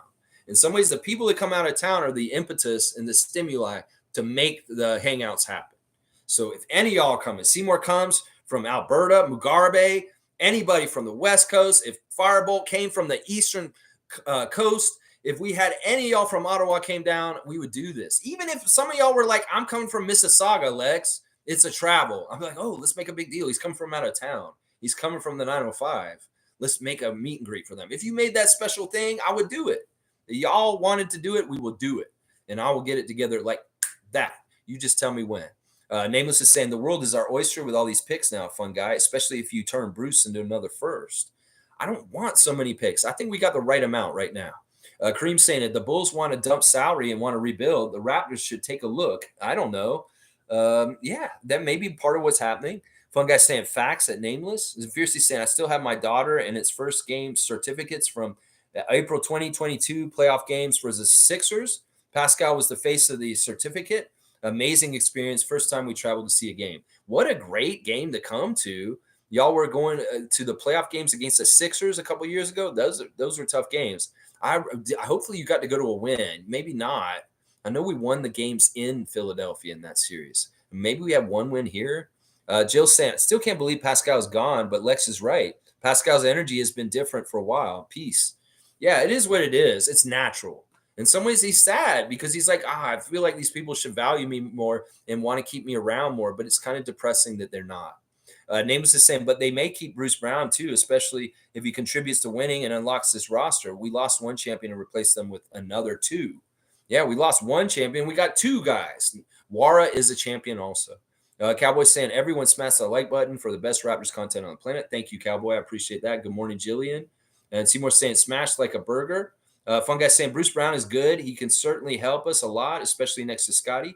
But guy is making $22 million. That's a no-no to me. Rather trade him. Well, that money's already paid, and he will get off the books this summer. So it's a win-win scenario all around. G saying get Caruso. That's an interesting thing. Seymour saying I can't stand Caruso. G saying maybe that's a good thing. Gubs is saying a good rundown of 905, Lex. You're in tune, in my opinion. Justice needs to also reel in his chippy fouls. They have been hurting the team every game. I love his fire. In some ways, he really is fighting for his NBA career. I had a hard time watching both games last night. I was just so distracted with the Pascal stuff. And then when the Miami game came on, I really did not watch the Capital City Go-Go game as closely as I usually do. And in some ways, I don't feel like I did it justice, but I appreciate that you feel like I gave it a good rundown. I know that they had a really bad second, and it totally shaped how the whole thing went. Name was saying, wow, I forgot you lose one champion, you replace them with two. Yeah. Seymour saying, I feel like he will drag itch us. Who, Bruce Brown? I think that might be true. I think Seymour may be right. Cool Cat saying, reminder, Messiah interviews at 1 p.m. in 9 minutes. Now I have to be at the Fred VanVleet return, the OG return, and now Spicy P return. Even NBA teams have Raptors footprint on them. All of them almost. Yeah, and they're important people. We make good players, and they go to other places, and they continue to succeed. We're a factory. We do really good things up here. We really, really do. Greg saying, yep, same number of rings in the locker room today. More, actually. We have one more. Jill saying, hi, Cowboy. Fun guy saying, I'm so happy they waived James Johnson. I didn't want Siakam going in that locker room and practices with him there. He's dangerous and impulsive and fight plays guys while being a strong combatant. Didn't he already play with James Johnson? I want to believe that James Johnson overlapped with Siakam early in his career at some point. They may already know each other. I'm not afraid of James Johnson. He's a good guy to have around. In fact, he would protect Pascal Siakam. He wouldn't hurt him. It's not like he's just in the locker room warming up for the game by doing roundhouse kicks and backflips, and he hurts his teammates. It's like, oh, James is in there warming up. Don't go in there. Don't go in there. I'm telling you, don't go in there. You go in there, roundhouse kick to your face. Oh, I'm sorry, I didn't see you there. James, what are you doing? This is my pregame routine. Don't you know I'm a 10th degree black belt in all martial arts? And I could fucking kill you right now in like a half second if I wanted to. Oh, I'm sorry. Yeah, next time be more careful. Know that I'm a certified lethal weapon. And if you come into the dressing room while I'm doing my pregame warm out, you might get knocked the fuck out. Oh, okay. All right. Is that what you're worried about? Because I don't see James Johnson using his powers for bad. In fact, that's a big tenement of the martial arts, that you only use your fighting skills for good. It's an important part of learning. If I learned anything from Miyagi and Danielson, that's something I learned. That's right. Cool guy saying, my support to the family and friends of the Warriors coach. Coach Darko had to fight back tears. Know each other since childhood. Heartbreak. Yeah, it is really tragic and sad. In some ways, it's a weird counterbalance to the Siakam trade of emotionalness yesterday. It's like Siakam is already going to be an emotional thing for the team, but then there's also this death of this coach lingering around the whole NBA right now. That's also kind of a weird cloud around things. Meanwhile, that energy doesn't hurt us. We come out and we kick the shit out of the Heat. I love it. I love it. Jill saying, dearest God, I will not support anyone named Dragic at any time ever. Yeah. Jill saying 11 o'clock, drink water, all's well. Love you, Pascal. Love you, Raptors. Back to back Wednesday. That's right. Wednesday coming through for us again. Firebolt saying Darko got that chain last night. Emotional open gym moment. So Darko got the chain. Wow. I like that. He had to deal with his friend dying and everything going. And in some ways, he needs recognition. You know, it's not just his chain. It's the team chain.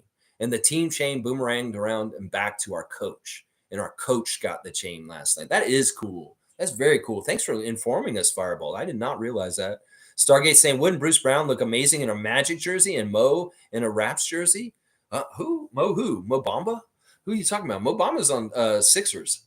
Jill saying, Cool Cat, I send you much healing, heart. Yes, yes. We're all banding together, and a support group is here for anybody dealing with the Siakam trade. Greg saying, if anyone is interested in a dollar side for all three teams involved in the Siakam trade, it's in a video I did. I hope you don't mind me saying in chat, Lex. Not looking for views, just saying it's there. No, I fully endorse you guys going to watch Greg's new stuff. If you guys are not following Gubstown Clink, do it. Do it. Please follow him. And I don't mind you soliciting here. Greg, you make the time to come in here and be a part of my chat and contribute to it. I want you to put your shit on plugged. I want Play It Again Sue to talk about what they're doing. I want to talk about Tada services.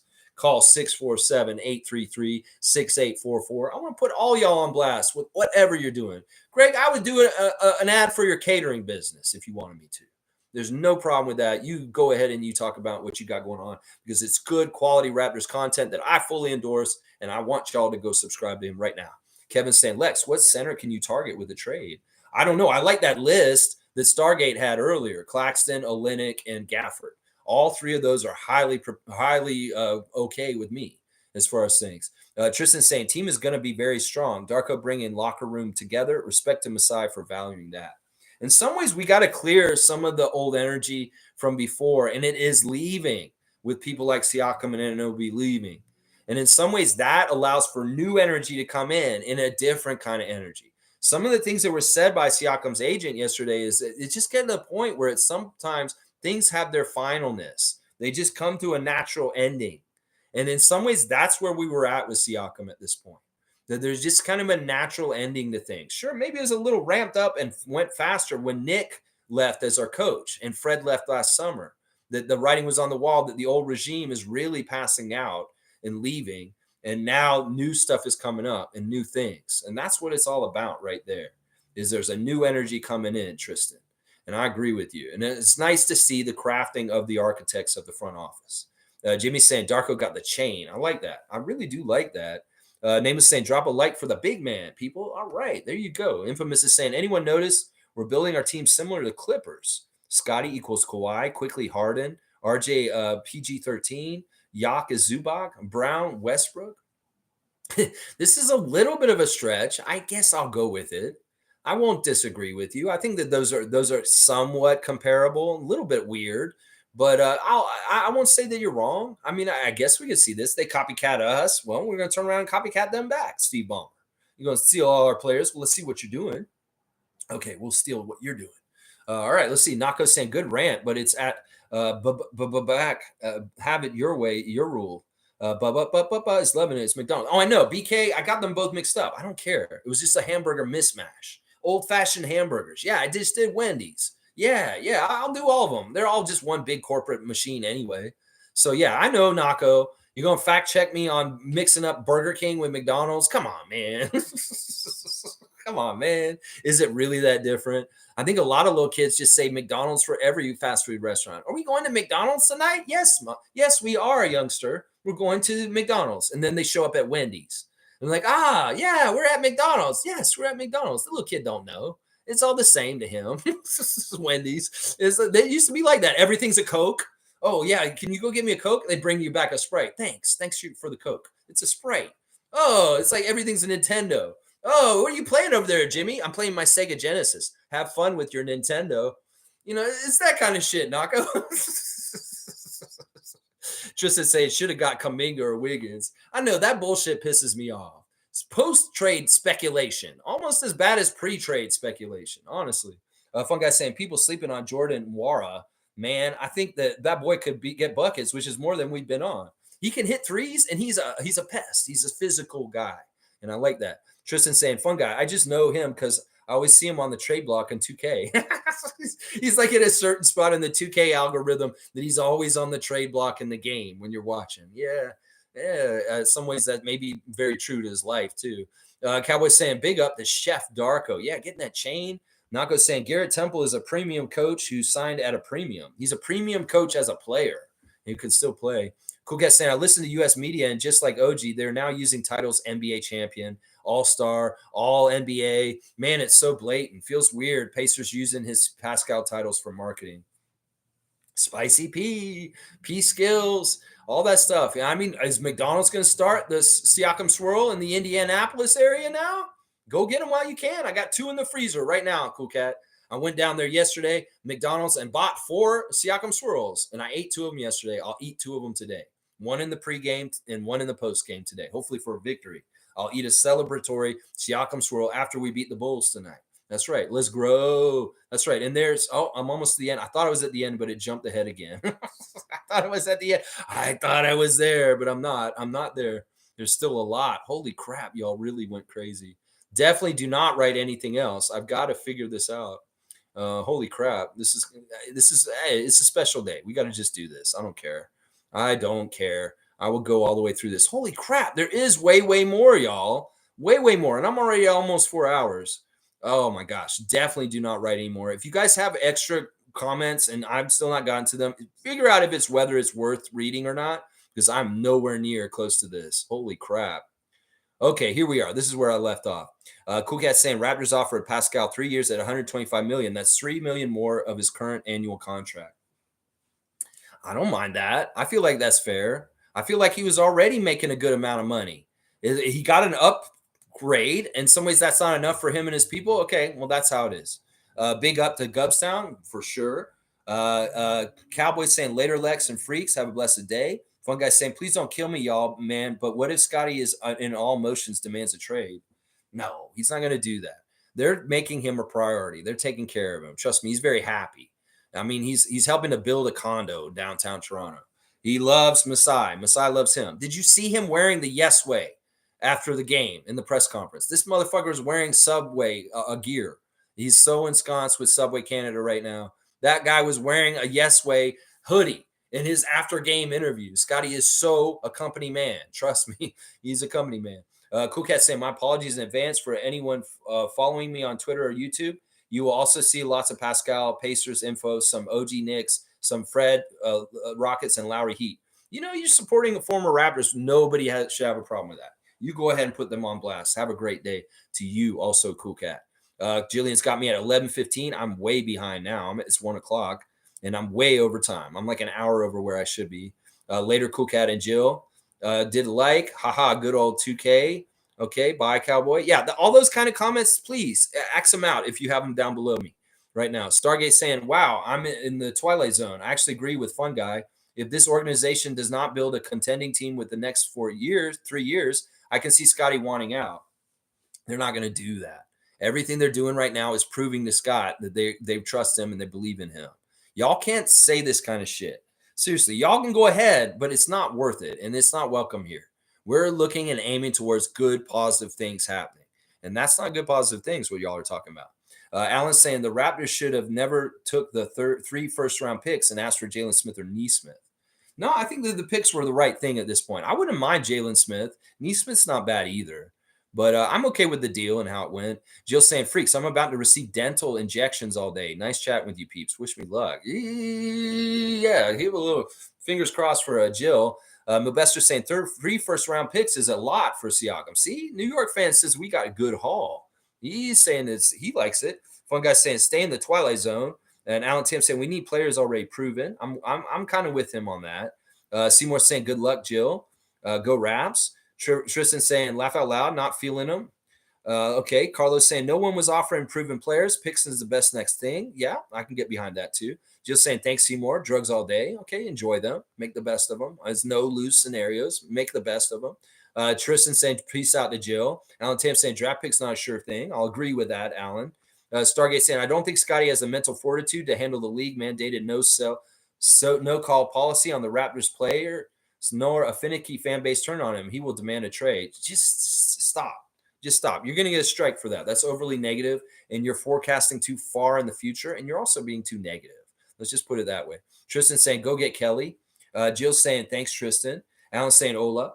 And Carlos saying, yeah, don't jinx us. And yeah, you got to strike for that. You got to strike for that, Stargate. Don't do that. Blackhawk saying, there is a positive for Pascal. He will get into the Hall of Fame now that he's playing for a U.S. team. I think he could have gotten to the Hall of Fame even if he had played his whole career for the Raptors. He's a champion. He's got a lot of accolades. In some ways, his path is unique and needs to be told, just like Fred's. Tristan's laughing at Blackhawk. Greg's saying Chris has the year and next on a contract. So so he's still on contract next year too. So y'all are crazy talking about Chris is out. Boucher is not expiring this year. Good fact checking, guys. Thank you. Carlos saying, yeah, fuck Will Lou. Raps offer 3 years, 125, and Pascal wanted more. That seems like a reasonable amount of money to pay him. And in some ways, if that wasn't enough, that so be it. That's just what it was. That's 40 million, more than 40 million a year. It's not as much as Fred, but it is pretty damn close. Nako saying Boucher and Broken, no need to trade him. With that, 11:30. Okay, I'm starting to catch up. Rein it in, Lex. Vote Scotty. Glubstown saying only 7 likes. I don't care about that. I never care about my stats. Like, and even earlier, I had 60 people watch me. Now I have only 30 of y'all, and it is 1 o'clock. I know that's part of the reason why. Let's see. Wayne saying previous text lost in the flow. Point is, Woj's report that both Pascal and Halliburton are close. Both players wanted to play together based on their skill set and timeline. Okay, I didn't know that those guys were friends. That's interesting. Most saying, Greg, give me your full take on Eric Curry. He's out, right? Maybe you'll make a clip on Eric Curry's Odyssey with us. I would love to see that, Greg. Could you make an Eric Curry specific piece? That'd be awesome. Mischief saying, if Indiana would have given us 24-year-old 6'6" Aaron Nesmith, 46% three-point shooter, and Bruce Brown and 3 first-round picks, it would have been even more even trade. Yeah, woulda, coulda, shoulda. We can't do this, Mischief. They did what they did. They wanted to hold on Nesmith because he's a part of their championship plan for trying to win this year. Name is saying, refresh the video, Gubs. Trevor's saying, Lex, 5 more people to 70 and already have. So we're going to Madison with 75 for Saturday's game. The 5 new guys came from Little Rock, Arkansas, my friends. Holy crap. Trevor's busting in people from Little Rock, Arkansas to go to the New York Knicks Raptors game on Saturday at MSG. You go, Trevor J. You are just a badass. Kevin's saying leagues should make it harder for teams to acquire 3 All-Stars. No more Suns, Warriors with Durant. It ruins the league. You know, they are trying to do this, Kevin, and the new salary cap levels are part of that. That's why the Suns did that quick move to get Bradley Beal last summer, because they seen the future, and having a big 3 superstar kind of thing is going to be harder to generate in the kind of way that they did before. The quick way and paying people that are already there. In some ways, you want a big 3, you got to get young players and develop them the last couple stages. Let's see. Bam, son. Okay. Carlos saying, laugh out loud. Why would you trade Yak when we have so much spacing now and everybody else is around 6'5"? Yes, voice of reason. Cool Cat saying, Scotty shares a bit of his relationship on and off the court with Pascal. Fans need to stop the rivalry. There was never a rivalry between Pascal and Scotty. That was never, ever a real thing. And yes, they have a friendship. They FaceTime each other. They're going to continue to be in each other's lives. Carlos saying that is just plain stupid. I agree with this. Any kind of idea of talking about trading Rock is stupid. Greg saying, sorry to say, Lex, but when you look at the money, it's very possible Raps are looking to shed money so that they have cash flow to spend this summer. Brown, Chris, and Dennis are very attractive to playoff teams. Well, we'll have to see. In some ways, I'm anti-trade. I feel like we've gotten more of our quota of trades already. There probably is going to be a 3rd trade still. I do agree with that. But in some ways, I don't want to go overboard with this. I like to keep most of the team kind of looking like it did in some ways. I don't know. Isaac saying Dennis is underpaid. We should keep him. I don't know if he's underpaid. I think he's paid exactly right. Country Con saying Kira Lewis Jr. reminds me of Drew Holiday. Yeah, there are similarities there. There are for sure. Wayne saying Masai speaks at 1. Love Pascal, but he and his agent went greedy. Can't complain. The organization's making money. Trust in Masai. Yep, I think that's pretty apropos and an accurate statement. Cool Cat saying, folks don't feel bad. Pascal's mentors were Kyle and DeMar. He was schooled about the business side. There is value, price, and negotiate for that. Be happy for the experience and the chip. Enjoy the Scotty area. There you go. We can get more chips in the future. Siakam won't be involved in them, unfortunately. Carlos saying, yeah, Brown, Schroeder, and Boucher will probably have suitors. We'll have to see. They're valuable role players, maybe. We'll just have to see. Trust in Masai. I'm not going to speculate or want any of those guys to leave except for Brown. He hasn't even showed up. I'm okay with flipping him. Those other 2 guys I'd like to keep. Blackhawks saying there's no hostage taking by Pascal's team. This is a capitalist society where you negotiate as best you can. Palestine and Israel know what hostage situations are really about. We fuss over nothing. Yeah. Siakam was never in a bad position. This man makes a ton of money. He lives a charmed life. He's very happy, and he's blessed. So in some ways, yeah, he was never a hostage. That's for sure. I'm real saying, let's make a run for Lou Dort. I'm okay with that. I wouldn't mind having Lou Dort around us. I love the Canadian content going up. Name was saying, does everyone realize we're only one game back of the final play-in spot? Yeah, we're still right there. We're right in the middle of a couple plays. We're right in the middle of being in the bottom and being in the play-in. And we could jump up real quick. We're closer to Brooklyn than people think. And we don't have to be at the bottom of the Atlantic for long if we get some wins real quick. Imbu is saying, Wara is Nigerian. What are y'all talking about? Yeah, we figured that out. Nameless is saying, if the Raptors squeak into the playoffs, they could be a real sleeper, potentially catch a lot of teams sleeping. I'm not against that. I want playoff experience for Scotty Barnes as much as possible. And the earlier and the more he gets trialed and has failure in it, the better he will do sooner. Nako saying, pretty sure we got Masai talking in an hour. Yeah, and I'm way behind.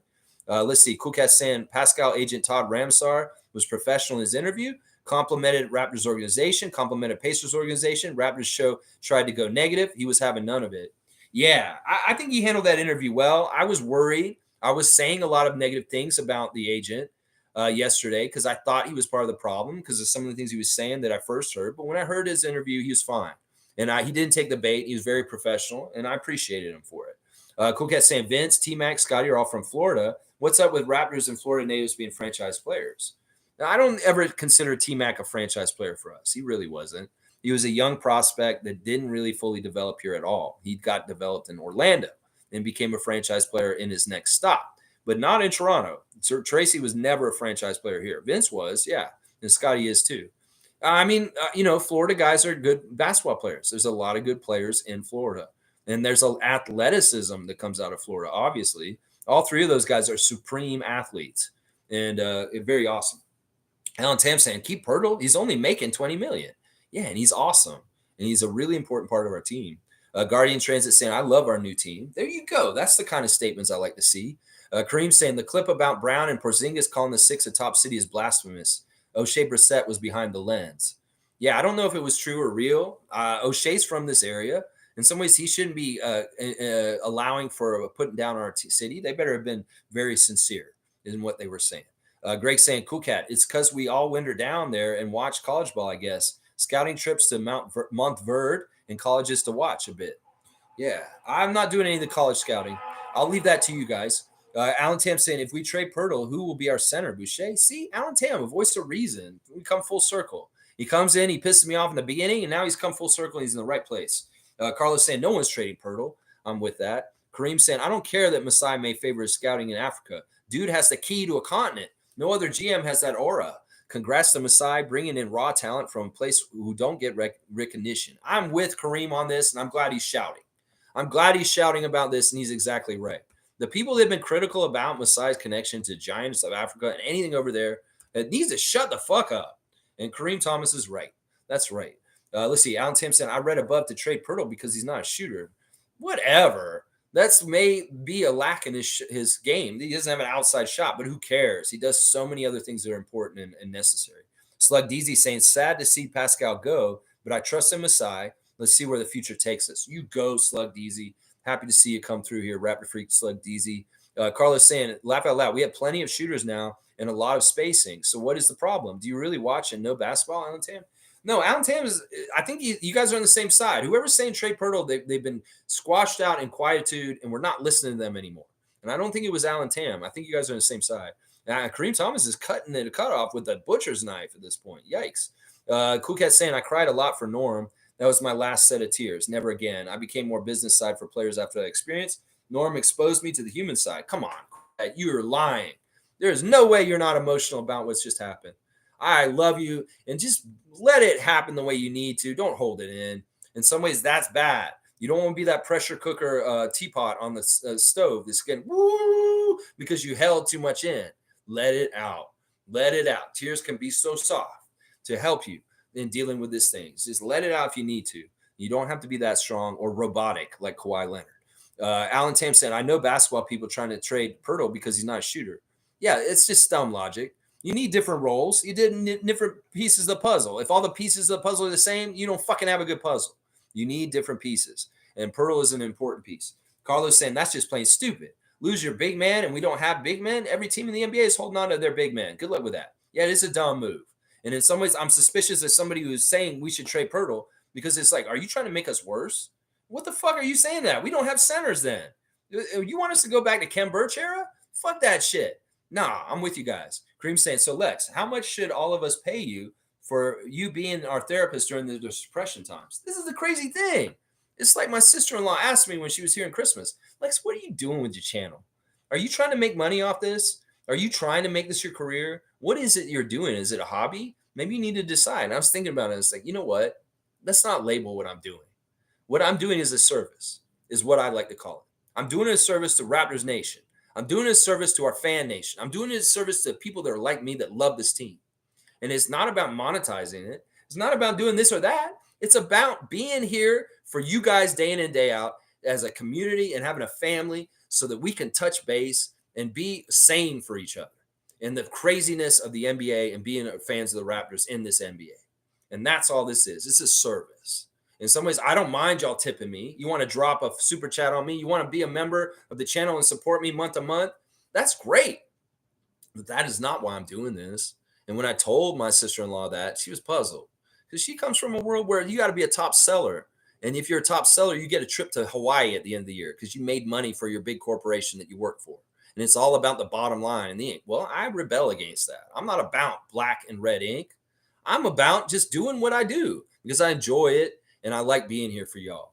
So, Kareem, you don't have to do anything like this.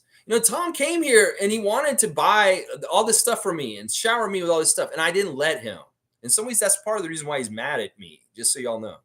In some ways, what happened at the Real Jerk was I paid the bill for our food and the alcohol. And Tom took me aside. He said, Lex, why did you do that? I was supposed to come here from Vancouver and pay for this, and you didn't let me do it. You know why I did it, Tom? I'm going to tell you exactly why I did it. Because almost all y'all were across the street at the dog park. And in some ways, it looked like we were going to skip on our bill. I wanted to come out there and say hi to y'all. And I didn't feel comfortable exiting the restaurant without settling our bill at that point. And that is the whole reason why I paid the bill at that point, is because I didn't want the Real Jerk to think we were leaving and that we weren't going to pay our bill. That is the damn truth of the whole thing right there. All y'all left. I was watching Adriana sing karaoke. It's in His Kiss. And all of a sudden I turn around. None of y'all were sitting there. You're all outside at the dog park doing the Mug Brothers business. And I love that y'all were doing that. But it's like, damn, I can't go out there in good faith without feeling like I might be like screwing over the Real Jerk or having them sweat.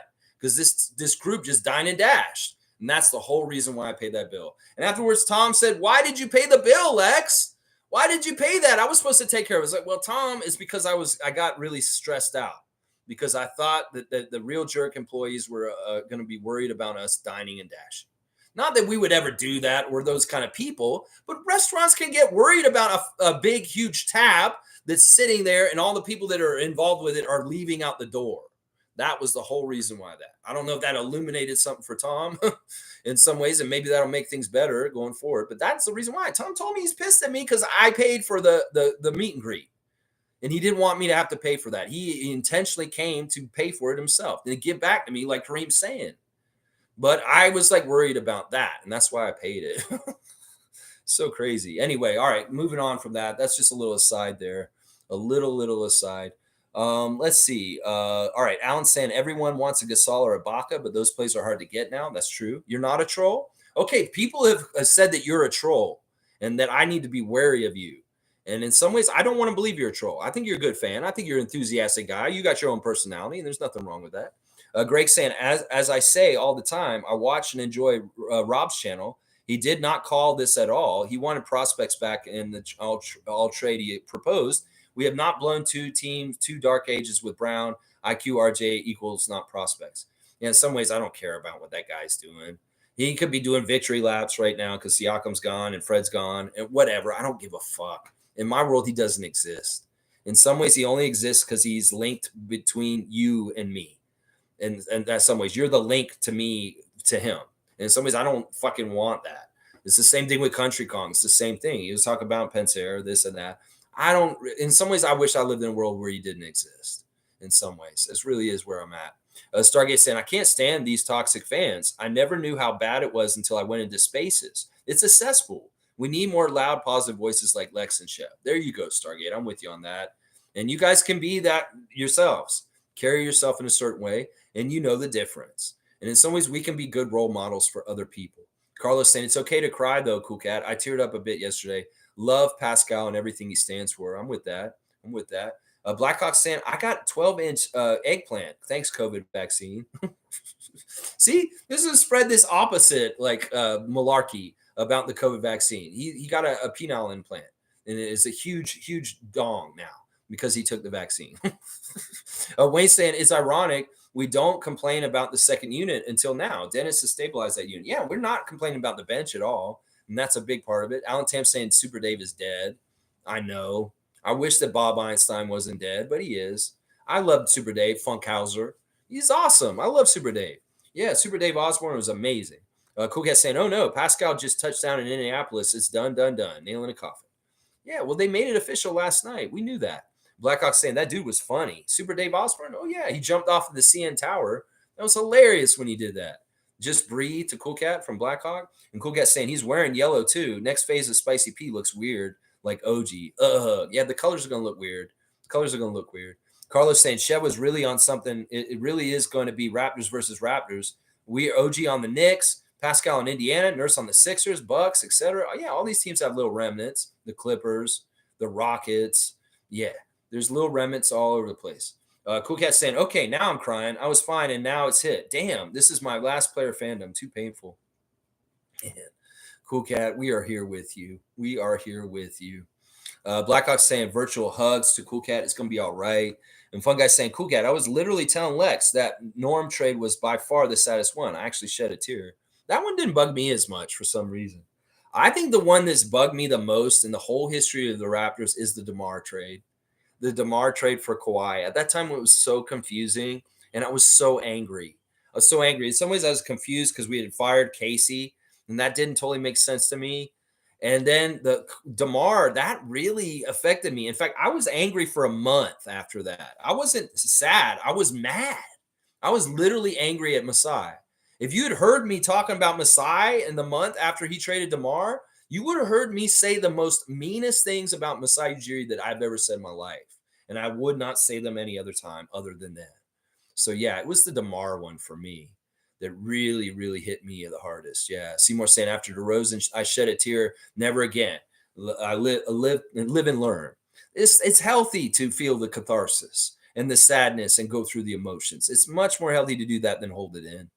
Let's see. Carlos saying, come on, Raptor Freak family. It's okay to cry when a friend is moving on. Pascal connected everyone. Every underdog, it's okay to cry. And Carlos exactly right. Thank you for the cutoff, Monique, even though that was like an hour ago, and I'm way behind.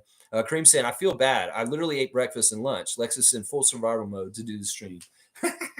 Don't feel bad. I'm a badass. I can handle this, Kareem. I signed up for this. I'll do it. Guardian saying, let's give another start like last night. But yeah, let's start the night and kick some butt and beat the Bulls. Beat the Bulls tonight. I'm all about it. Fun Guy saying, Kareem, don't kill me. No one could ever diss Lex's dedication and hard work. Well, I mean, I'm sure they could, and it doesn't matter. I don't care. None of their opinions matter to me. I'm going to do what I do no matter what. You can give me the kudos. You can give me the shame. It doesn't matter. It's just like the sun will come up, Annie, tomorrow. Well, Lex is going to get up too, and he's going to be on the YouTube. That's right. Carlos saying Lex is my MVP, super fan mode, my finals MVP. Okay. I like that. Seymour saying Raptors channel #1. Thank you. I appreciate that. Blackhawk saying does not matter that Jonte is getting full fouls because it tends to happen with centers. Jakob fouls too. The issue is that injured Jakob means there is pressure for Jonte not to foul since we lack size. All right, this is what I'll say. Both Grady and Jonte are getting the rookie penalty right now. If you didn't notice in the game last night, both of them are getting very unfair calls, partly because, hey, welcome to the league. You're new. I don't know you, and this is how we're going to fucking induct you, is we're going to give you unfair, shitty calls. Now, Jakob has a more built-up reputation, and he'll get more fair calls. Some of the stuff that is happening is not fair to Jonte. And some of it is not fair to Grady either. There were some really shitty calls for both of them last night. But it's rookie calls. And that is part of the difference right there, Neil, is the rookie calls. They will get more fouls on them than Jakob will. Because in some ways, Jakob knows what they're looking for, and they don't. They may step in it. And they may get like more calls in certain ways. That's an important distinction. Milbester saying, speaking of Bruce Brown, Knicks are also interested in him. He would fit perfectly and take over the role that Quickly had with us off the bench. Both players can score well. Okay, Knicks. Maybe we need to go talk to the Knicks and send Bruce Brown over there. Who do we want, though? I don't know. Not Malachi or Precious. Nako's saying Yak is going to be good for his contract. He's signed long term. If we're getting more than we gave up for Yak, sure. But we don't need to trade him. Yeah, I don't think trading him is the right idea in any kind of way. Hang on. Oh my gosh. You guys just went way, way long. All right, let's see. JJ head kick. Yeah, James Johnson kick to the head. This is pretty funny. Blackhawks saying Pacers will pick James Johnson back up. Pacers just did musical chairs to make the trade happen. I can see that maybe happening. Blackhawks saying Darko recognized Darko. Stargate saying there's another Mo on Orlando, Lex. Another Mo? Who's the other Mo? Who's the other Mo on Orlando? Oh, Mo fucking Wagner? You're going to need to use two names. I'm not going to think of Mo Wagner. Mortiz. So you thinking Mo Wagner? You going to split up the Wagner brothers and bring him here to be with Dennis? Maybe. Gubstown Clink. Cut off. Isaac Campbell. Fun guy saying there's a story Bam told of someone calling James a bitch in practice, and it had to go down in the locker room because James wouldn't let it go and basically attacked him. Towels flying everywhere. That's hilarious. That's hilarious. In some ways, I can see this. We're talking a lot about James Johnson today. I love it. Mischief saying Jordan Wara is from Buffalo, New York. Jordan is back home, like Barrett. Yeah, that's a stretch. I guess Buffalo's our market. How many Raptors fans are in Buffalo? Seriously, if we get a Raptor freak in here that's holding it down in Buffalo, just like Bryce Lawson in Kentucky or Paul B in Wisconsin, then maybe I'll say that. But I haven't seen any Buffalo Raptor freaks yet. I don't know. I know we're Bills fans here, but are they Raptors fans in New York? I think they're Knicks fans over there. And I don't know if Noir is actually coming home. Stargate saying, wow, my first strike. I should have worded that comment differently. My bad. I think you've gotten strikes before, Stargate. Don't humor yourself. There was many, many strikes given out over the last couple of years. I'm pretty sure I've given you strikes before. So I won't say that's your first one. But it's all good. And in some ways, it's not a big deal. It's just that there was something about it I didn't like. And it's just because it was negative. Carlos saying, Masai is on. Okay, he's on live. All right, I'm going to see it after. I don't care. He's speaking now. Greg saying, sorry, I missed that comment. Curry needs coaches beside him that are former players, X's and O's guys, in order to be successful, in my opinion. He's creative, likable, and smart, but doesn't strike me as a motivator. Yeah, I would say that that's what I've kind of seen from him, too. I don't like having an inexperienced coach on the G League level. Greg, in some ways, would you agree with me that maybe we don't need to develop the coaches in that level? Maybe even the GM, Luke Wynn. Maybe we need to have good people in those and worry about developing the players. In some ways, I don't give a shit about developing coaches. I'd like to get just one long-term 905 coach that's really good, that's an established guy who knows how to teach and develop guys because he's a very good development coach, and he just stays there. In some ways, I don't want the coach to be in development himself alongside the players because I feel like that's just a bad recipe for not getting development right. Because the coach doesn't know what he's fucking doing when he's developing. How the fuck is he going to develop the players? So that's part of what I'm thinking about with that, is that a fun guy saying, Lex, watch Masai. He's on. No, I'll do it afterwards. I just got to finish up. Let's see. He looks like he's going to cry. Ooh, all right, we'll go see. You guys are giving me the preview. Masai got choked up over Pascal and OG for sure. Made me tear up as well. Can we get a group hug? Isaac Campbell saying, Masai just said he anticipates for four trades in the next 3 weeks.